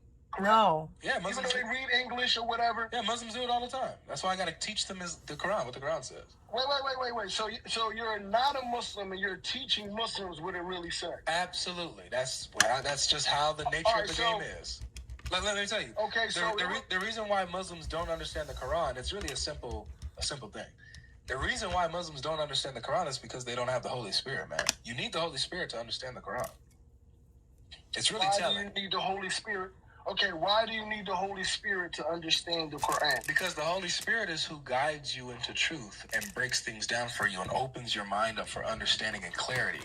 Muslims are devoid of the Spirit of God, which is why they don't have clarity even when they read the Quran. It's tough. So that's why you need somebody like me who is Holy Spirit filled to help you out. All right, so that's true for anybody who disagrees with you then? Correct. Anybody that disagrees with me is not Holy Spirit filled, and they need to be taught by me. So, so you're the foremost authority on Jesus? No, the apostles are. I just read what the apostles say. All right, what's the definition of apostle? What's that mean? What's apostle? Someone who is sent out by the Lord. Someone who is sent out by the Lord? Mm-hmm. So it's similar to having disciples, and Jesus sends his disciples out on missions to spread the message. They're then identified as apostles.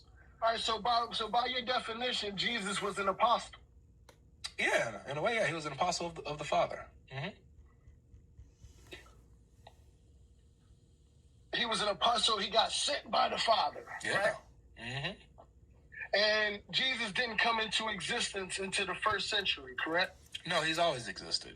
He didn't become man. No, I'm talking about the flesh. I'm talking about the flesh. I'm talking about Jesus, the flesh. Yeah, Jesus, the person, has always existed. Thank you.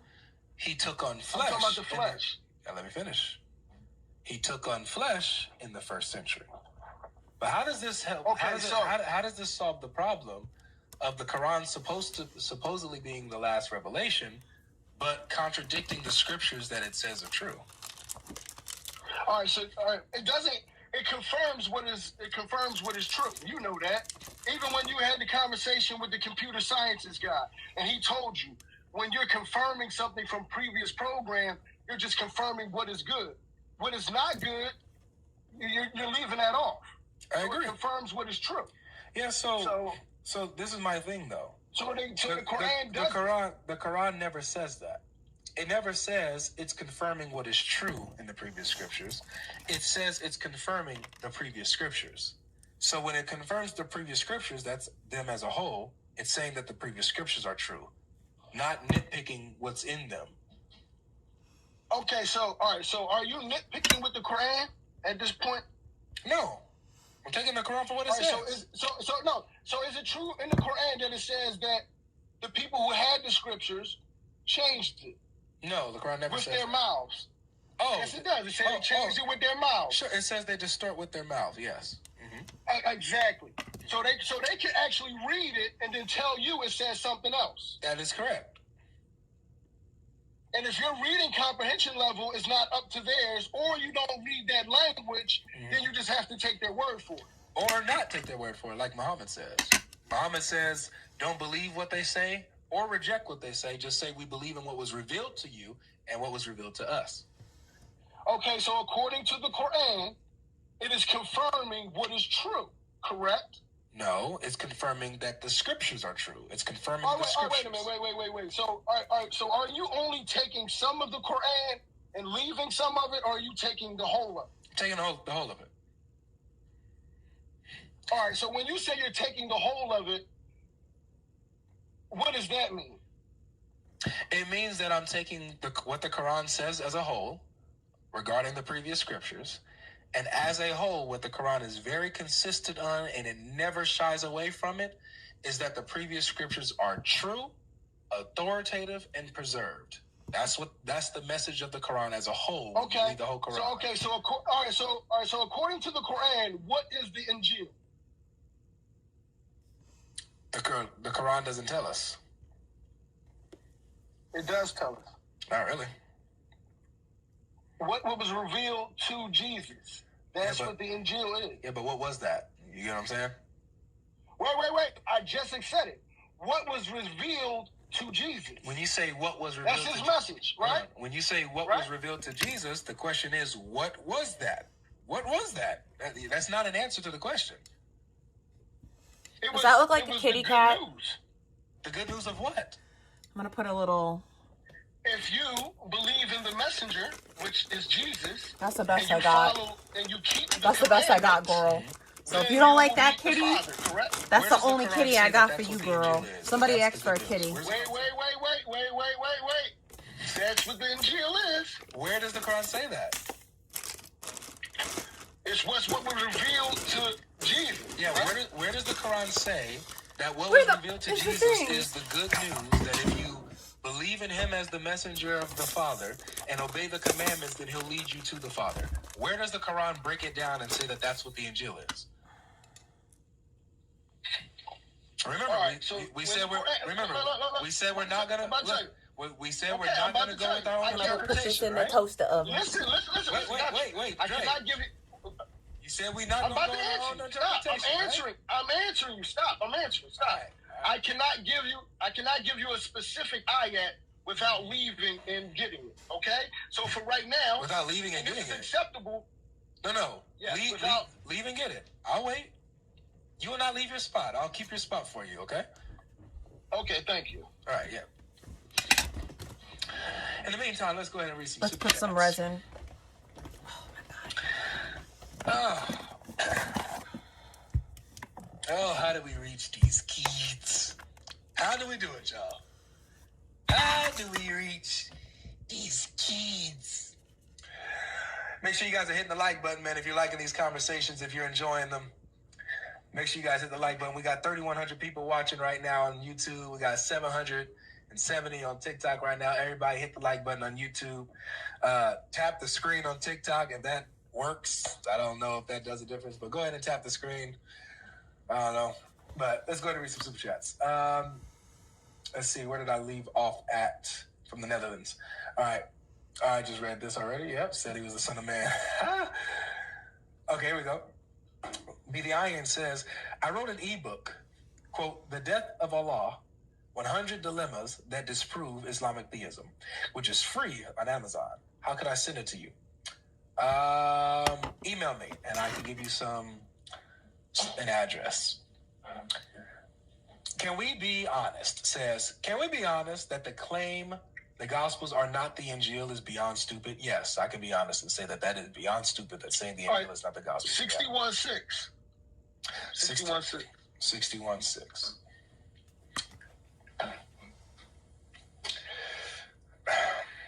Brother, do you remember what you told me what the good news was? Just read it, please. I don't want to waste my time, you know? You know that I know the Quran in and out when it comes to these topics, right? Just read it, then. Just read it. What was what you said the Injil was, bro? Can you just read it, and then we'll go from there? Can you I gave you a verse. Can you read it? Can you answer first? Because by your answer, if you don't want to it's read gonna it, just say you determine. don't Hold on, wanna stop read cutting me If off you don't right want now. to read it, just Stop say you cutting don't me want to off read it. right now, Dre. Or what? Or what? Or what? I'm gonna what? shut you up. I'm gonna muzzle you. Just shut up and listen. You told me that the Injil was a specific thing. You told me that the Injil was the good news that if you believe in Jesus as the messenger of the Father and that you obey his commandments, he will lead you to the Father. That's the good news that Jesus preached. You said the Quran tells us this, and you quote me, you give me chapter 61, verse 6. For the record, chapter 61, verse 6 says nothing like that. That's why I asked you, do you even remember what you told me what the Injil was, what the good news was? I had a great day. You're No, I did not. I did not. I did not get to Slurpee.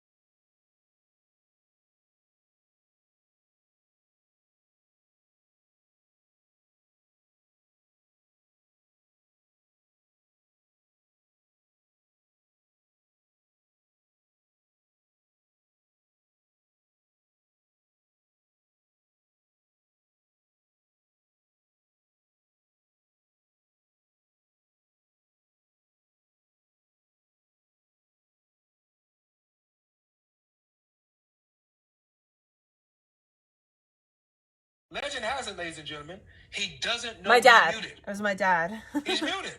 I bet you he's yelling over his mic, spitting on it, irate right now. I'm not yelling over my mic. I'm waiting for you to read. You're yelling right now. You said I'm not yelling over my mic. I feel like you wanna say something to me. God bless you too, Jay Espinoza. God bless you. God bless you. So in 61:6, it says that Jesus came with glad tidings of a messenger named Ahmed to come after him. That's what chapter 61 verse 6 says. I didn't even have to pull it up to read it because I know it by heart. I have the Quran on my heart. So just read it, bro. I just quoted it for you. I just quoted it for you. Calm down. Calm down. No, just read it. Calm down. Relax. Don't quote it, read it. Relax. Get off my stage. You're wasting my time. Don't ever request up. You're too... Let me not say that. You're not ready for this. Let me just put it that way. You're not ready to be here. You don't have the temperament, the self-control, nor the knowledge to have a conversation with me.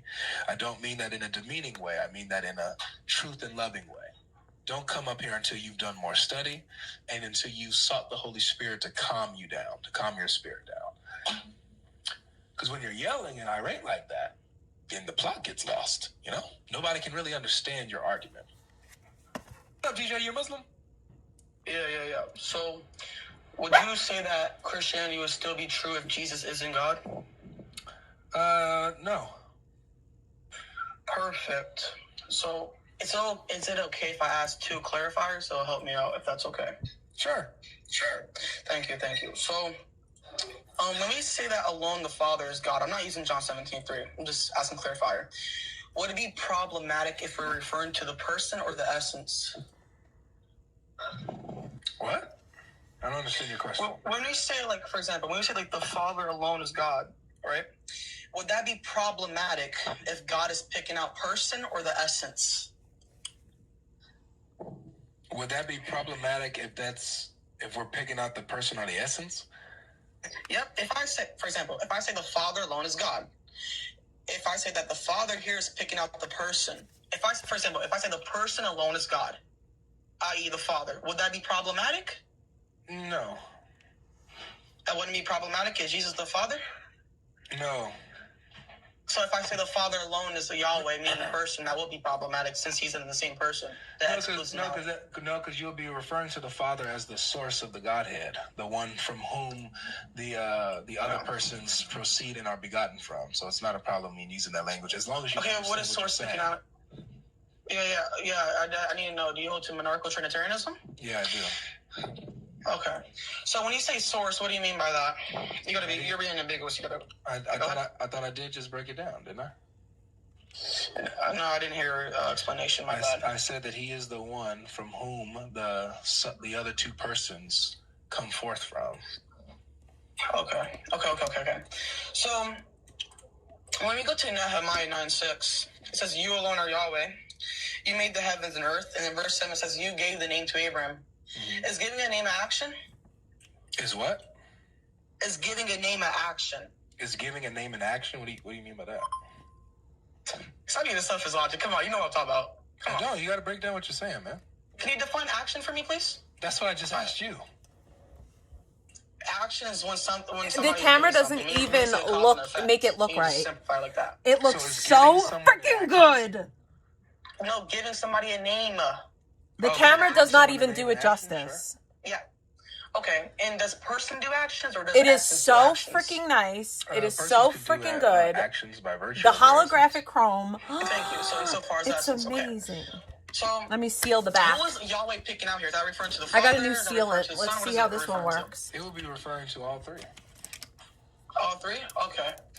How is it all 3 if Nehemiah is talking about person? Because you already said that person does actions. Right? Nehemiah says... Nehemiah? Yeah. I got it right here. Give me a second. Nehemiah 9:6 says, "You alone are the Lord, Yahweh," you know that. "You created the heavens, the highest heavens, with all their hosts, the earth and all that is on it. I think I'm going to like this glaze. It's thicker. In them, you give life. It's not as to watery. All things in the heavenly host worship you." Exactly. So notice what it says there. "You alone are Yahweh, who created the heavens of heavens and the earth and all their hosts, everything in them, and everything worships you." So when you look at the scriptures, the one who created the heavens and the earth is the Father, the Word, the Son, and the Holy Spirit. In Psalms it says it's by your word that the heavens were made, and you send your Spirit and they are created.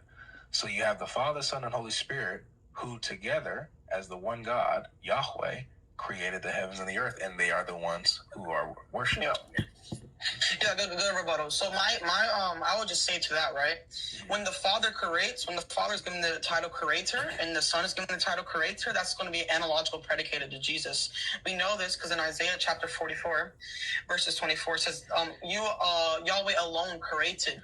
Right? We know person is action, so we know Yahweh's picking out person here, right? And if we go to the why would you say that? Nehemiah, say it again. It sounds like you're when it says that Yahweh alone created, that you're trying to single out that it's only referring to the Father or something, and which it doesn't do. I'm saying that the Father creates differently how the Son creates. Yes. Do you know what analogical predication is? Yeah, I don't. I think you have to demonstrate that, because there's nowhere in the Scripture where the Father creates and he's creating without the Son's involvement, without his words. No, that's not what I mean. No. Okay. For example, if I say, you said actions, if someone's doing an action, that's picking out person, right?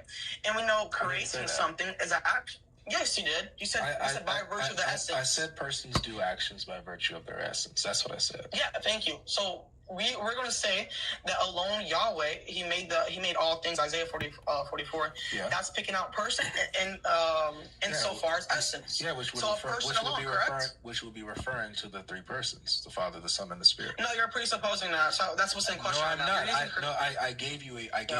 I gave you direct quotes from the Bible that literally say that. Please don't cut me off. I literally gave you quotes from the Bible that say that the Word created and the Spirit created and the Father created. So what is? I'm not presupposing anything. So what is your objection to the fact that the Father, Son, and Holy Spirit created? Yeah, my objection, right? First, I can grant you, like, the New Testament has some high Christology, right? I don't care about the New Testament. I'm talking about the Old Testament. Yeah, I'm not quoting. I didn't interrupt you. I was on mute. No, but I'm sorry. I had to get you on track here. You start talking about the New Testament for some reason. I didn't quote the New Testament. I quoted the Old Testament. Job 33, Psalm, was it one? I'm slipping my mind what Psalm that is, where the Word creates. But Job 33, I'm giving you Old Testament passages where the Word creates and the Spirit creates and the Father creates. Yeah, my position on the holy, like the good Spirit in the Word, it's intrinsic to God the Father, not a distinct person. And we know this by we know this by, because if you go to the Hebrew word, I like this new glaze. In what's wrong, Susie? You know what it is? I'm sorry. You said that the Holy Spirit is not a distinct person from the Father? What's wrong, Susie? Yeah, by this verse, or it's going to be a contradiction. Yep. Does the Father send the Spirit? Yeah. Meaning, how? If one subject is sending another, doesn't that show a distinction in the subjects?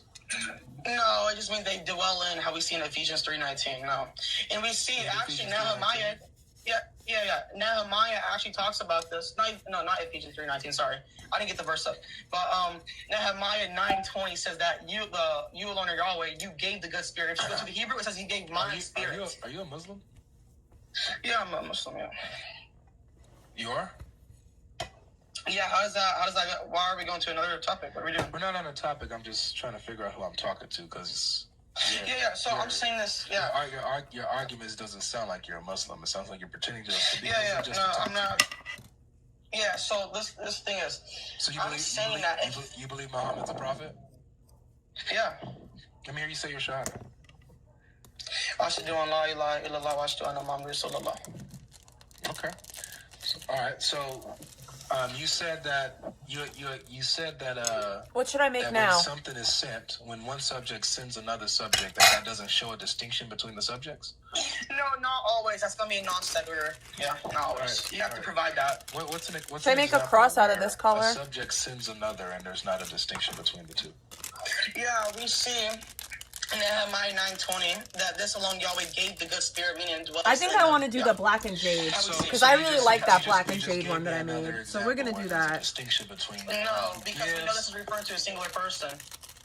Do I have any of that That's your presupposition again. Oh no, I don't. No, I can prove it to you. What's the Hebrew word? All right, go ahead. So do me a favor and show me where it is. Give me an example where the sender is not distinct from the one he sent as in person. Perfect. And I'm giving you an example in Nehemiah 9:20 because I can prove You that just Nehemiah. gave me an example where there's a distinction in the one who gives. No, because my justification, if you go to the Hebrew word you, and you're not answering it, what's the Hebrew word you?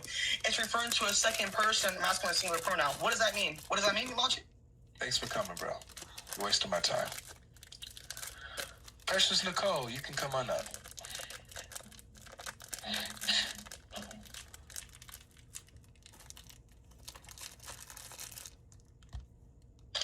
Stand by for a second. No, they are. And that might just be like arm. Officers from the Flowery Branch Police Department in Georgia respond quickly to a call about someone being shot multiple times by her own neighbor in their apartment building. What officers weren't expecting is the wild reason the shooting occurred. I disagree about it being a fairy tale. Scene is safe. Suspect is still in the house. We're gonna need to set up a perimeter. Hey, where's she at? Which apartment? She's still in there. She's opening up the door. She's in the apartment next to the left of mine. Where's your hand at? I'm seeing. She got hit in her wrist and in her chest. Okay. Oh God. Oh God. Thank you so much. No problem. Oh God. I don't know if she killed my dogs. I hope she didn't kill my dogs. No. Oh my God. I hope she didn't kill my dogs. Hold on. Oh. You're gonna be okay. There she goes. She's right there. There she is. Where? Right there. Okay. Tourniquet applied. Hold the channel. We're going at gunpoint.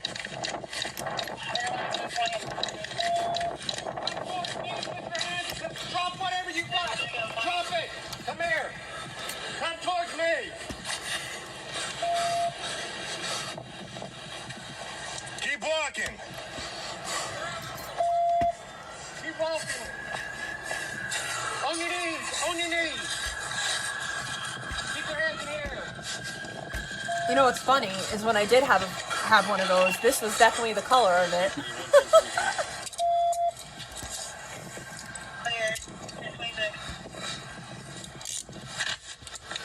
1026. Hey, get back, sir.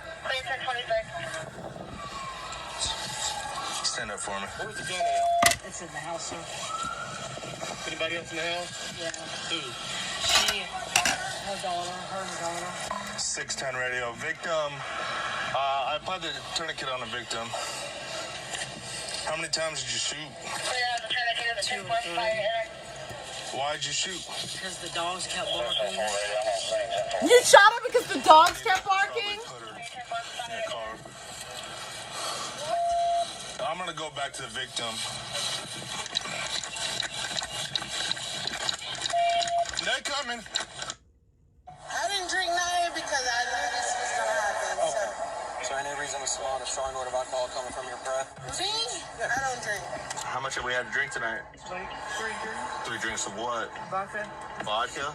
She thought playing the mom card would clear her name, but reality was about to hit much harder. Give me my tag for my car. Give me my tag. No.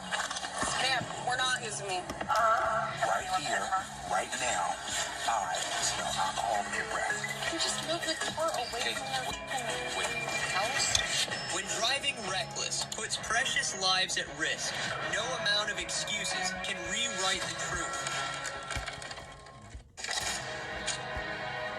There is no danger quite as terrifying as carelessness behind the wheel. On May 19th, 2024 in Florida, police officers had to dodge out of the way when a swerving car came toward them right after being asked to pull over. What is even more alarming is that the drunk driver was a mother, and her child was in the car.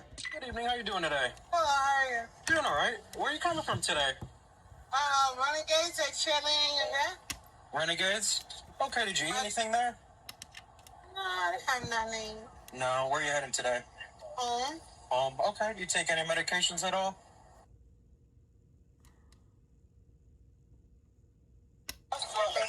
Okay. Do you have any injuries at all? No? Okay. Yeah, come on real quick so I can talk to you. 1359, correct? Alright, so we're going for where to get you back, and then where are you going? Yeah, I'm home. Where's home? Hold on, that's a minor. Yeah, I'm just asking her if she lives local. That's all. We live right down the street, Rivera Beach. Okay, so where you headed? Rivera Beach. Okay, how much you had to drink today? I didn't drink nothing because I knew this was gonna happen. Okay. So any reason with small and a strong odor of alcohol coming from your breath, and you have slurred speech? Yeah. I don't drink. No. Okay. Any reason I'm you have like slurred in speech? recovery. She's in Any reason you have recovery. slurred speech? No. Any reason for your careless driving or swerving all over the road? I was never Speeding? swerving. Never, none of that. Okay. Any reason your zipper's still undone on your pants? My zipper is done because I was in the bathroom. That's why. Okay. But, Can you stop laying on the car for me? Okay. So based off everything I just told you, are you willing to participate in standardized field sobriety? I don't feel like I need to. Okay. Are you willing to participate in standardized field sobriety test? If I have to go home, like, whatever. Okay, so you're saying yes, you will? I mean, if I have to go home, then yeah. It's not that you have to, they're voluntary. I'm not forcing you to if do I don't have to, I don't want to do it. The woman initially seemed deeply confused and completely cooperative. However, frustration quickly took over when her signs of impairment were pointed out, exposing a clumsy act. I don't. And everything you in can between. smell my breath right now. Okay, stop walking up It's on me. not. Oh no, I'm just trying to make you know, like. So, it's with everything I just said, you understand what I just said? A little bit, yeah. What part didn't you understand? Why I was pulled over. So I'm sure my partner explained to you in great detail why he pulled you No, over. if he pulled me over, I don't know. Okay. If that's who pulled me over, I don't know. So you're pulled over for swerving all over the road. Red light. In the traffic. I didn't wait. Wasn't pulling over. Okay. Regardless, so do you realize that you were pulled over for a police officer? I guess, whatever. You're the one that pulled me over? No. The car that's right behind. So you did not realize that you were pulled over? Of course I realized I was pulled over because I'm pulled over. That doesn't make sense what you're asking. So regardless of all that, are you willing to participate in standardized field If I have to, let's go. So ma'am, hold on. No, I'm going to stand right here. Like, please, don't grab me. Okay. Like, because I'm being You gotta listen to me, though. respectful. You're not being respectful. Okay? I'm not being respectful. So are you willing to participate? It's a yes or no. It's not a if I have to or anything other. If I have to, then yes, let's go. I don't know about, like, what's real and what's not real. I advise you that they are voluntary, so you do not have to do them. I am not forcing you to do them. Well, if I don't have to do it, then no, I don't want to do it because I'm 100% clear. Okay. And you just said you understood that refusing to participate can be used against you in court. Don't get hit by a car. And I have to base my arrest decision That's fine. off of what I see, smell, and hear. 100% So fine. you're still refusing to participate. I'm not refusing, but if I don't have to do it, I'm good. Like, I wasn't swerving You've been with no... explained, okay? If you want to voluntarily participate in the field sobriety exercise, it's a yes or no. If you don't, we've explained to you that we're going to have to base our decision to arrest you if you're not going to. Are you willing to participate, yes or no? No, if I don't have to, I don't want to. She missed her chance to cooperate, blankly watching the police call her husband to pick up their child. Yet, her act of pretending not to understand why she was being arrested only exposed her unreasonable stubbornness. Okay, so here's the problem. Can I talk to him? What's his name? It's okay, honey. I'm going to explain everything to you. Mom is going to be okay, okay? I will explain everything to you, okay? Just calm down for me. Hello, sir? Hi. So here's the issue. If we don't have a family member come up here, then we're going to have to tow this car, and it's going to cost you guys a lot more money. Okay. So, is that who is she to you? That's my wife. I was got no reason to lie. No. This is my first year in cheer. We're going to make it as comfortable as possible. No, I'm just saying. Oh, that's tight. That's tight. That's tight. That's tight. The whole thing is tight. This is my first year in cheer. We didn't get no. Oh, you see this hand is tight. He's turning your wrist. You have to turn your wrist together like this, dear. Look at me. I've never been arrested, so I don't know. So stop. We're going to explain out to you. You got to turn it. It's going to show you how to put your hands together like you're praying. Both palms together like this. Okay. There you go. And I could put a whole finger in there. But I didn't even do nothing. Okay. Okay, well, like we explained to you, okay? Based on the intoxication signs that we're seeing, okay? We offered you the chance. Listen, we offered you the opportunity to perform field sobriety exercises. Okay. You don't want to perform those. Listen, we've explained to you that your refusal to perform those roadsides can I'm be not used against you. refusing. I'm just You did trying to refuse. understand Okay. what's going on. We further explained to you multiple times that we're going to have to base our decision, all right, to arrest you or not arrest you based on the facts that we have and the science presented. Okay. Well, we're going to give you an opportunity when we get to the station to further that. Okay? Gotta come in there. You got to walk back here with this officer. You're going in the car, okay? Why am I going to the Because car? you've been placed under arrest. Okay? Why? Wait. I'm just trying to understand what's going on. Okay, but we're going to explain. Hold on, I'm not trying to fight you. Wait, I'm not resisting. I'm just trying to ask what's going on. You've been placed under arrest. Okay? Why am I You're being under charged arrest? with DUI currently. Okay? DUI? Yep. Why am I under DUI? Now it's time to listen. No, I'm not. I'm just trying to get my stand. But you don't need to get a stance. We're going to the car. We've explained to you what you're under arrest for. Let's go. Come on. The woman feigned ignorance, pretending not to understand the officers to avoid accepting reality. Still, that innocent facade Did could she not feign hide her ignorance, or was she really fundamental disregard drunk? for the law when driving drunk. Don't mind me. I was asking my partner a question. No, I've never been in this situation. Okay. Want to go on the other side? I don't have nothing to hide. I don't have nothing to hide. Come on.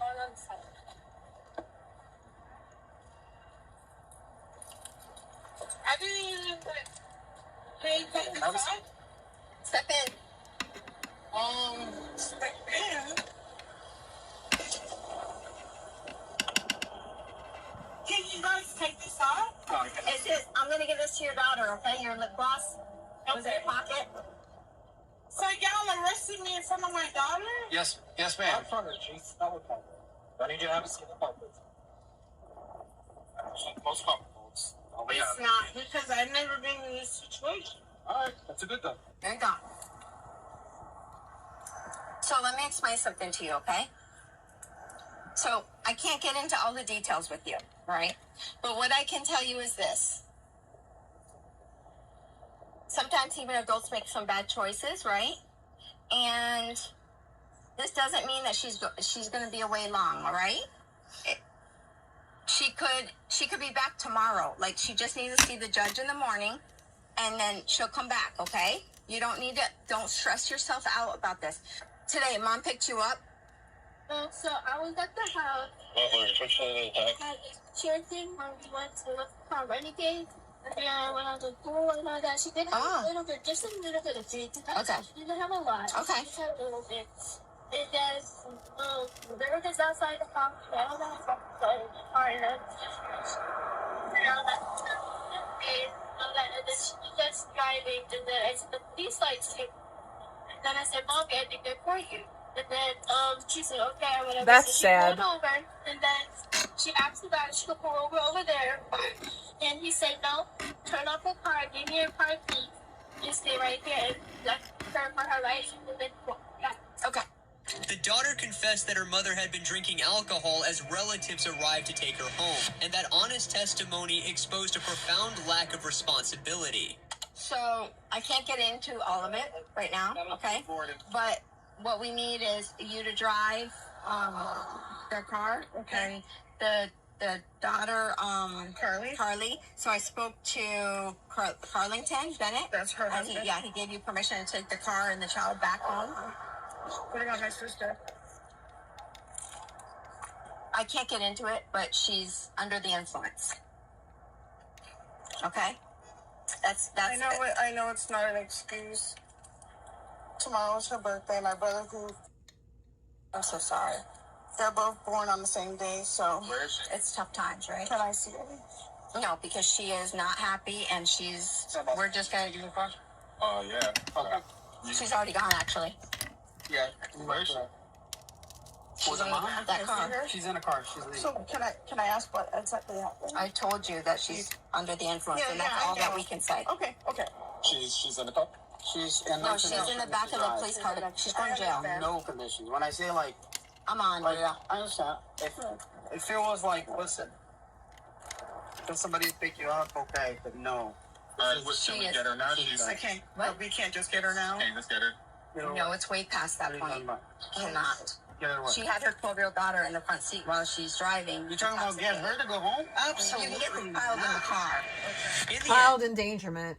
Child endangerment. For my kids. Did you say no? Hey, good job. Come say it again. Say it again. Come here. Say it again. Y'all autistic, man. Y'all be high potential. Say no again. Say no. They only go myself, my time, little stinking butt.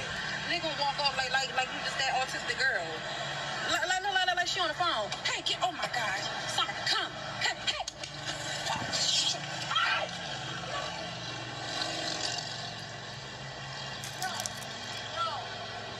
No. Girl, you better keep an eye on your baby. You scared, mama. You scared me, please.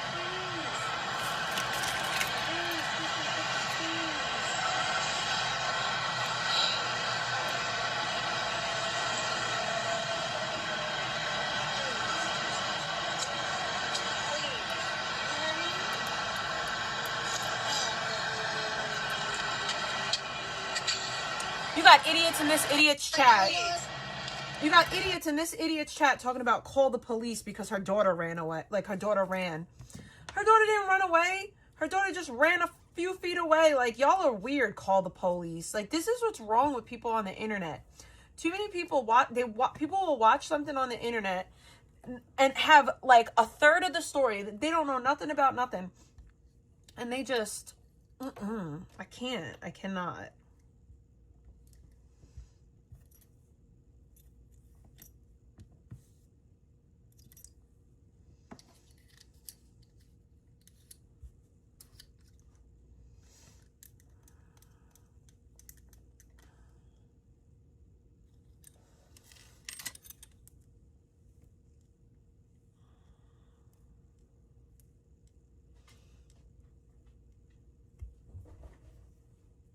Susie Rotten Crotch's name is about me.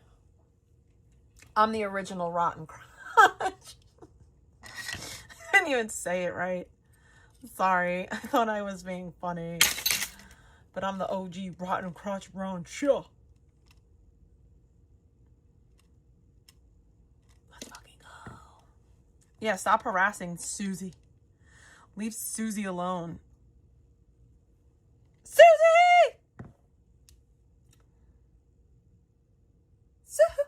A slightly more radical claim as well than just that the world was going to end or some certain sort of moral teachings. Oh, shish kabibble. They seem to suggest that he was also walking around claiming to be God. Yes. It's one question to ask whether Jesus was God. Yes. The question of whether Jesus claimed to be God, I find to be one of the most interesting in biblical scholarship, and I wondered what your views are on the matter. Yeah, so I think it's right to differentiate between those two because a lot of people don't. The question of whether Jesus was God is, I agree, is completely independent of whether he ever said he was. It's also independent of whether he thought he was, but we have no access to his thoughts. We have access to some limited extent to his words. I am firmly convinced that Jesus never talked about himself as God. And one way to demonstrate that is to line up our sources of information about Jesus chronologically. And so I mentioned earlier that we have the first three Gospels, Matthew, Mark, and Luke. These are called the Synoptic Gospels because they agree in so many places in which stories they tell, the sequence of the stories, even word for word, verbatim agreements, that everybody pretty much agrees that there's some copying going on. Somebody's copying something. Scholars who've worked on this since the 19th century have said that Matthew and Luke both had Mark as one of their sources. So you had Mark as a source. Matthew and Luke copied Mark, but Matthew and Luke have a number of sayings of Jesus not found in Mark. And so most scholars today continue to think that Matthew and Luke had access to some other written source of information that they call Q. Q is a group of Jesus sayings that Matthew and Luke had access to. Matthew has some materials not found in Mark or Luke, so they say, well, that came from some other sources, and Luke has some material not found in Mark and Luke, so that's other sources. Okay, so you've got Matthew, Mark, and Luke, but you also also have Q and M, Matthew's special sources, and L, Luke's special sources. If you look at all of that material, Matthew, Mark, Luke, Q, M, and L, okay, all of that together, Jesus never calls himself God. All of our earliest sources, where Jesus starts calling himself God is the Gospel of John, our last source. And so, to my thinking, you have these sources of information about Jesus. So I've just laid out six sources, 6 pieces of information versus 1. The 6 are all earlier than the 1. It seems to me completely implausible that 6 authors would describe the sayings of Jesus knowing that he called himself God and neglect to mention that part. Like that bit just isn't important enough to bring up. And so I think it's completely implausible. People might be surprised to hear you make this claim that in all of the synoptic gospels, we don't get Jesus claiming to be God. Yeah. Is this not the case in any instance? Doesn't sort of Jesus imply that he's God at certain points? Well, it depends how you read these passages. If you think... What kind of passages are we talking about that people generally point to in the synoptic gospels, in the earlier sources, that say, well, Jesus seems to be implying he's God? Because, of course, people will want to say that, okay, maybe Jesus wasn't walking around saying that he was God. Yeah. But maybe doing so wouldn't have been a particularly great strategy. Yeah. Maybe in order to have enough time to have his message understood by his early followers and to sort of conduct his ministry before eventually being killed, if he just immediately started claiming to be God, he'd just be killed straight away. And so what he needs to do is get the message across, get the important moral teachings, which are the sort of most important part of his ministry, and then allow future generations after he died to realize the truth. Yeah, no, that would be a plausible way to argue. I'm not convinced by it. It's what I used to argue when I was an evangelical Christian, and so I'm familiar with it. You'd have to say that the Gospel of John's wrong then, because in the Gospel of John, he does claim divinity early in the ministry and throughout the ministry. Second thing is, it'd be a mistake to say he was covering it up so that they wouldn't kill him any earlier, because he's actually not crucified for calling himself God. His divine claims have no relationship to any of the crucifixion narratives. And so it's not that that's going to get him in trouble. So, I mean, what is it? What is the... Oh, it's pretty clear. When you read the trial narratives, Pontius Pilate kills him for claiming to be the king of the Jews. And that's a political claim. And so Pilate isn't concerned about Jewish theology. The term Messiah in most Jewish thinking at the time, and in certainly Roman understanding of Jewish thinking, is that the Messiah is the future anointed one, the King of Israel. Well, that's the literal meaning of the word Messiah. Yeah, it's the name. Christos is the Greek word, Mashiach is the Hebrew word.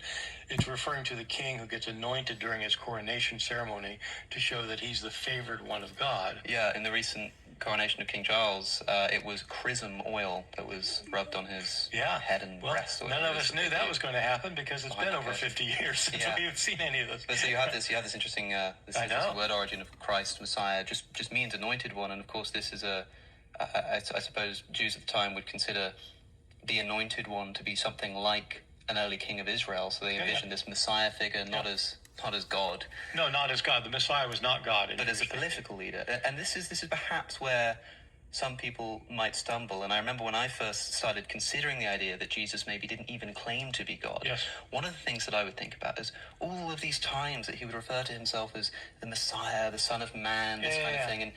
And you forget that it's only today that we make these terms synonymous. But at the time, the word Messiah, the term Son of Man, the term Son of God, and the term God are not sort of... They're not the same thing. You see them next to each other in a But the problem is, I think historically, since all these titles get attributed to Jesus, that he's Messiah, Son of Man, Son of God, Lord, God, all these things, that they all... then people just assume they all are different versions of the same thing. They are not different versions of the same thing. If you ask any Jew living in the first century, you think that person's the Messiah, you mean he's God? I said, what? What do you mean? No, I said he's the Messiah. And so it's like claiming, if you claim to be, the prime minister, you're God. What? And some of your prime ministers definitely have not been God, I can tell you. So what verses are we talking about when people want to say in the Synoptic Gospels. Jesus here is claiming to be God. Because like I said a moment ago, some people suggest that he's not going to outright claim that he's God, but he's going to do things and say things which imply it and will later be seen as evidence of such. What kind of things are we talking about? Well, the one that people point to most frequently is a little bit difficult to unpack, but it's the passage in Mark chapter 2 where Jesus is he's in a house, it's crowded, people are all around, and there's this fellow who is paralyzed, and he's being carried on this cot, this pallet, and they can't get to him. These 4 guys are carrying him. He can't get through the crowd, so they take off the tiles of the roof and they lower him down into the house. And Jesus sees the man, sees their faith, that they know he can heal him, and he looks at the man and says, "Your sins are forgiven." And the Pharisees say, "Wait a second, only God can forgive sins." And Jesus says, look, which is easier to say, that your sins are forgiven, or take up your pallet and walk? And obviously the easier thing to say is your sins are forgiven, because there's no way of showing that it's worked. Whereas if you take up your pallet and walk, it doesn't do it, then you know it didn't work, right? So he said, to show that the Son of Man has authority on earth to forgive sins, take up your pallet and walk. The guy gets up and walks out. And everybody's amazed. They, whoa, what? So how that was interpreted when I was an evangelical, and still is today by probably most readers, is only God can forgive sins. Jesus shows that he can do the more difficult thing, healing the guy, and since he can do the more difficult thing, it means he can do the easier thing, which means Jesus is claiming to be God. Right? That's the typical explanation. Sure. And I think it's completely wrong. It's Jesus' enemies who say that only God can forgive sins. That's an important point. Yes. Second point, Jesus does not say, in order to show I'm God, take up your pallet and walk. He says, in order to show that the Son of Man has authority to forgive sins. Well, who's given him the authority? Yeah. God has. And in fact, near the end of the gospel narratives, we have Jesus sending his disciples to spread his message, but also giving them the power to forgive sins. Yep. And that's the thing. If you have authority, somebody's giving you the authority. And the other point that most people wouldn't have any way to know is that, as the great New Testament scholar E.P. Sanders pointed out, in the temple, when Jewish priests would perform a sacrifice, when somebody would bring a lamb or something, there'd be a sacrifice. Once the sacrifice was performed, the priest would pronounce that their sins had been forgiven. They had that authority as priests. What Sanders argued is that what Jesus is claiming is not to be God. He's claiming to have greater authority than the priests. That this is I don't believe this crap. It's got nothing to do with Jesus calling himself God. That just as a priest can forgive sin. I disagree, and I don't want to listen to it anymore.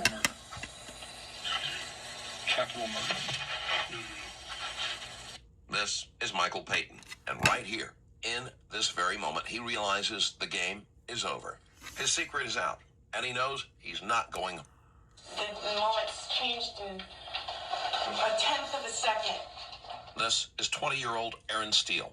If ignorance was a weapon, she wouldn't even need the gun. Well, because I thought someone threw a firecracker in the back. I thought Justin did it. It was just within 2 seconds. I went like this. I heard boom.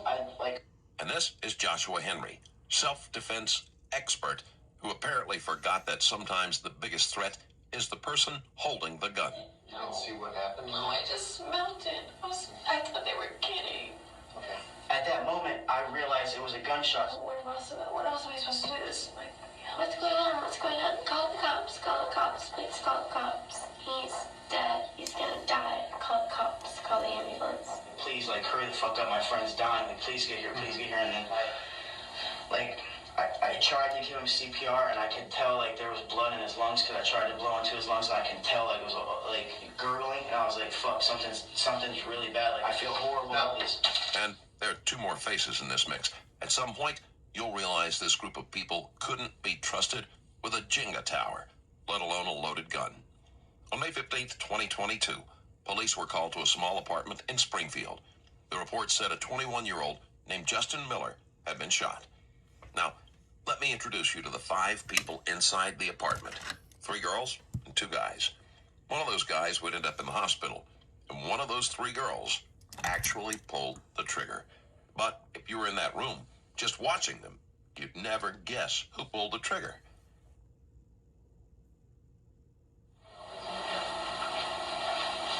Have a seat on the other side for me, please. You have ID on you, or get that out, please? That's good. I'm gonna give you my card. Any questions in the morning, please give me a call. I don't know how that girl's gonna go back to her apartment tonight, man. Well, she's on her way back. It's Henry, right? Yeah. Okay. And what kind of work do you do? I work at Domino's Pizza. Domino's. Everybody's back there.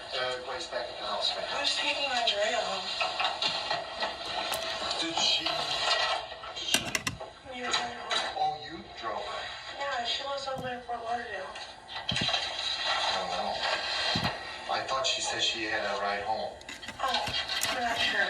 Because one of the officers was taking her and she said that she had a ride, so we could have even given her a ride. Oh, but we'll see. Do you have any ID or anything on you or no? No. Oh, okay. I know my driver's license number. All right, hold on 1 sec with that, Aaron Steele. Yeah. Okay, and your date of birth, Aaron? 3/15/93. 1593. I'm really scared. What's happening? How old are you? I'll explain everything in a sec to you. 20. Okay. 20 years, okay. Working? Me, I was until I broke my arm. I thought. I see that. What were you doing? I was in school for hairdressing, and I just graduated, and I was about to take state board. Okay. But I'm not allowed to take state board till I get cleared from my doctors. Okay. So that, and how long is that going to be? I'm supposed to be cleared for minimal work in like 3 weeks, and then it's 5 weeks of light work. I hope it heals quicker than what it should. Do you have any ID on you or anything like that? I am. Still back at the house? Yeah.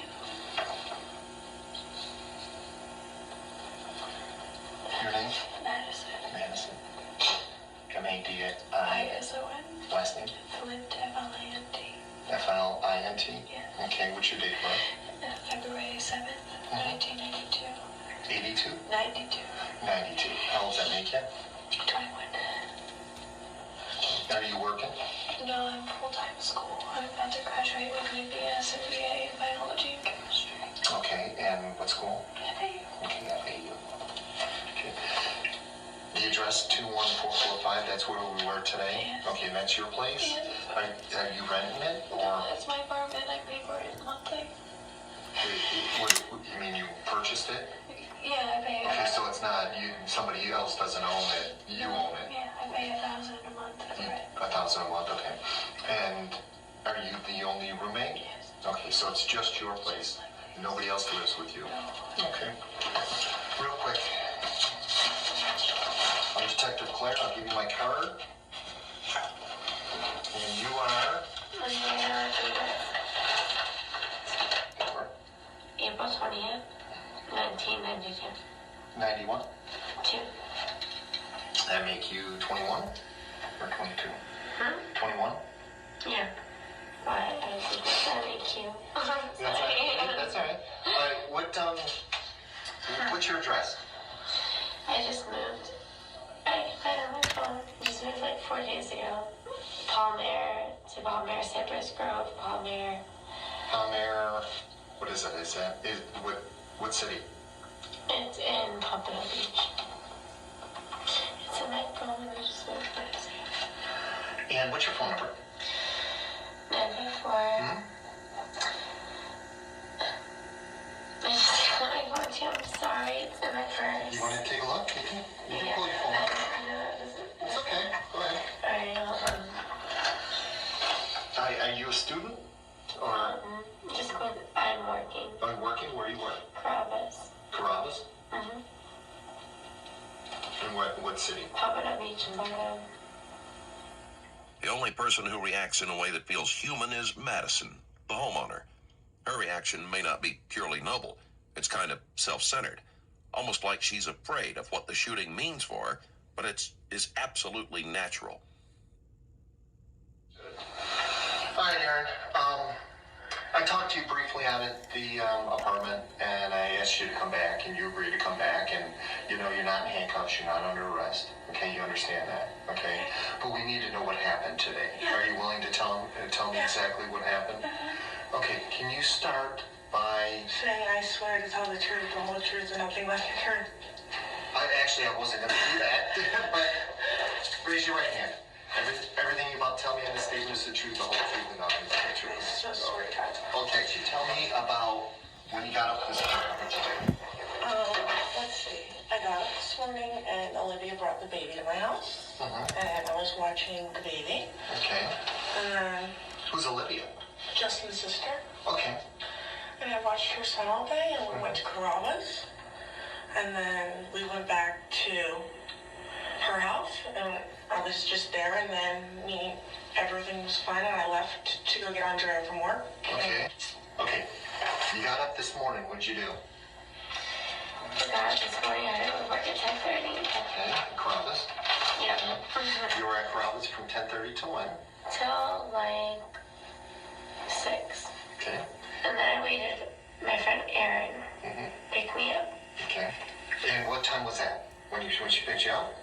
Yeah, like 6:40 maybe. And I got off at 6. And I waited for 40 minutes to an hour. I don't know, 6 to 7. She picked you up at the Pompano Carrabba's? Yeah. And what vehicle was she driving? It was like a black, all the way tinted vehicle. I don't know exactly what vehicle it is. Who else was in the car? That's it. Okay. And where do you go? After that, we went. First, she was going to take me home to change, but we didn't even go up to my house because there wasn't time to. We went to her friend's house. And is that where we were tonight? Yeah, Okay. If I could just remember her name, I can't remember her name because Maddie. There you go. Okay. Yeah. Okay. We were together, just hanging out for a little, and then we called Josh because we wanted him.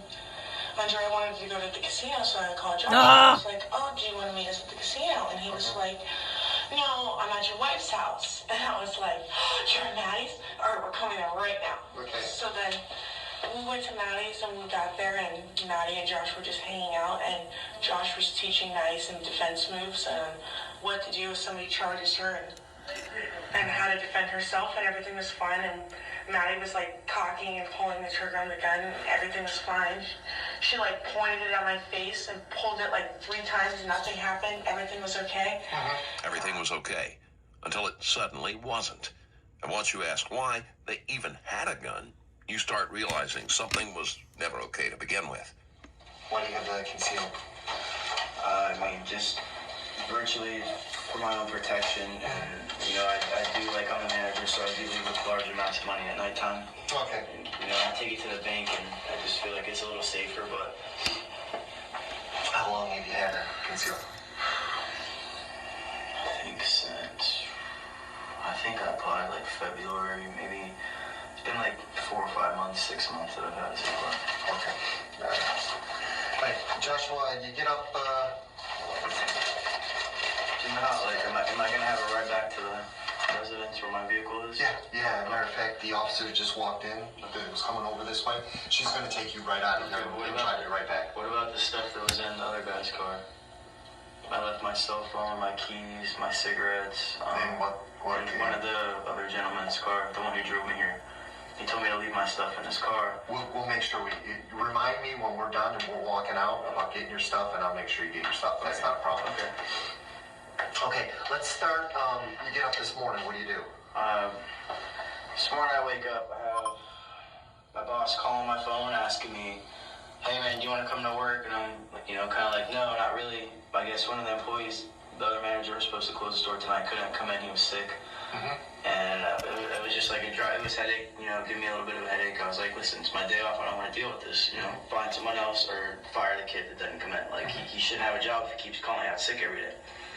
Me and him kind of got into it, and he's like, "Listen, just forget it. I'll figure out what I can do." I'm like, "All right." So I'm just hanging out at home. Had dinner with my mom and dad. The girl who's the residence owner of the house, Maddie. Me and her were talking. She was up in Stewart earlier this afternoon with her family for, I guess, the holidays and stuff. And she said, hey, when I get home, you want to come over and drink some beer? You know, hang out. I was like, yeah, sure, you know. I met her probably like 3 to 4 weeks ago through the girl Erin, who I was also with earlier. Me and her, you know, kind of just like seemed to, you know, click and be friends. So she's like, hey, come over, you know, we'll drink some beer, we'll hang out, you know, watch TV, whatever. Because she just got back. I was like, okay, it's my day off. Like, let's hang out, you know. And then my shoulder hurts. Fine. I went to her house All right, ladies and gentlemen, it's time for me to bid you adieu. My back hurts, and I gotta get up early for work tomorrow. So, peace out, family. I'll see you maybe tomorrow. Love you guys.